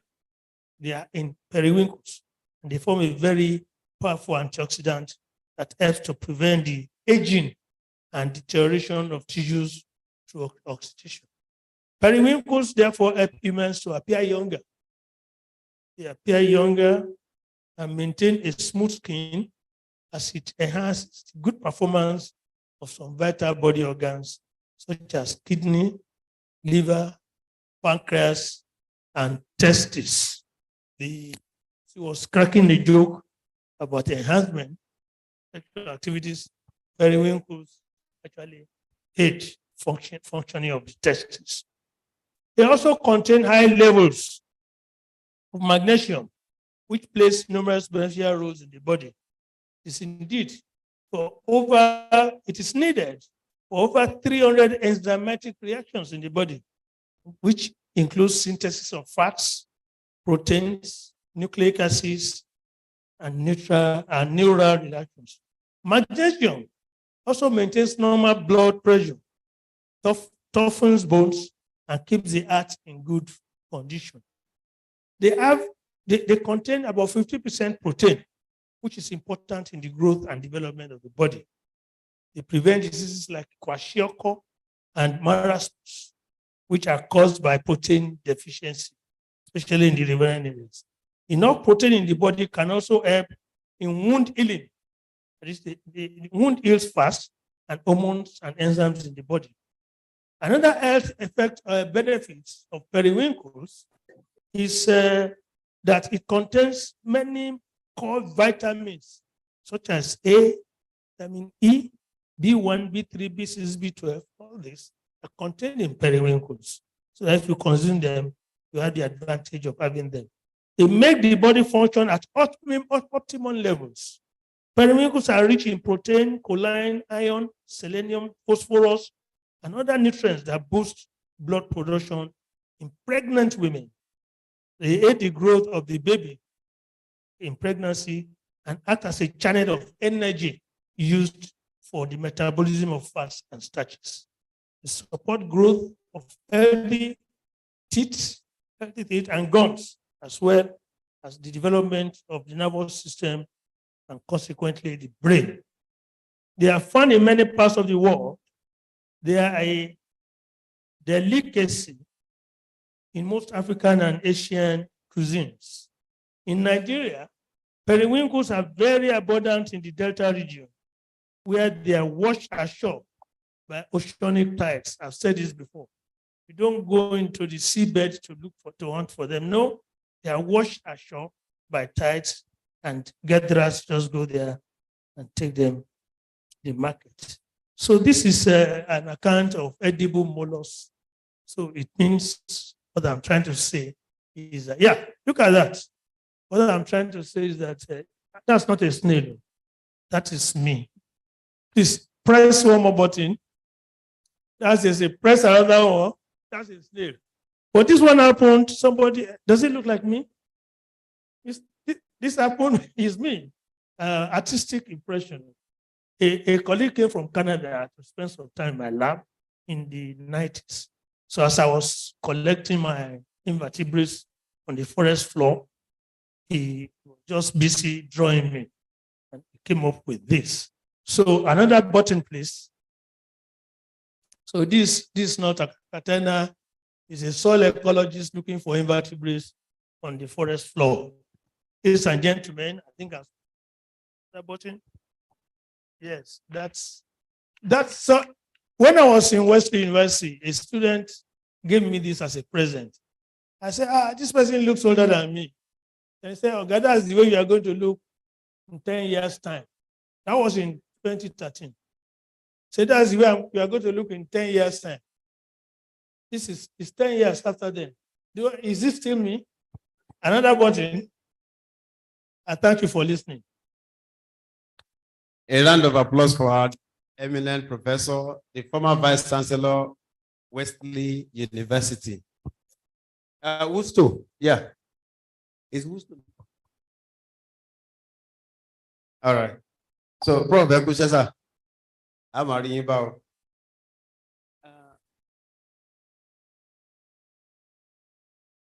Yeah, I would not know whether we have some reactions for Professor. So if you have one or two questions, comments, can we quickly signify? So, Prof can quickly respond to your comments. Do we have any questions? Okay, sir. Number one. Mommy, are you listening? Okay, number two, ma. Any other one? Number three, Elijah. And finally, number three. Okay, so we have three slots. Number one, sir.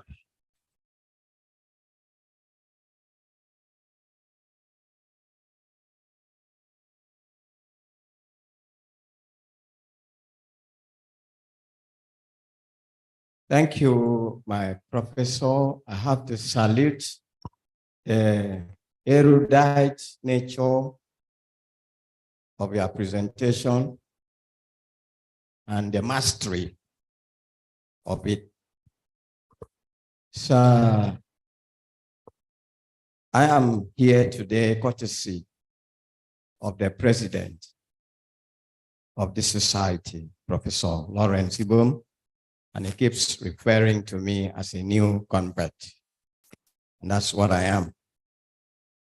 Before coming here, I kept thinking, could a chatina, the one we eat, could it harbor parasites? Could it act as a vector of helminth parasites?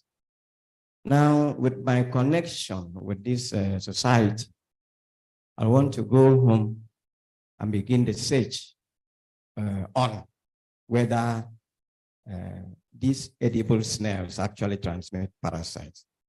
But sir, I know that you know that almost anything has helminth. Even the plants, even these plants here have their nematodes. So sir, I don't know, are you referring to the helminths which were detected in the edible snails as parasites which the edible snails can transfer as if they were vectors, or that those parasites are actually infecting these edible snails? I'd like you to say something on that. Finally, sir, where can we categorize hermit crabs? You know, there are what we call hermit crabs. A mollusk died and abandoned the shell. The shell was just lying there, but another creature went and inhabited the lost shell, used that as his house.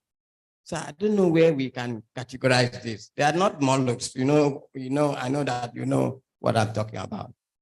Where do we categorize hermit crabs? Sir, thank you.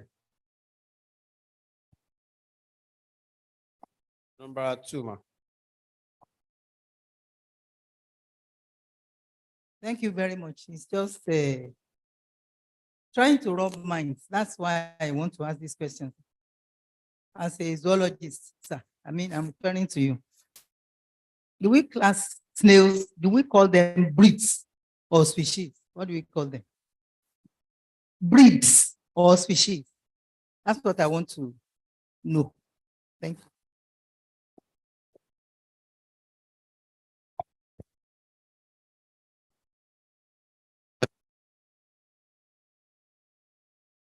Sorry.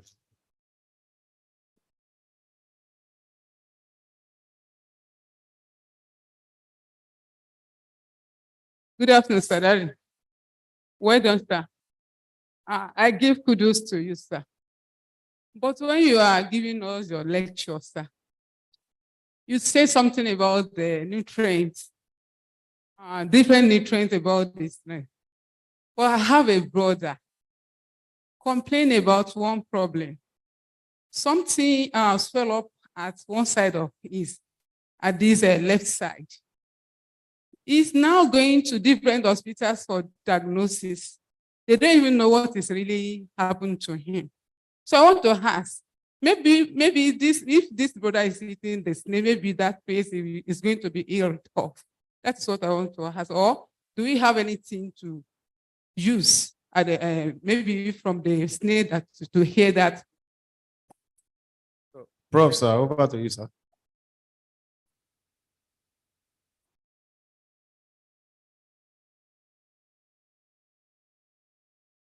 I get it. Let me start from the last question. You said your brother has a swelling on the left side and he eats snails.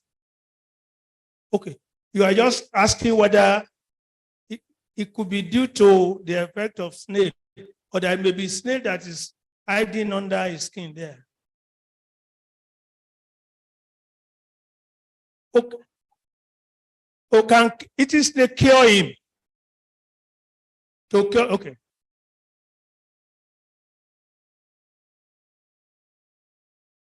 Well, I don't know why you are now asking me whether it could be whether snail eating. I think he should continue to seek medical advice. And if he believes in orthodox medicine, can try it or can try it. But don't link my lecture with spooling the backside. I don't think it has not been reported from what I about abilities of eating snail. It's highly nutritive. You have protein, you have vitamins, you have all sorts of things. But that swelling, I don't think a zoologist can answer that, can link it to snail. That eating snail will, it's better for the person to go to a specialist hospital. Swellings can be caused by so many things. Now, breed or species. Thank you, ma'am. You know, let's take the dog. There are so many breeds of dogs. They are all of the same species. If two animals can mate, can copulate, and produce viable offspring, they belong to the same species. So the German Shepherd, common mongrel, Ossetian dogs, all these dogs, they are all dogs of the same species. Canis. Yeah. So they are also breeds are just different morphological expressions of the same species. But for you to regard two organisms as the same species, they should be able to interbreed. If I go to China now and I want to take another wife, I can impregnate somebody there. No, I always use this to excite my students when I do there. As long as a Chinese can sleep with a black, an African, we have, if you like, say you have blue eyes, blonde hair, and whatever. Once you can sleep with somebody of the opposite sex, and you have a child that comes out as Homo sapiens, you are the same species. And it is man that has, one species, Homo sapiens. The rest are variations, genes, and whatever. The horse and the mule and the donkey, they belong to the same horse family. They can interbreed. That is, they can have copulation if they are forced to. Because their chromosome numbers are more or less similar. But they have produced only a sterile mule that is more powerful than both and the horse and the donkey put together. It shows that they are just similar. They are not of the same species. If you put animals of different species in a cage, like rats, if they don't belong to the same species, after there may be pressure on them to attempt to mate. But if they do, if you ask the domestic chicken to copulate with the duck, it won't happen. And they won't even do it unless they are under forced circumstances. So species are unique. Breeds are just different expressions of the same species. So all these snails that are lined up there, they are different species. If you put Calacaterna marginata that I know we have here in Southwestern region, in the same pot or in the same snailry with achatana, they won't mate. And if they mate, they won't lay eggs because they are different species. Now to the first one. Yeah, I call them intermediate hosts. The first question. I call them intermediate hosts of parasitic, endoparasites that are really hosts that they will eventually develop. They will pass through that stage. You all know Tinea solium. You know, what's the name of this other one? Thank you. You know, when you eat them, you get one from beef, you get one from pork. Okay? But they need to pass through that stage before they can develop in man as real adult endoparasites. Same thing with these helminths.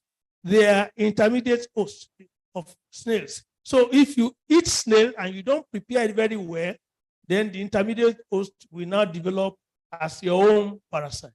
Thank you. Sir,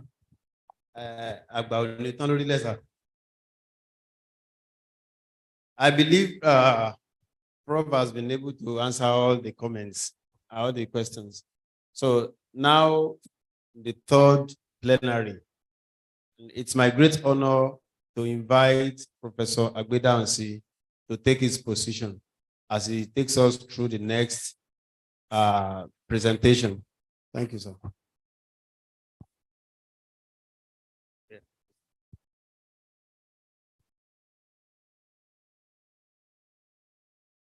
Yeah.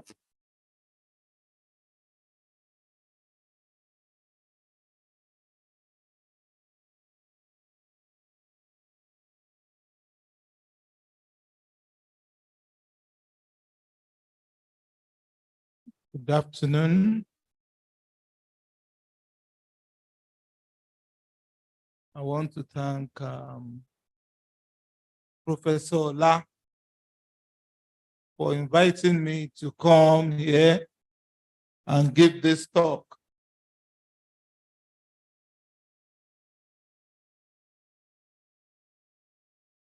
And I doubt it whether you people behind will be able to see this slide very well. I'm talking on the medicinal importance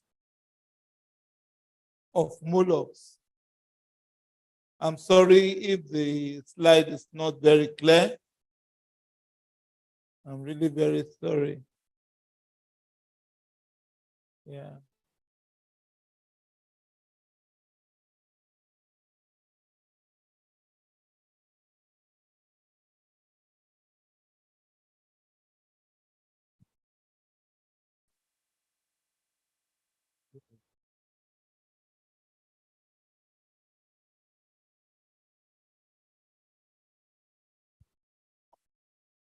Many of us will have heard of this, that means. So according to the Yoruba oral tradition,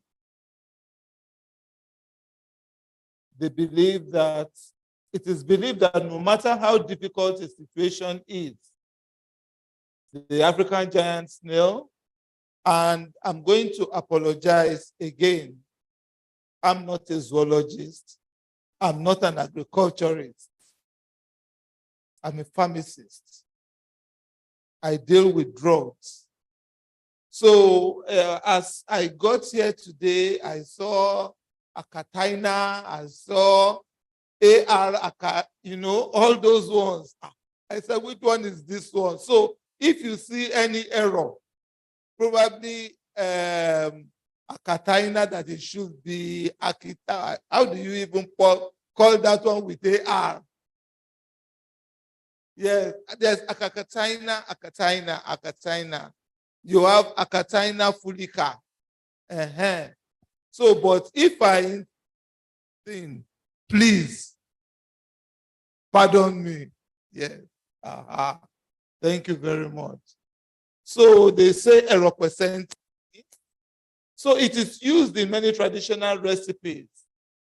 Akataina are classified under mollusca as gastropods. They are generally terrestrial, while majority of the snails in the phylum Mollusca are marine. So as you in the phylum Mollusca, you have the marine snails and you have the terrestrial snails. The one that we had been talking much about since morning, the Akataina, the Akakitaina, and whatever, they are terrestrial. But during the course of this lecture, We are going to look at some marine snails which are of medicinal value. So,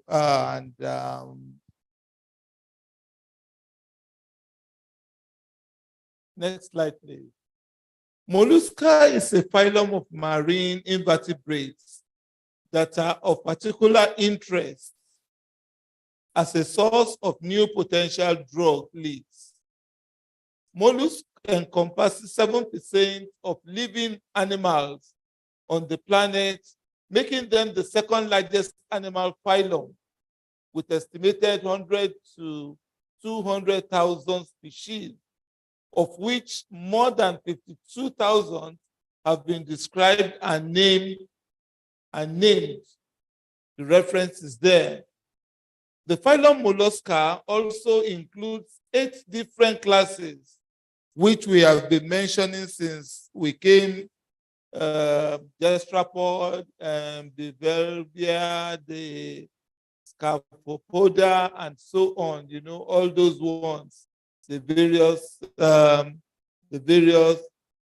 phyla.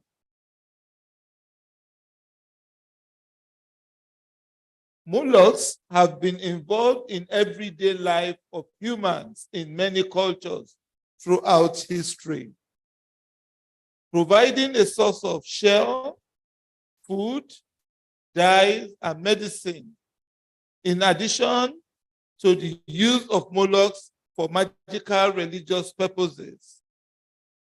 Shell mollusks are considered as healthy food, and some species could be value added as functional or medicinal foods, as they are still an important element in a variety of traditional natural medicine. What I'm saying is that, you see, many of these mollusks, they have their medicinal value. They can be used as drugs. Some of their, we will during the course of the lecture, and they can be a drug lead, that some of their products can be a lead to a particular kind of drug, especially many of these anti-cancer drugs, and which we are going to see during the course of this lecture. So,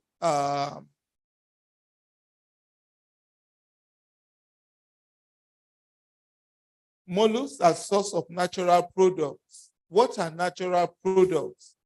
Natural products are compounds that are sourced from nature. It can be from plants, it can be from animal, it can be from organisms. So there are quite a number of mollusks that are natural products.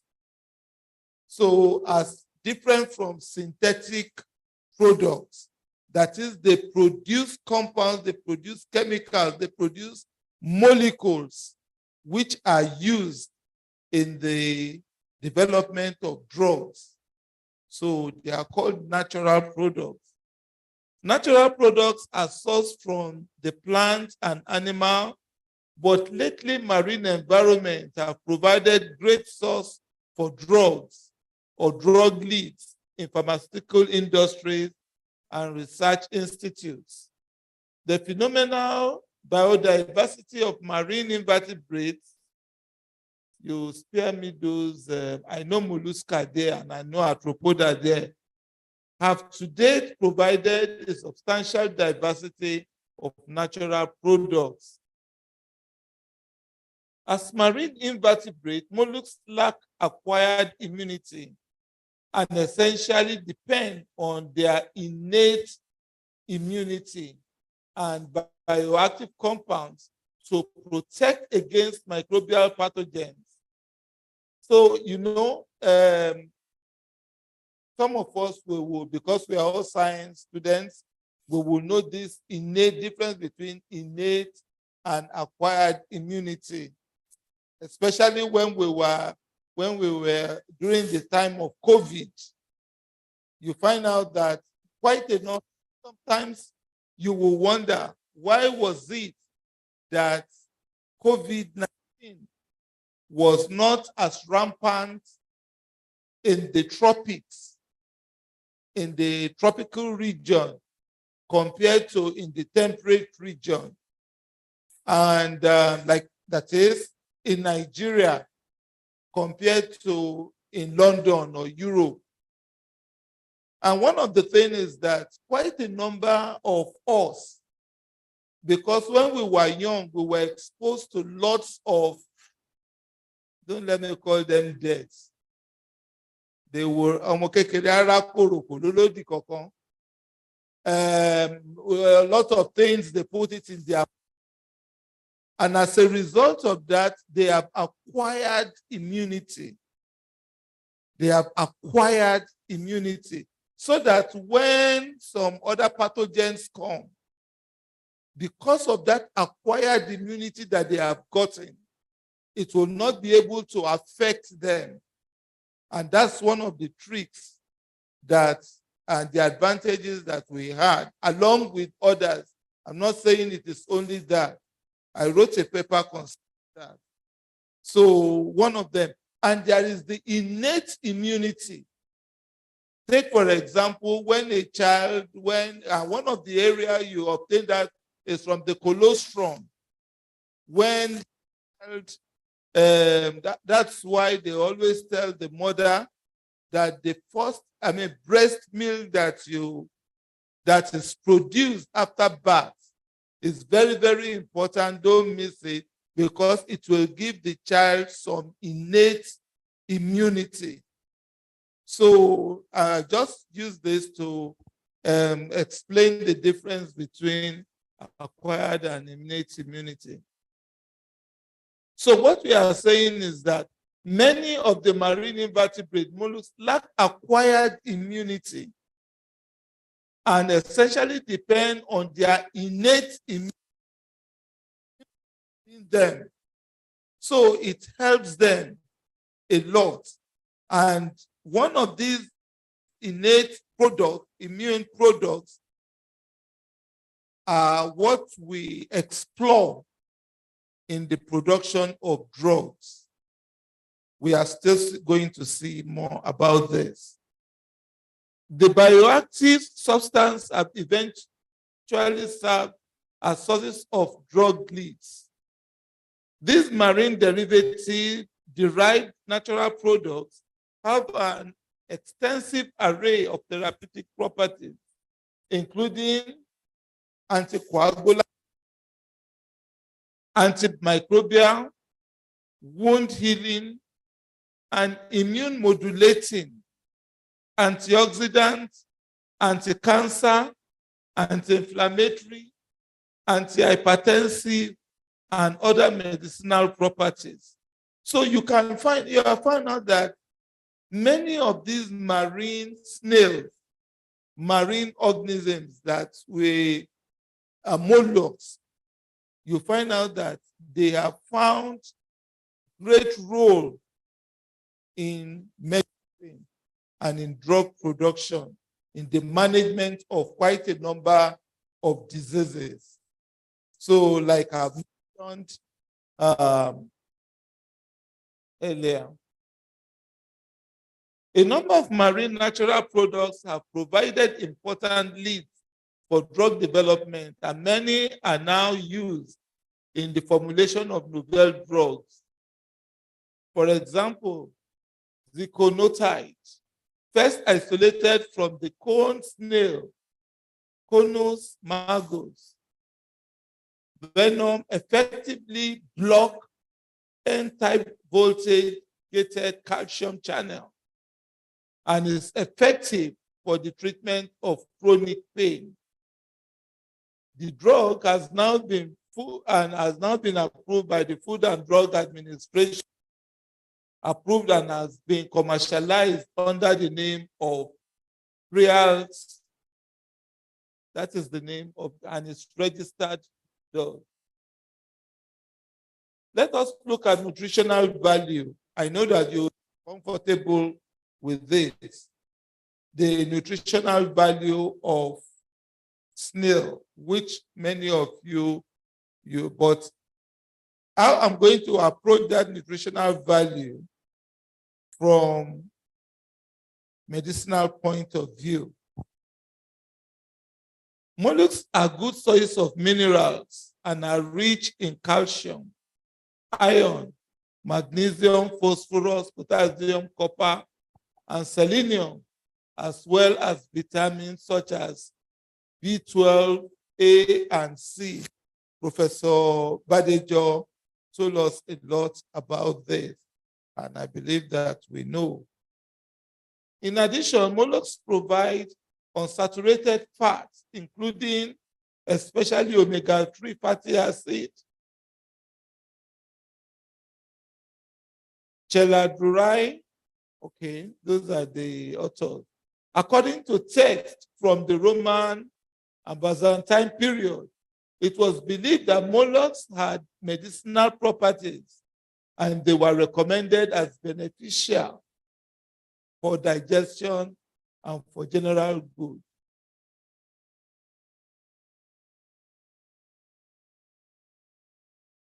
What is the nutritional value of a Nigerian snail?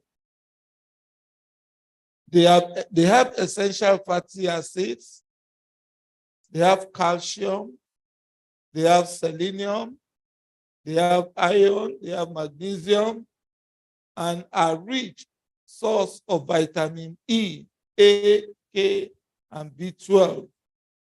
You may, because we are Greek students or authority in many of these vitamins, they will not be new to you, and many of the minerals will not be new to you, and their importance in the body. Calcium, you know the calcium, especially women. Many of you, when you advance in age, you start to have osteoporosis, osteomalacia, your rheumatism. It's a common disease among women. So, and it's a deficiency of calcium. We have selenium. Age, you will look young. So if you start to eat snail, you will be looking young. You will be ajidewe. So it has iron, and especially our women folk also, when they are menstruating and things like that, you know, they lose lots of iron. So it is eating meal of snail during that period is also good. So, and so on and so forth. Snails are 80% water, 15% protein, 2.4% fat, and very low in calories. The protein content of snail is high. It's also a key iron source. Calcium and vitamin, I've mentioned that.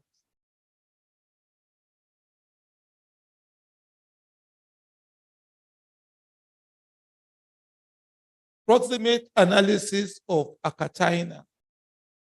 Proximate analysis, that is, when you subject the snail to getting the mineral content of these that are present in the flesh of those snails.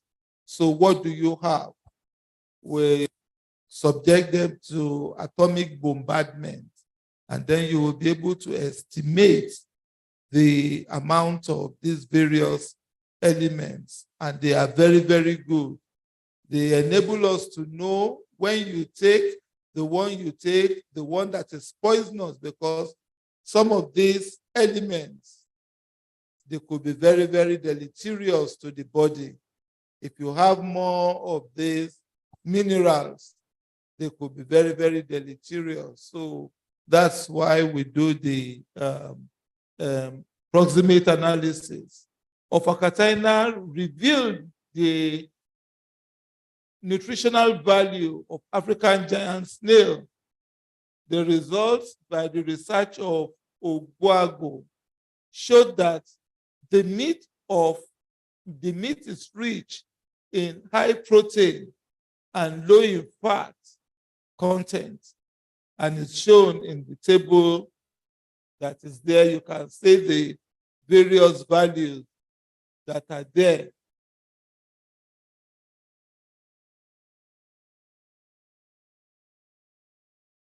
But one thing, it is very important that we note that the calcium phosphorus ratio, about 4.18, is very good. However, the sodium potassium ratio of 1.68 gives room for much concern, especially in the diet of people who are prone to high blood pressure. So we have to, people that are prone to high blood pressure, the sodium potassium ratio, the channel, the shunt, is low. And we have to, in the body, the sodium and potassium, they pump out and go in and things like that.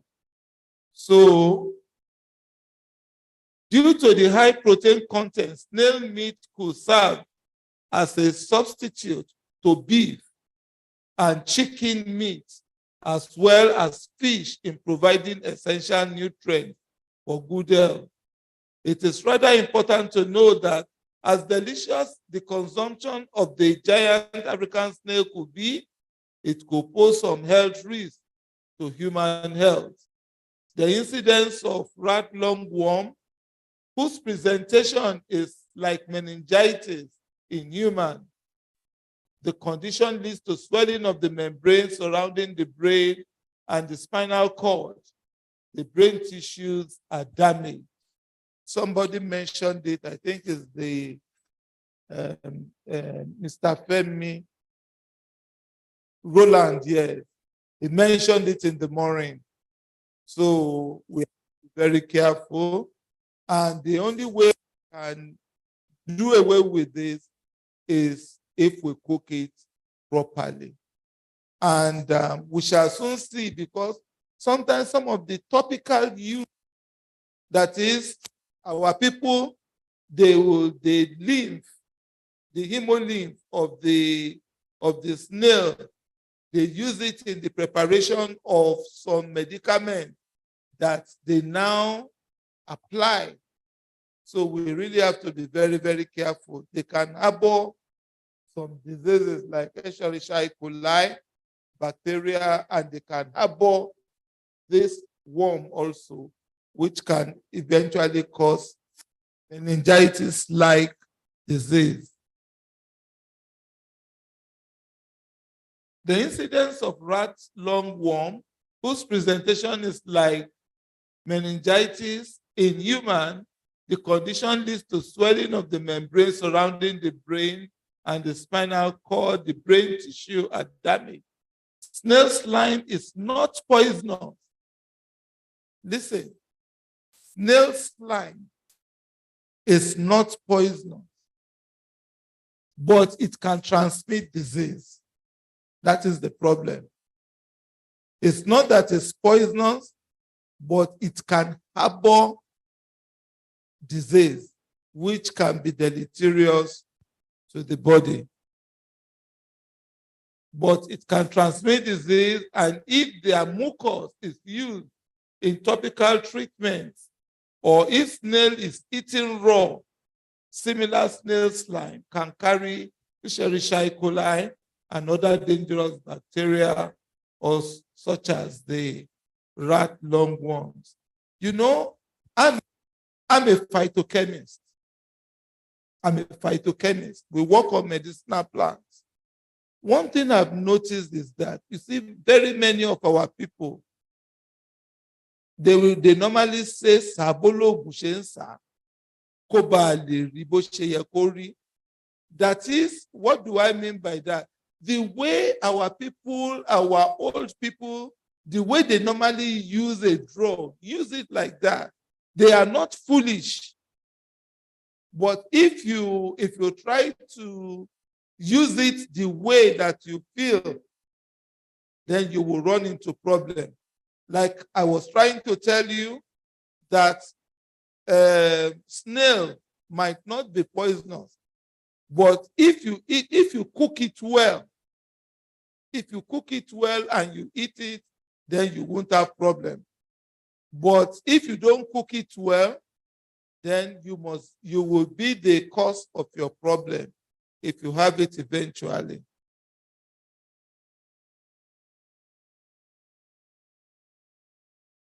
Let us look at the anti-inflammatory properties of mollusks.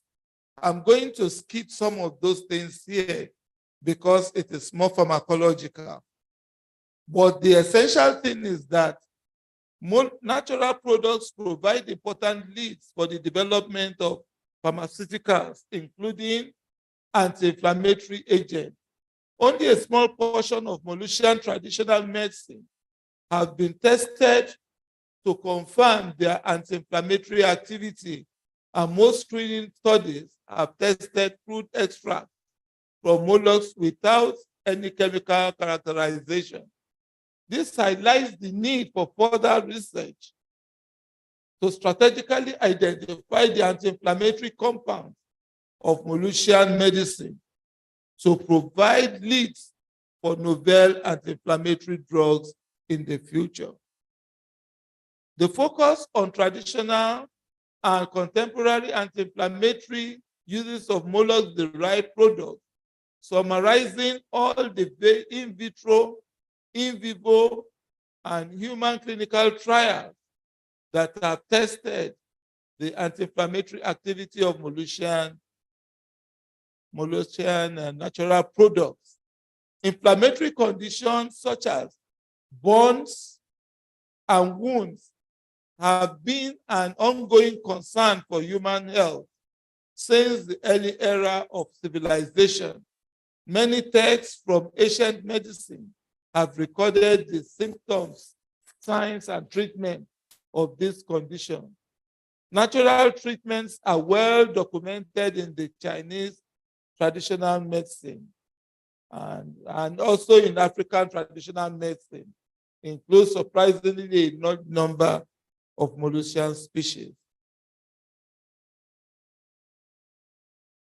Traditional use of mollusks has driven the testing for inflammatory activity in extracts from some species and phylum Mollusca, with 20 in vitro studies, 40 in vivo animal studies, and 14 human clinical trials performed to substantiate the anti-inflammatory and wound healing activity of mollusks. Some of these studies to approval of mollusk-derived products to be used as over-the-counter nutraceuticals like Leprenol and Bioline from New Zealand green-leaf mussel, Pania conaya liculus.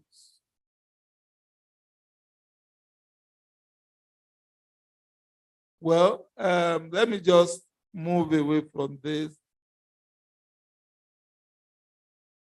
The process of inflammation generally includes, these are pharmacology. So although the inflammatory process promotes the elimination of damaging stimuli, the inflammatory process itself may also contribute to damage of neighboring tissues and can, in some cases, increase the severity of pathology. Let's look at the wound healing effects of acatina. And you know our people, in fact, in many of the recipes of our people, that when you have wound, or when you have that scald, that, you know, it will swell and things like that. one of the recipes that our people normally use in those days, that lymph, or they normally use it as one of the recipe, but they apply it topically. They don't take it in. Topical means on the external and not, yes, not ingestion. So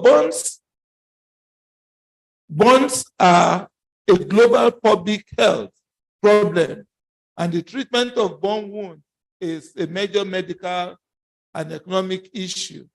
White jade snail, Acatina fulica, are now widely used in Africa and in folklore medicine in the treatment of burns. I can attest to that. In a study reported by that the glycoproteins from the white jade snails were found to have effect on burn healing, and it was evaluated as by a mouse burn model. The results showed that the snail mucus has mainly composed of protein, these glycoproteins and polysaccharides, and it had been good adhesion. The main component of the snail mucus was glycoprotein. As a result, it's an ideal cephalose in ion exchange chromatography. What we are saying is that, and that was the very first thing I said, that our people, though they may not have a scientific basis for the use of the lymph in management and treatment of wounds, but science has now proved it through mouse experiment. That is, you inflict wound on the mouse, and then you will now treat, apply the lymph, and you have a control. It has been found out that through that experiment that it worked, and they found out that the active ingredient, that they are glycoproteins and they are polysaccharides. The 2,2-diphenyl DPPH free radical scavenging effect of 1 milligram per mil snail mucus reached 13.77. The wound healing rate of the snail mucus group was higher than that of the control group.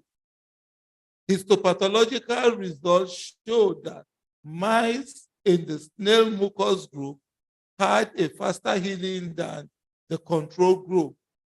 The biochemical analysis was in agreement with the histopathological findings. This result suggested that glycoproteins from the snail mucus showed effective wound healing activities in the skin of experimental bone mice. Sommer et al. Mollusc extracts and compounds in the management of respiratory disease. We have found out that some compounds from molluscs were active during the course of COVID-19. During the course of COVID-19, and some drugs were derived and developed from these marine organisms. Growing evidence suggests compounds found in molluscs can be used to treat respiratory diseases. In vivo studies generally use mouse model of respiratory disease. The author identified 11 human clinical trials using purified mollusk compound for respiratory diseases. Antimicrobial activity has been observed against Pseudomonas aeruginosa and causes chronic bacterial infection like COPD using mollusc extract like polypeptides and polychaetes. Extracts from cephalopods has been seen to be effective against pneumonia. Mollusks are also good source of zinc. Zinc has been shown to prevent virus replication in flu and COVID-19. I hope you have not forgotten I'm talking about the medicinal importance of mollusks. That's what you asked me to come and talk about. So if I mention all these things that I'm mentioning, if it is out of your scope, you will pardon me, please. That's what you asked me to say. Mollusks as immunogen, that is having immunomodulatory properties. Molluscan immunocyanins have a strong immunogenic response. You know, I told you earlier that they don't have acquired immunity, that they have innate immunity. And I try to explain the difference between acquired and innate immunity. And one of those compounds that gives them that immunity is this immunocyanins. They generate high antibody levels and T cells and are regularly used as vaccine adjuvants, as they are generally considered safer than synthetic adjuvants. Keyhole limpet immunocyanins from the gastropod Megatura crenulata is used extensively in vaccine adjuvant and is commercially available. Another compound that is very much important that have been obtained from mollusks is this acheran sulfate, isolated from the giant African snail, Achatina fulica, and has been reported to have anti-tumor activity in vivo. In an effort to determine the mechanism of its anti-tumor activity, the effects of achatin sulfate on professional antigen presenting with APC was examined. Achatin sulfate increased the phagocytes activity, the production of cytokinins such as the TNF, and the release of nitric oxide on a macrophage cell line. So in addition, acheran sulfate induced phenotypic and functional maturation of immature dendrite cells. Immature dendrite cells culture with acheran sulfide express higher level of class molecules and major co-stimulatory molecules such as B71, B72, and CD40. Functional maturation of immature dendrite cells culture in the presence of acheran sulfate was confirmed by the increased allostimulatory capacity and IL-12 production. This result suggests that the anti-tumor activity of acheran sulfate is partly due to the activation of professional antigen-presenting cells.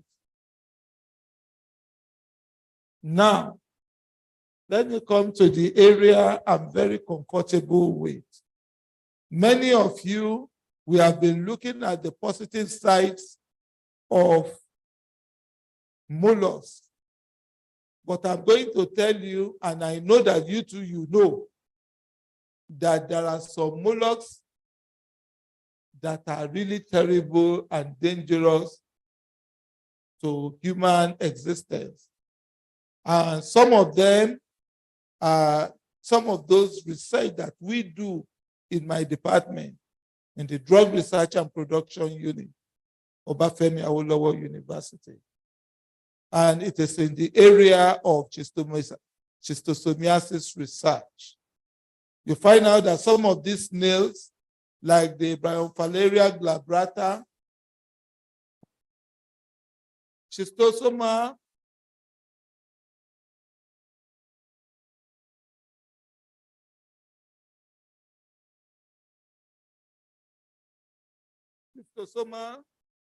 bilharzia is a human disease which is caused by parasites in the general schistosoma. Oh, sorry, schistosomiasis, I'm sorry. The human schistosomes, namely Schistosoma mansoni, Schistosoma japonicum, and Schistosoma nematobium, they all have their intermediate host in snails, Bryophallaria, Onchomalaria, and Bulinus, respectively. The high incidence of schistosomiasis in the world, South America, Eastern Europe, and Africa, particularly in Nigeria, calls for the control of the disease. And one of the sure ways to control is the use of molluscicides. Many of the studies have involved the Schistosoma mansoni maintained in Bryophallaria glabrata because of the similarities of keeping the snail intermediate host in the laboratory and in the cycling of the parasite quantity. So what was the experiment that we did? Along Ayoba, on the way to Ondo, about 30 years ago. And in fact, that's the project I gave to my students. I shared with my sister some minutes ago. The project I gave to my students this year. 30 years ago, we went to Ayoba, found out that the incidence of schistosomiasis was so prevalent there. And we now found out that there was a plant, which many of you know, Tetrapleura tetaptera. The Yorubas, we call it aridon. Aridon. So we know that where this plant grows, the incidence of schistosomiasis got reduced. So, and that was what triggered that research.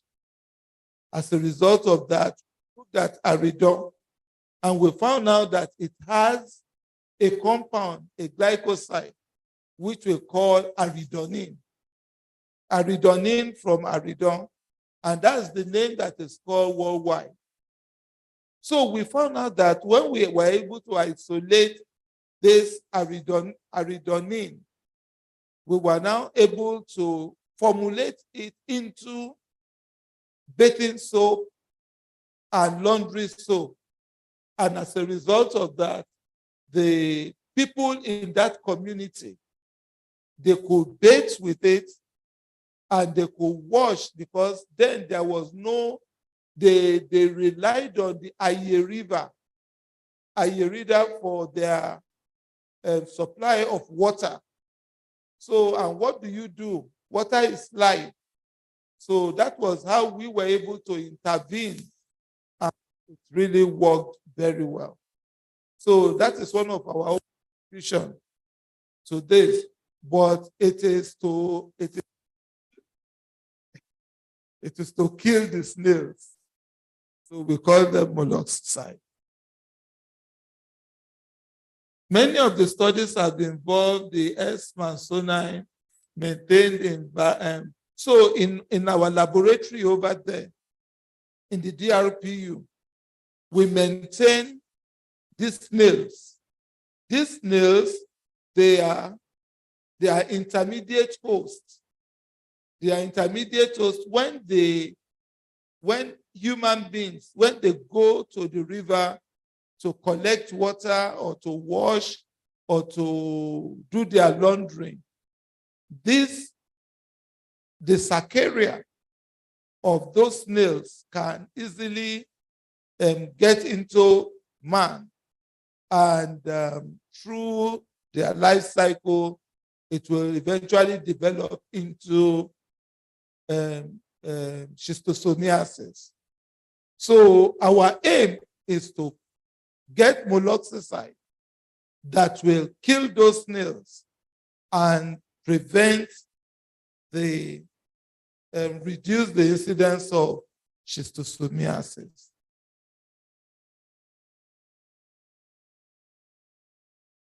The World Health Organization set a target of schistosomiasis morbidity reduction of less than 5% prevalence in children aged 5 to 14 years by 2020 for endemic countries. Despite a decade of effort to mitigate the disease transmission, Nigeria is far from achieving the World Health Organization target. The Nigerian experience called for adoption of holistic approach towards the control of schistosomiasis.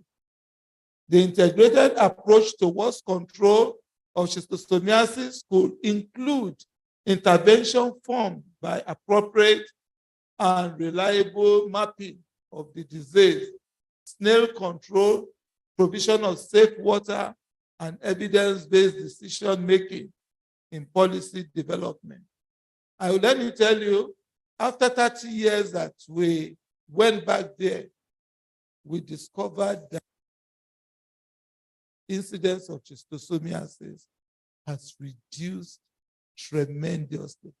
The average was, then it was around 50 and 60%. But now it has gone to 4 to 6%. 4 to 6%. So as a result of that, we now look at what could have been the cause of the reduction of the. We now found out that over there is pipe-borne water in Ayoba. So rather than for the people to go to the stream to look for water, they can now get water, and that's one of the 6 sustainable development goals. And that was the philosophy behind that research, which we did. So the Drug Research and Production Unit, Faculty of Pharmacy of this university have contributed immensely through research into medicinal plants to obtain natural molluscicide that has helped many infested areas, particularly in southwestern part of Nigeria, in the eradication of the disease. Particular of note was the discovery of aridonine from Tetrapleura tetaptera fruit, Adewumi and Shofora in 1980. Researchers in DRPU, Professor S.K. Adeshina, CO Adewumi, discovered that plants of Tetrapleura tetaptera aridon in Yoruba grows along the freshwater bank or alongside the stream.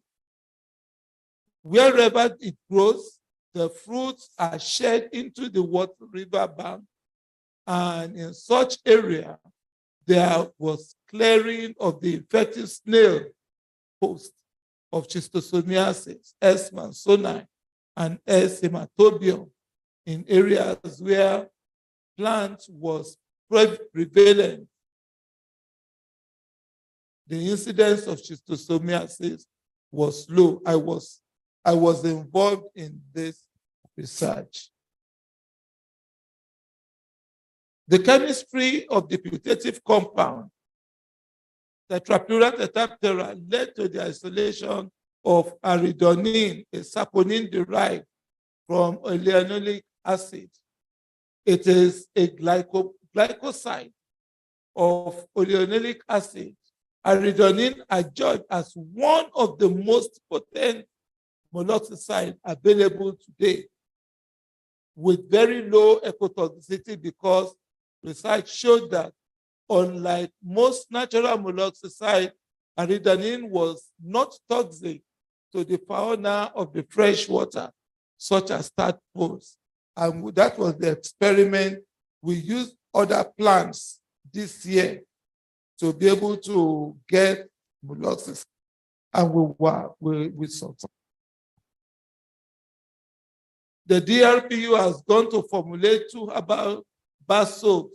We call that Chisto herbal laundry soap for washing clothes and Chisto herbal bathing soap for bathing. These soaps were formulated to help in the control of the disease in areas with high incidence of the disease, but where the plant is not available. In conclusion, molluscs have been used in ethnomedicine by many traditional cultures to treat different aspects of inflammatory conditions, and research is ongoing to authenticate the fullness of molluscs. The sodium-potassium ratio of 1.68 gives room for much concern, especially in the diet of people who are prone to high blood pressure. The sodium-potassium ATPase pump helps to maintain osmotic equilibrium and membrane potential in cells. The sodium and potassium move against the concentration gradient. The sodium ion and potassium ion ATPase pump maintain the gradient of a higher concentration of sodium extracellular and high level of potassium intracellularly. If the pump does not function properly in brain cells, the result is severe neurological condition, such as brain and muscle spasm or unilateral paralysis. So people with attention, such as, should be cautious in the consumption of acatina.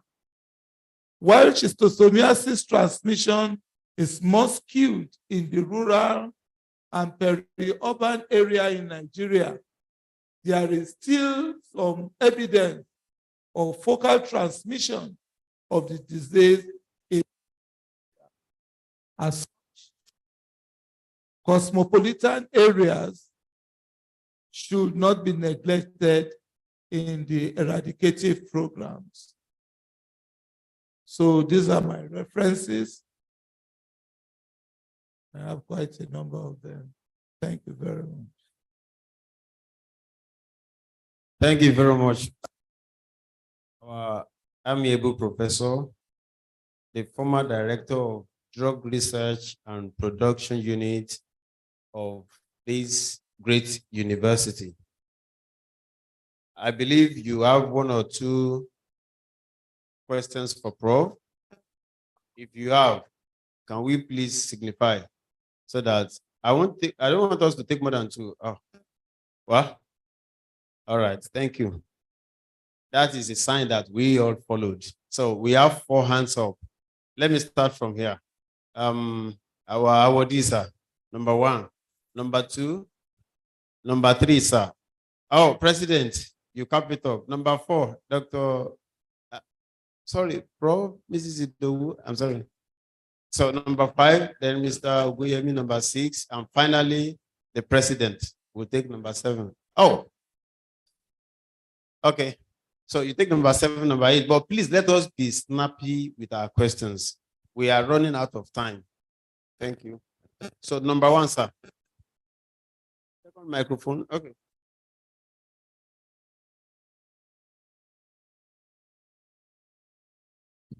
Thank you so much, Prof. I quite followed. I have 2 questions here. Hope Prof is listening. Okay, sir. First is, what will make you wholeheartedly accept hygienically extracted slime for the pharmaceutical industries in Nigeria? That's number 1. If you guys accept, the second question would be, can we partner with you, OAUs, DRP, in establishing the first snail slime bank in Africa? We can discuss further on that if you accept the offer, sir. Thank you, Prof.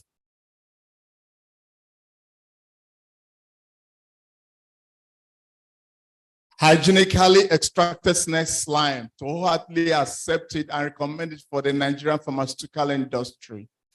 That will be lovely, as long as the protocol for the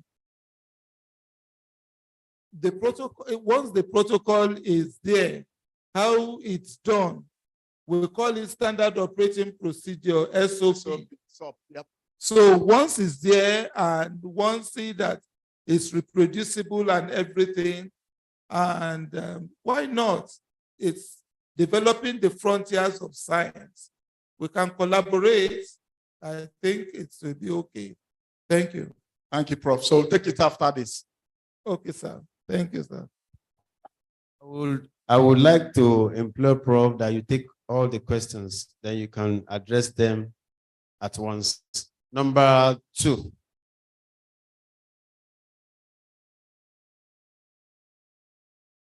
Thank you, sir. Thank you, Prof, for your lecture. That was actually, okay, my name is Ezekiel. I'm the founder of Nectar Green Snails. It is this medicinal property of snails that drove my interest into snails in 2013, because the snail hemolymph cured my grandma in year 2010 of partial stroke. So grandma didn't use her clutch, and she started to work after 11 months. I would also like to thank you, Prof, too, sir, for helping us launch your Chisto, I think, bar soap and laundry soap. Okay, so I feel to further propel our research work, when we have such products, it is easily accessible for the general produce. Now, for the general populace. Now, my question, I would like to know, can we say farmed snails can also harbor rat lungworm? Farmed snails, can they also harbor rat lungworm? Then the second question is, when you are listing the medicinal property of mollusks, you focused more on aquatic snails. And I would like to bring it down to Nigeria. The freshwater snails, the one we call Ishawuru, have you done any research work on it to further know their medicinal use, or it is the Oyinbo snails we still have to rely on? And the third one, sir, I would like to know, have you done any research work on the snail hemolymph to pick out the active ingredient? Like I said, it's so dear to me because that was what killed my grandma. Thank you. 4. I think I give you 5 more. Number 4.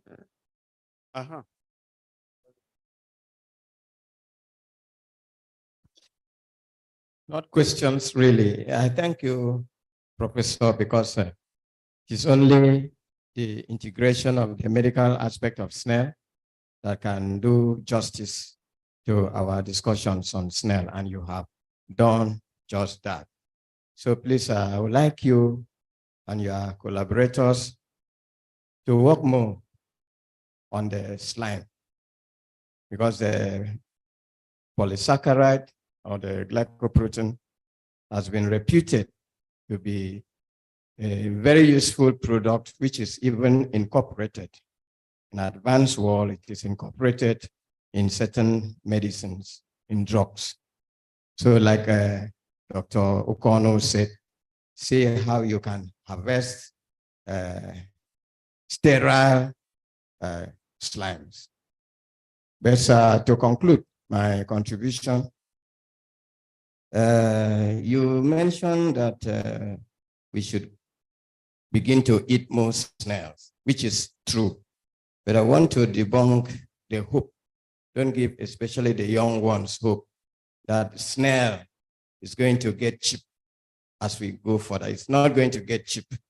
You recall a few years ago, 20, 30 years ago, like in where I come from, children were admonished. If a child needed meat, he was told to forget about beef or pork. Go and learn how to start eating meat by going to the bush to harvest snail. Snail was very cheap. Today, who is the person eating snail? It is you, professor, and very rich people who can afford snail. So snail is not going to get cheap, except Malacological Society will do something about the cost of it. Otherwise, snail is not getting cheap. Thank you very much.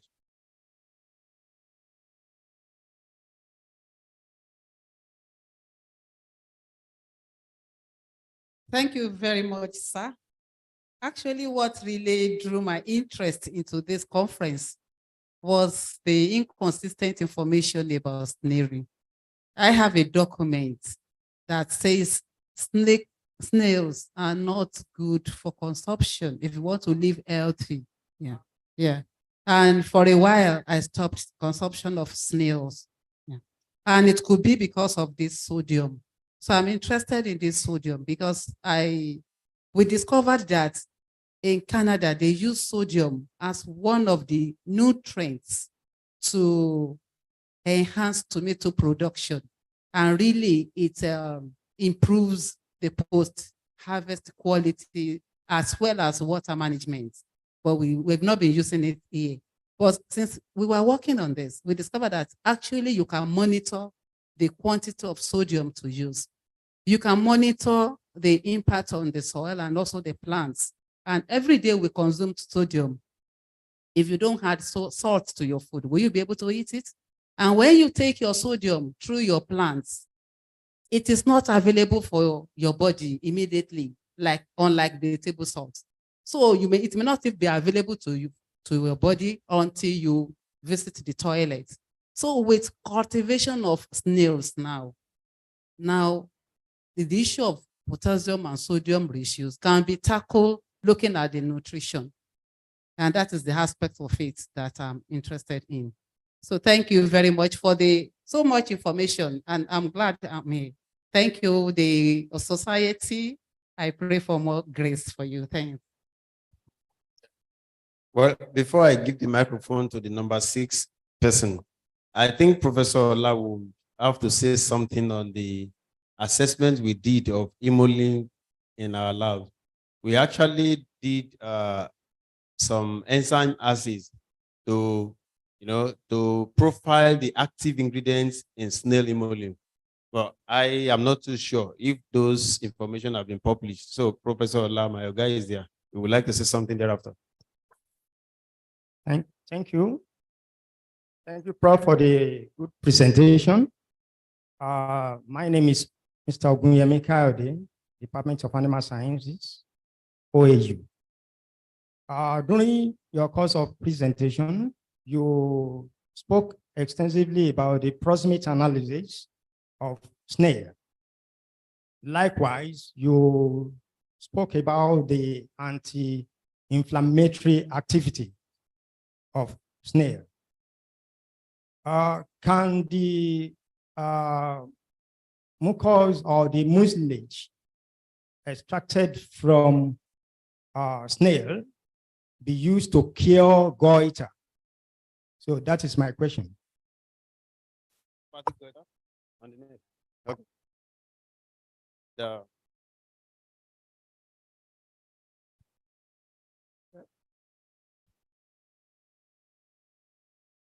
Thank you very much, Professor Joseph Morunfulu Agbedansi, for this beautiful lecture. I'm not expecting anything less, though it's my organ in the Department of Drug Research and Production Unit. I got interested in attending this conference because I heard that there is so much money in snail farming. And I'm like, let me go and attend, with the situation that we are in this country. You must guide your loin very well so that you will be economically buoyant. Discussing the snail, well, I concluded that even if we are saying that it is a host to some maybe diseases and all the rest, well, for its medicinal uses alone, people will continue to rear it.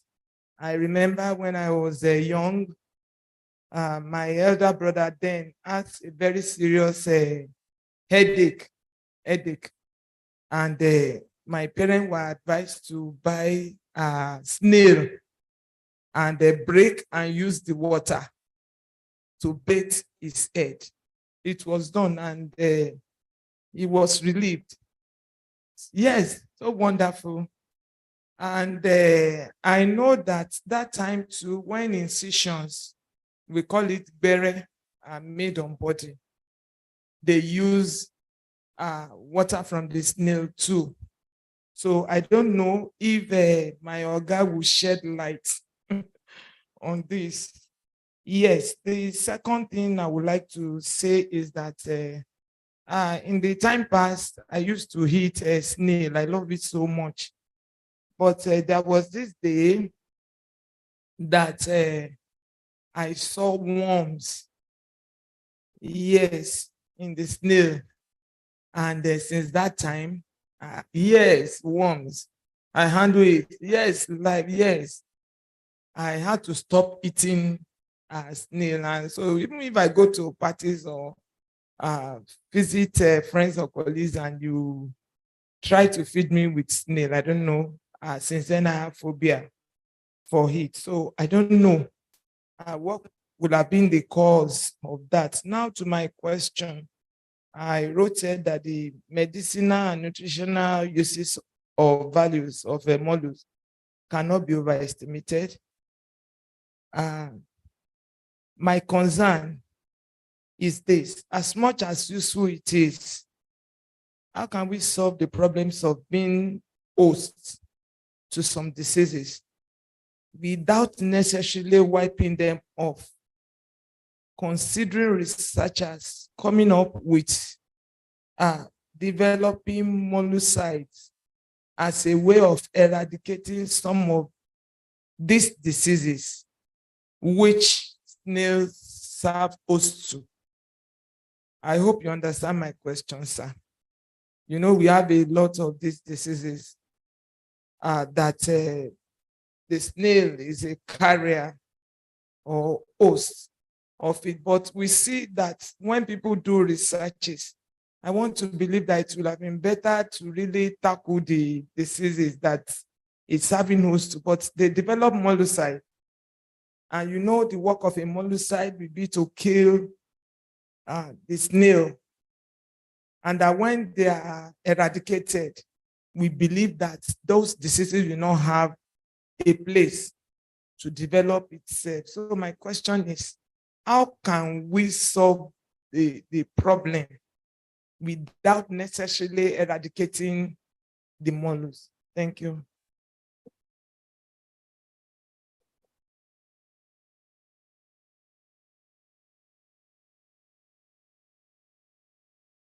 Well, the questions have been asked, sir. Our amiable professor. I have no moral rights. Yes, I have no moral rights. Okay, President. I want to appreciate Prof for your presentation. Mine is more of contribution than questions. I believe there's nowhere in the world that snails are consumed raw. And in the course of presentations here, we are told that those microbes that snail harbor are heat labile. So before you even consume them, you have boiled and killed those pathogens. So the meat you are eating is safe for consumption. Prof, sir, it is not ideal to destroy the ecosystem. So the use of adonatrin should be cautiously applied. Because for you people, my joy here is you implicated aquatic snails. By the time you eradicate those snails, your research specimen will be lost. So we should not eradicate them, rather we should control. Thank you. Mr. President, I was about making a humble request with the professor. I said I have no moral right to ask you not to attend to all questions, but please, we are conscious of time, and I know you'll be snappy in your responses. Thank you, sir.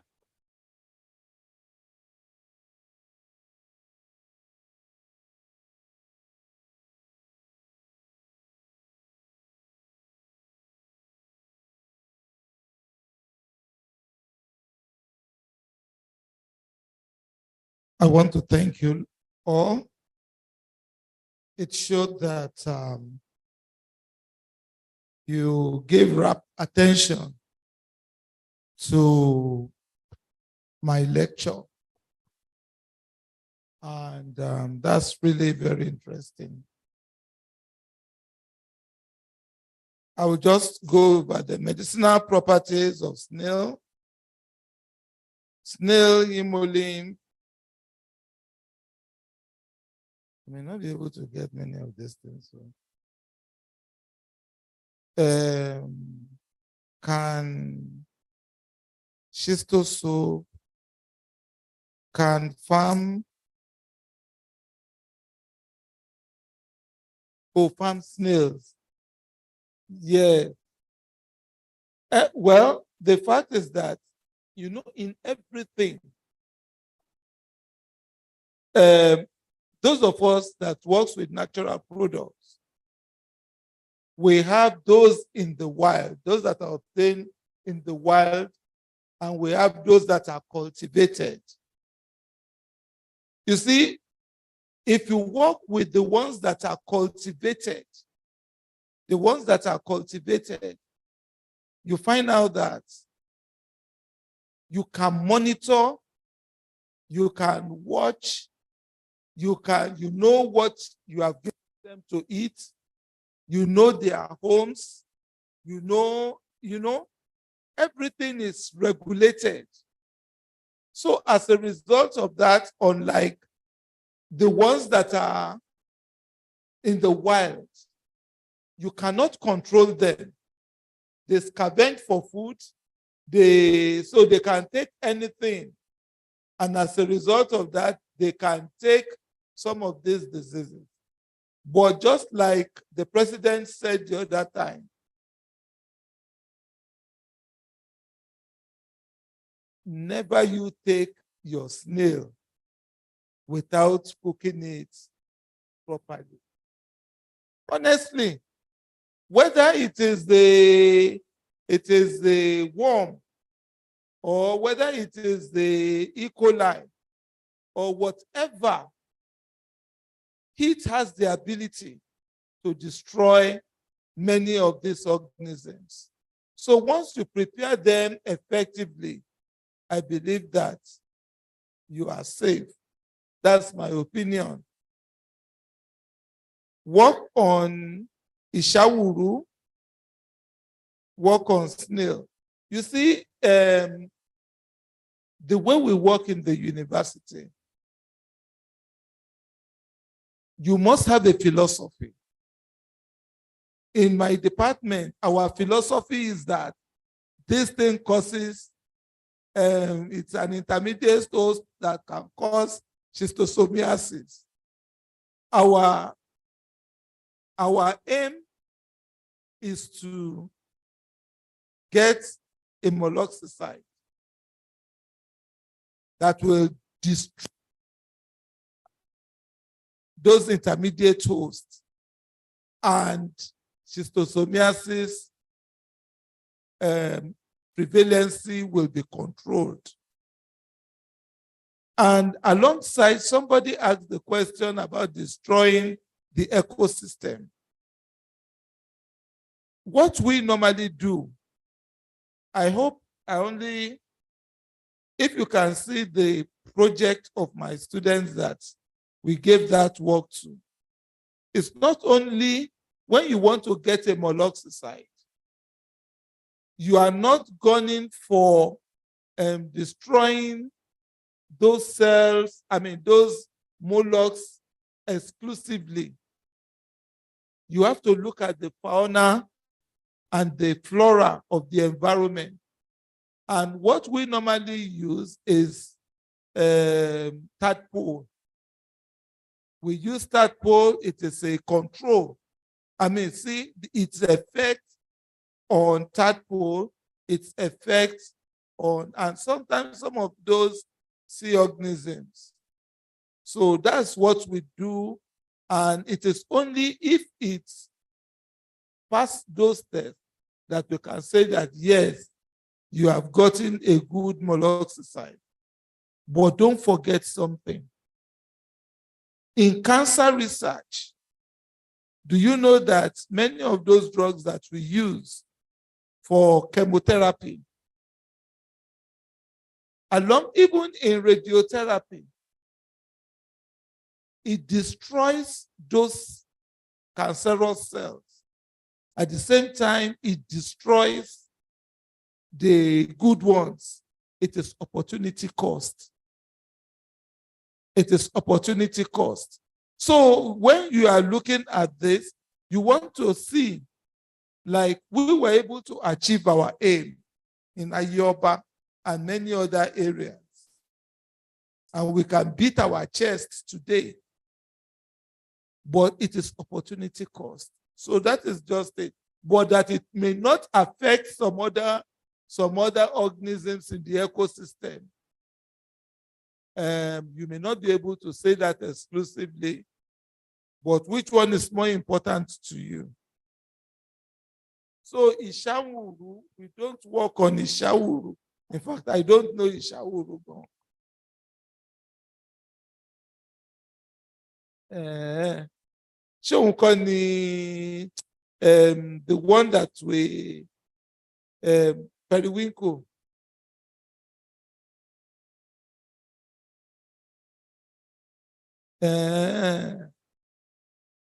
So no, we don't work on Ishawuru.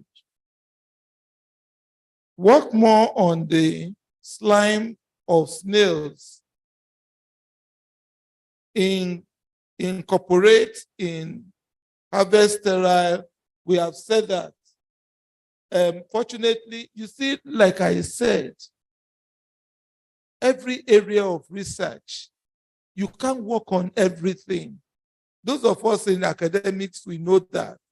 You can't work on everything. You must have an area that you focus on. Like Professor Ola, I learned in a Greek department. I know that they have been working on this slime and things. You said so. I would have thought that probably, why don't you meet them? They work in this area of research. And rather than us, we will have to just go into the slime again and be trying. But just like I said, if you get a healthy one, we will look at your standard operating procedure. If it is good, then one can incorporate it into pharmaceutical product that we know that, yes. You understand what I'm saying, sir? Once one looks at the whole thing, okay, it is like we know. Take, for example, my PhD student. My PhD student, he has graduated now, is working with Mafe Babalola University. The area of his research was wound healing. Wound healing. And knowing fully well now that the lymph, the hemolymph of, so when we were looking for standards, what stops us from working on this hemolymph and see the effect it would have on wound healing? Fortunately, some people have done it and they have said that it's good. So one can project from their research and see what can do about formulation of products. The essential thing is that for you to be able to formulate that product that people will be beneficial to people outside the general populace. So economic value of snail. Snail will not get cheap. Well, let me tell you something. In my house, whenever it rains, in fact, I have a daughter. You wouldn't believe she's a lawyer, and she earns well. But once rain falls, she will go all over the place looking for snails. And you know, after she might have collected very many, they fry the snail. I too, I partake in the eating of the snail. So it is not meant for only children alone. We should, a good source of protein. Why do you have to waste your money? Whenever it rains, the following day, just go out. You too be picking snails. Sir? You will see. They will always be there. Our God is very merciful. Consumption of snail, the sodium, potassium. And excuse me, the lady that mentioned that sodium, many of these elements are essential in the body. We are not talking of the sodium nor the potassium. We are talking about the ratio, about the extracellular and intracellular cells. And we know that this sodium-potassium ratio affects the blood pressure. We know that it affects the blood pressure. So that's why we are just saying that, okay, let us just be careful. Once you run the risk of having high blood pressure, that's not the time that you will take about 10 snails on the table at once and then start consuming. But that does not necessarily mean that you must not consume it. We are not saying that don't take it at all, just be cautious. That is the essence. Proximate analysis. Anti-inflammatory activity of snails. Can it be used in the management of goiter? Okay. The proximate analysis is just to enable us to know the essential elements that are present in the flesh. And I think I said how we can do the proximate analysis. All those elements, they have their standards. They have their standards. You look at the thing, compare it with normal standard. Take, for example, lead is very poisonous, and some other elements like that. So, arsenic and all those, they are very, very poisonous.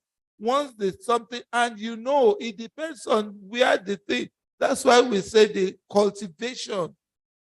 If you cultivate your snail yourself, you know where they move to, and compared to the one that's in the wild. So you can control some of these things. So I would rather prefer to buy snail from doctor, and because if she cultivates her, she will have a separate area where she rear her snails. And some of this, unlike the one that just speak all over the place. So, and goiter, somebody told me about this goiter. Whether snail is, I don't know. It depends on the iodine content. It depends on the iodine content of the snail. So if it has good iodine content, then it can be used in the management of goiter. So, but I have had it, but I haven't read any studies concerning. But a professor told me that snail is good in the management of goiter. Snail water and headache. Yes. You know, that's why our people, they said error. Honestly, those people that said it, they knew what they were saying. Whatever that is there, I don't know. But I believe they have been using this from time immemorial. The essential thing is that don't take that hemo leaf, don't swallow it. But if it is topical, if it's there, you wash it away. So that is my, but it's very, very likely that it works, because it might not have been proven scientifically. Do you know that this acupuncture that we now have all over the place, ab initio, they felt it was fetish, that because they did not know anything about it. But later, you know, they now saw that there are some nerve endings that when you put those pins there, and it has now become part of the thing that we use in medicine. So that is just it.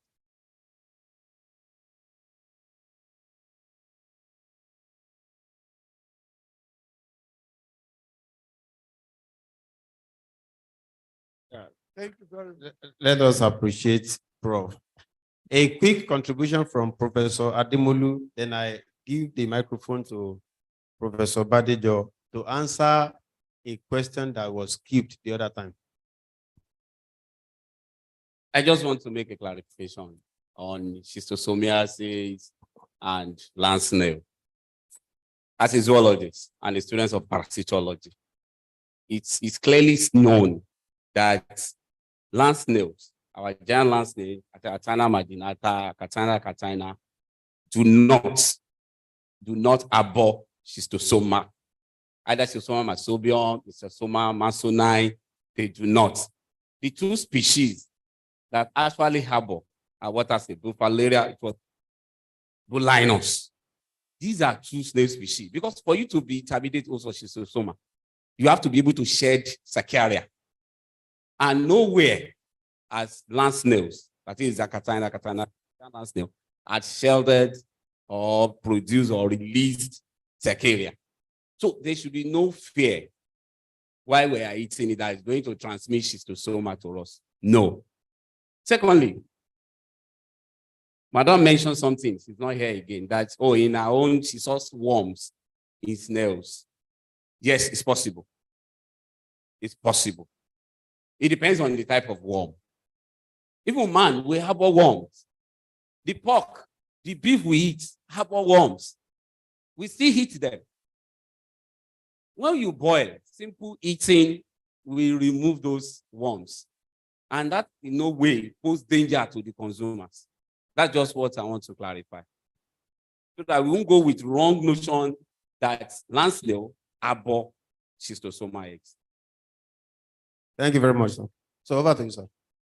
Just a few seconds. I discovered later that I skipped the question on the empty shell being occupied by a crustacean. I'm sorry, I skipped it. You know, in basic ecology, there are so many relationships between organisms. parasitism, predation, commensalism, symbiosis, mutualism, and all this. This is commensalism. The shell of the snail does not get any benefit from that. But the phoretic organism, that is the crab. Crabs are arthropods. They are not mollusks.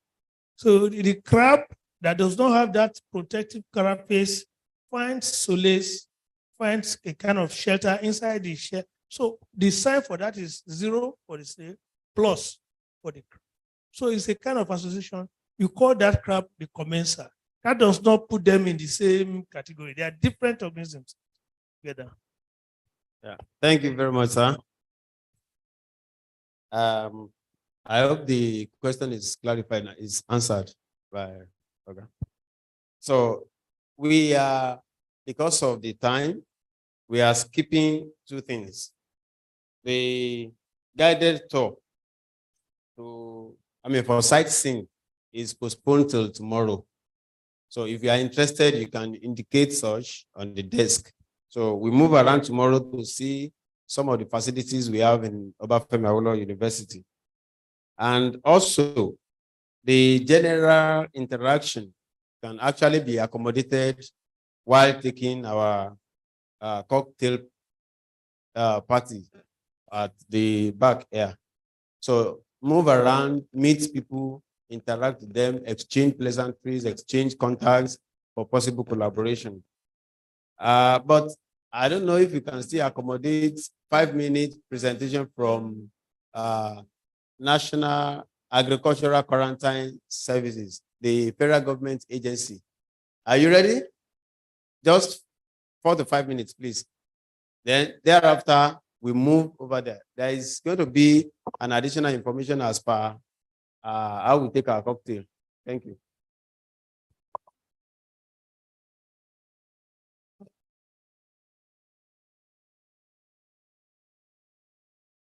Good evening, professors and the friends here. We've all had a long day. Seriously, I was hoping it won't be today anymore.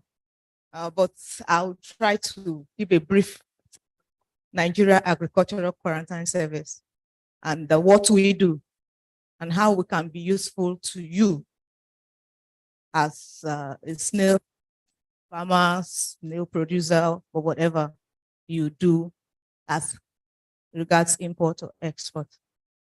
Okay, Nigeria Agricultural Quarantine Service is the government agency that is saddled with the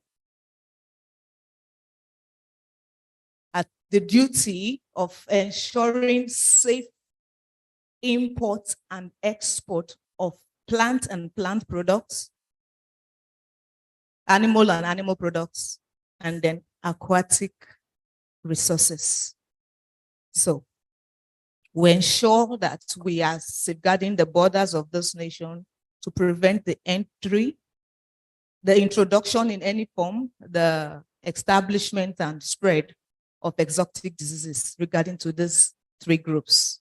Now for snails, for those who are interested in snail export, actually snail has been in the export business for over 7 years now in this country. And I think we have over 30 registered snail exporters who are doing business daily. Snails leave this country on a regular basis as in live form and then in the processed form. For those who want to export, I'll give a quick guidelines on how we can help you. First, you get registered with us. But for you to register with us for snail export, you need to have the Nigeria Export Promotion Council registration and the CAC registration. So with those 2 documents, you come to us, you have a token to pay for our registration, just 20,000 naira registration, and will be imputed in our database. I was asking the young man earlier for a particular information, not to slight him, but to confirm his presence in our database if he's actually exporting as he said. Now, if he is exporting, I just need that name with which he's exporting so that we don't look at people's faces when we facilitate trade. We are concerned with your business name. So your business name is what we need, not your face. Once you are registered with us, we can guide you on how to go about and where you can export snails to that is acceptable. A good number of countries are accepting snails from Nigeria, but at the moment, only the UK takes live snails from us, as in non-African countries. So, but in the processed form, UK accepts processed snails very well, but after a certain process, which NAQS will also guide you through. First of all, if you want to export snails to the US, to Canada, to Australia, to any other countries, you cannot export the live snails. The reasons have been stated: diseases,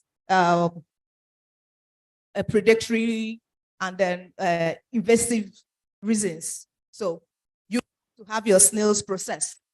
Now, if you have your snails processed, that is, you have deshelled and cleaned them up, you get them frozen or you get them dried.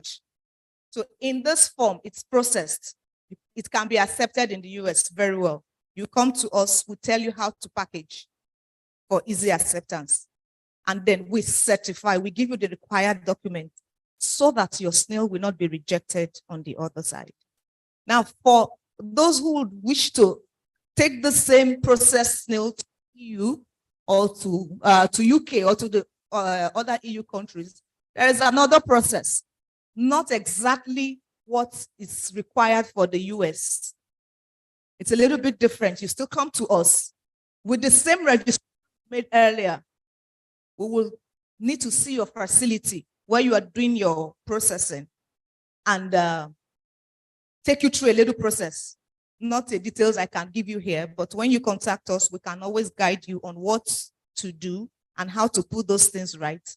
And then we will give you, you will get a certification number from us. We call it your EU number, which is specific to that, each company that is ready for that. It's specific to countries, to exporters. So with that detail, you are qualified thereafter to export processed snails to UK or to other EU countries without being intercepted or destroyed, your products being destroyed. Am I leaving anything out? Basically, that is it. Information, NAQS information is available on our website. You don't have to come to us in person to contact us. Once you send your message to us, we will respond to you and we will deal with you like a special personnel that you are. We don't have to see your face before we react to positively to your request. We have given some of our contacts out. You can reach us individually if you want to, and you will be rightly guided to how to get your snails exported. The market, the expectation is high. They need your snails out there, but go through the right process. If you do that, we assure you, you make your money into your pocket and you can thank us in any way you want. Not necessarily, just appreciate the fact that NAQS is there to serve you, not at a cost that will deprive you of doing the business. At the best services we render to you with, we have professionals. The four of us here are vet doctors, and NAQS has actually employed officers that are gallant and ready to help Nigeria. We are not like some other agencies that will want to extort you in any way. So if you are approaching an NAQS officer, it's not money, it's about the concerns. So come with that mindset that this agency is there to help you. And like I said earlier, feel free to contact us. Our email, contact@naqs.ng, is open. Send your message today. You will get a reply before the end of the week. I can assure you that. Thank you. My HOD might want to say something. Okay. I just want to add in relation with registration conditions. Apart from being registered with Nigeria Export Promotion Council and CAC, before we can also register you, we want to see your facility. We have to pay a visit to your facility. Why we do this is because we want to encourage people to have a farm before they can export because of traceability. When there is a disease outbreak or when there's a problem with your export, we can trace back where it's coming from. We know most people that do export go into the bushes, pick snail and all that. It's a recipe for disaster because you can introduce disease into your product. Just as has been said here, if you have a farm, you monitor your snail, how they go, what you feed them. So it's easier for you to control. And generally, we encourage people to have a farm for you to export for the sake of the country. Thank you. The organization is Nigeria Agricultural Quarantine Service. Nigeria Agricultural Quarantine Service. Thank you. All right, thank you very much. The representative of the NAQS, listen to the following information from the LOC chairman. Great. Yeah, thank you very, very much, everyone that has been so patient since morning to stay with us and enjoy this conference. Well, today is gradually coming to an end. I just want to pass information about a small gathering at the back, at the upstairs there. So as soon as we are through here, we can go for our cocktail with the tickets. If you don't have the tickets, you ask for one, you'll be given. So, but we just need you to deposit the ticket where you're going to get the snail cocktail. Please, because we're talking about snail, we can't serve any other meat here. So it has to be snail. So our snail cocktail is waiting for us. As soon as we are through here, please, let's gather just up this staircase.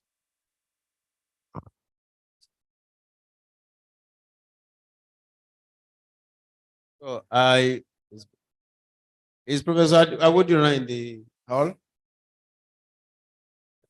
Okay, so we take the vote of thanks now.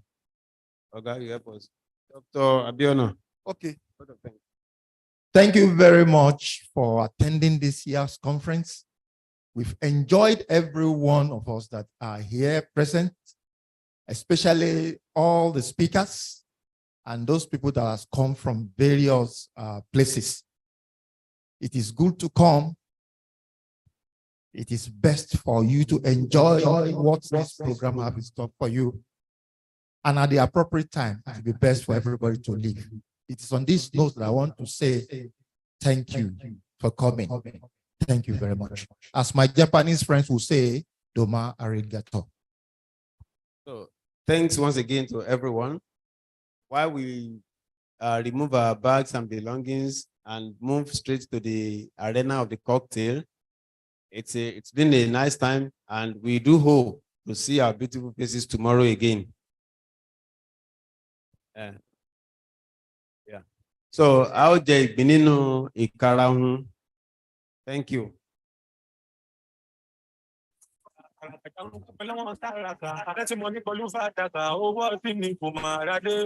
The time for tomorrow session is 10 o'clock on the dot. We are not going to waste your time tomorrow. 10 o'clock for technical session.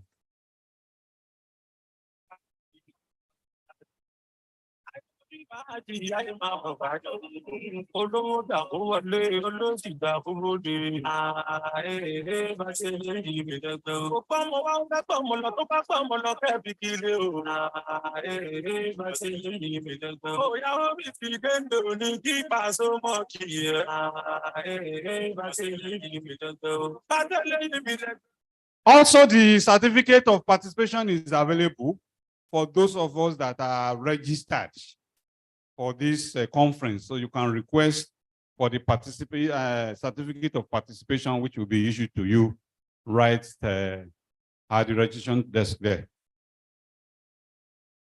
And then the conference proceedings will be sent in soft copy to our individual email addresses. So thank you.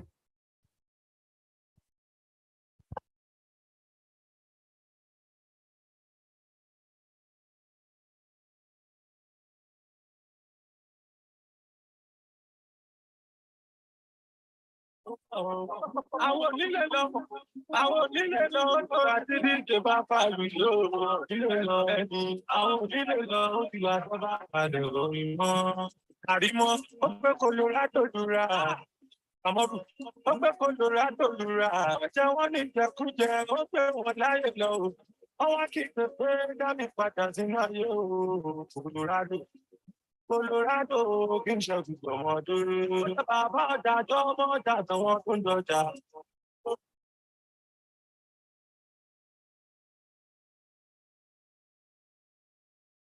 بسم الله الرحمن بسم الله الرحمن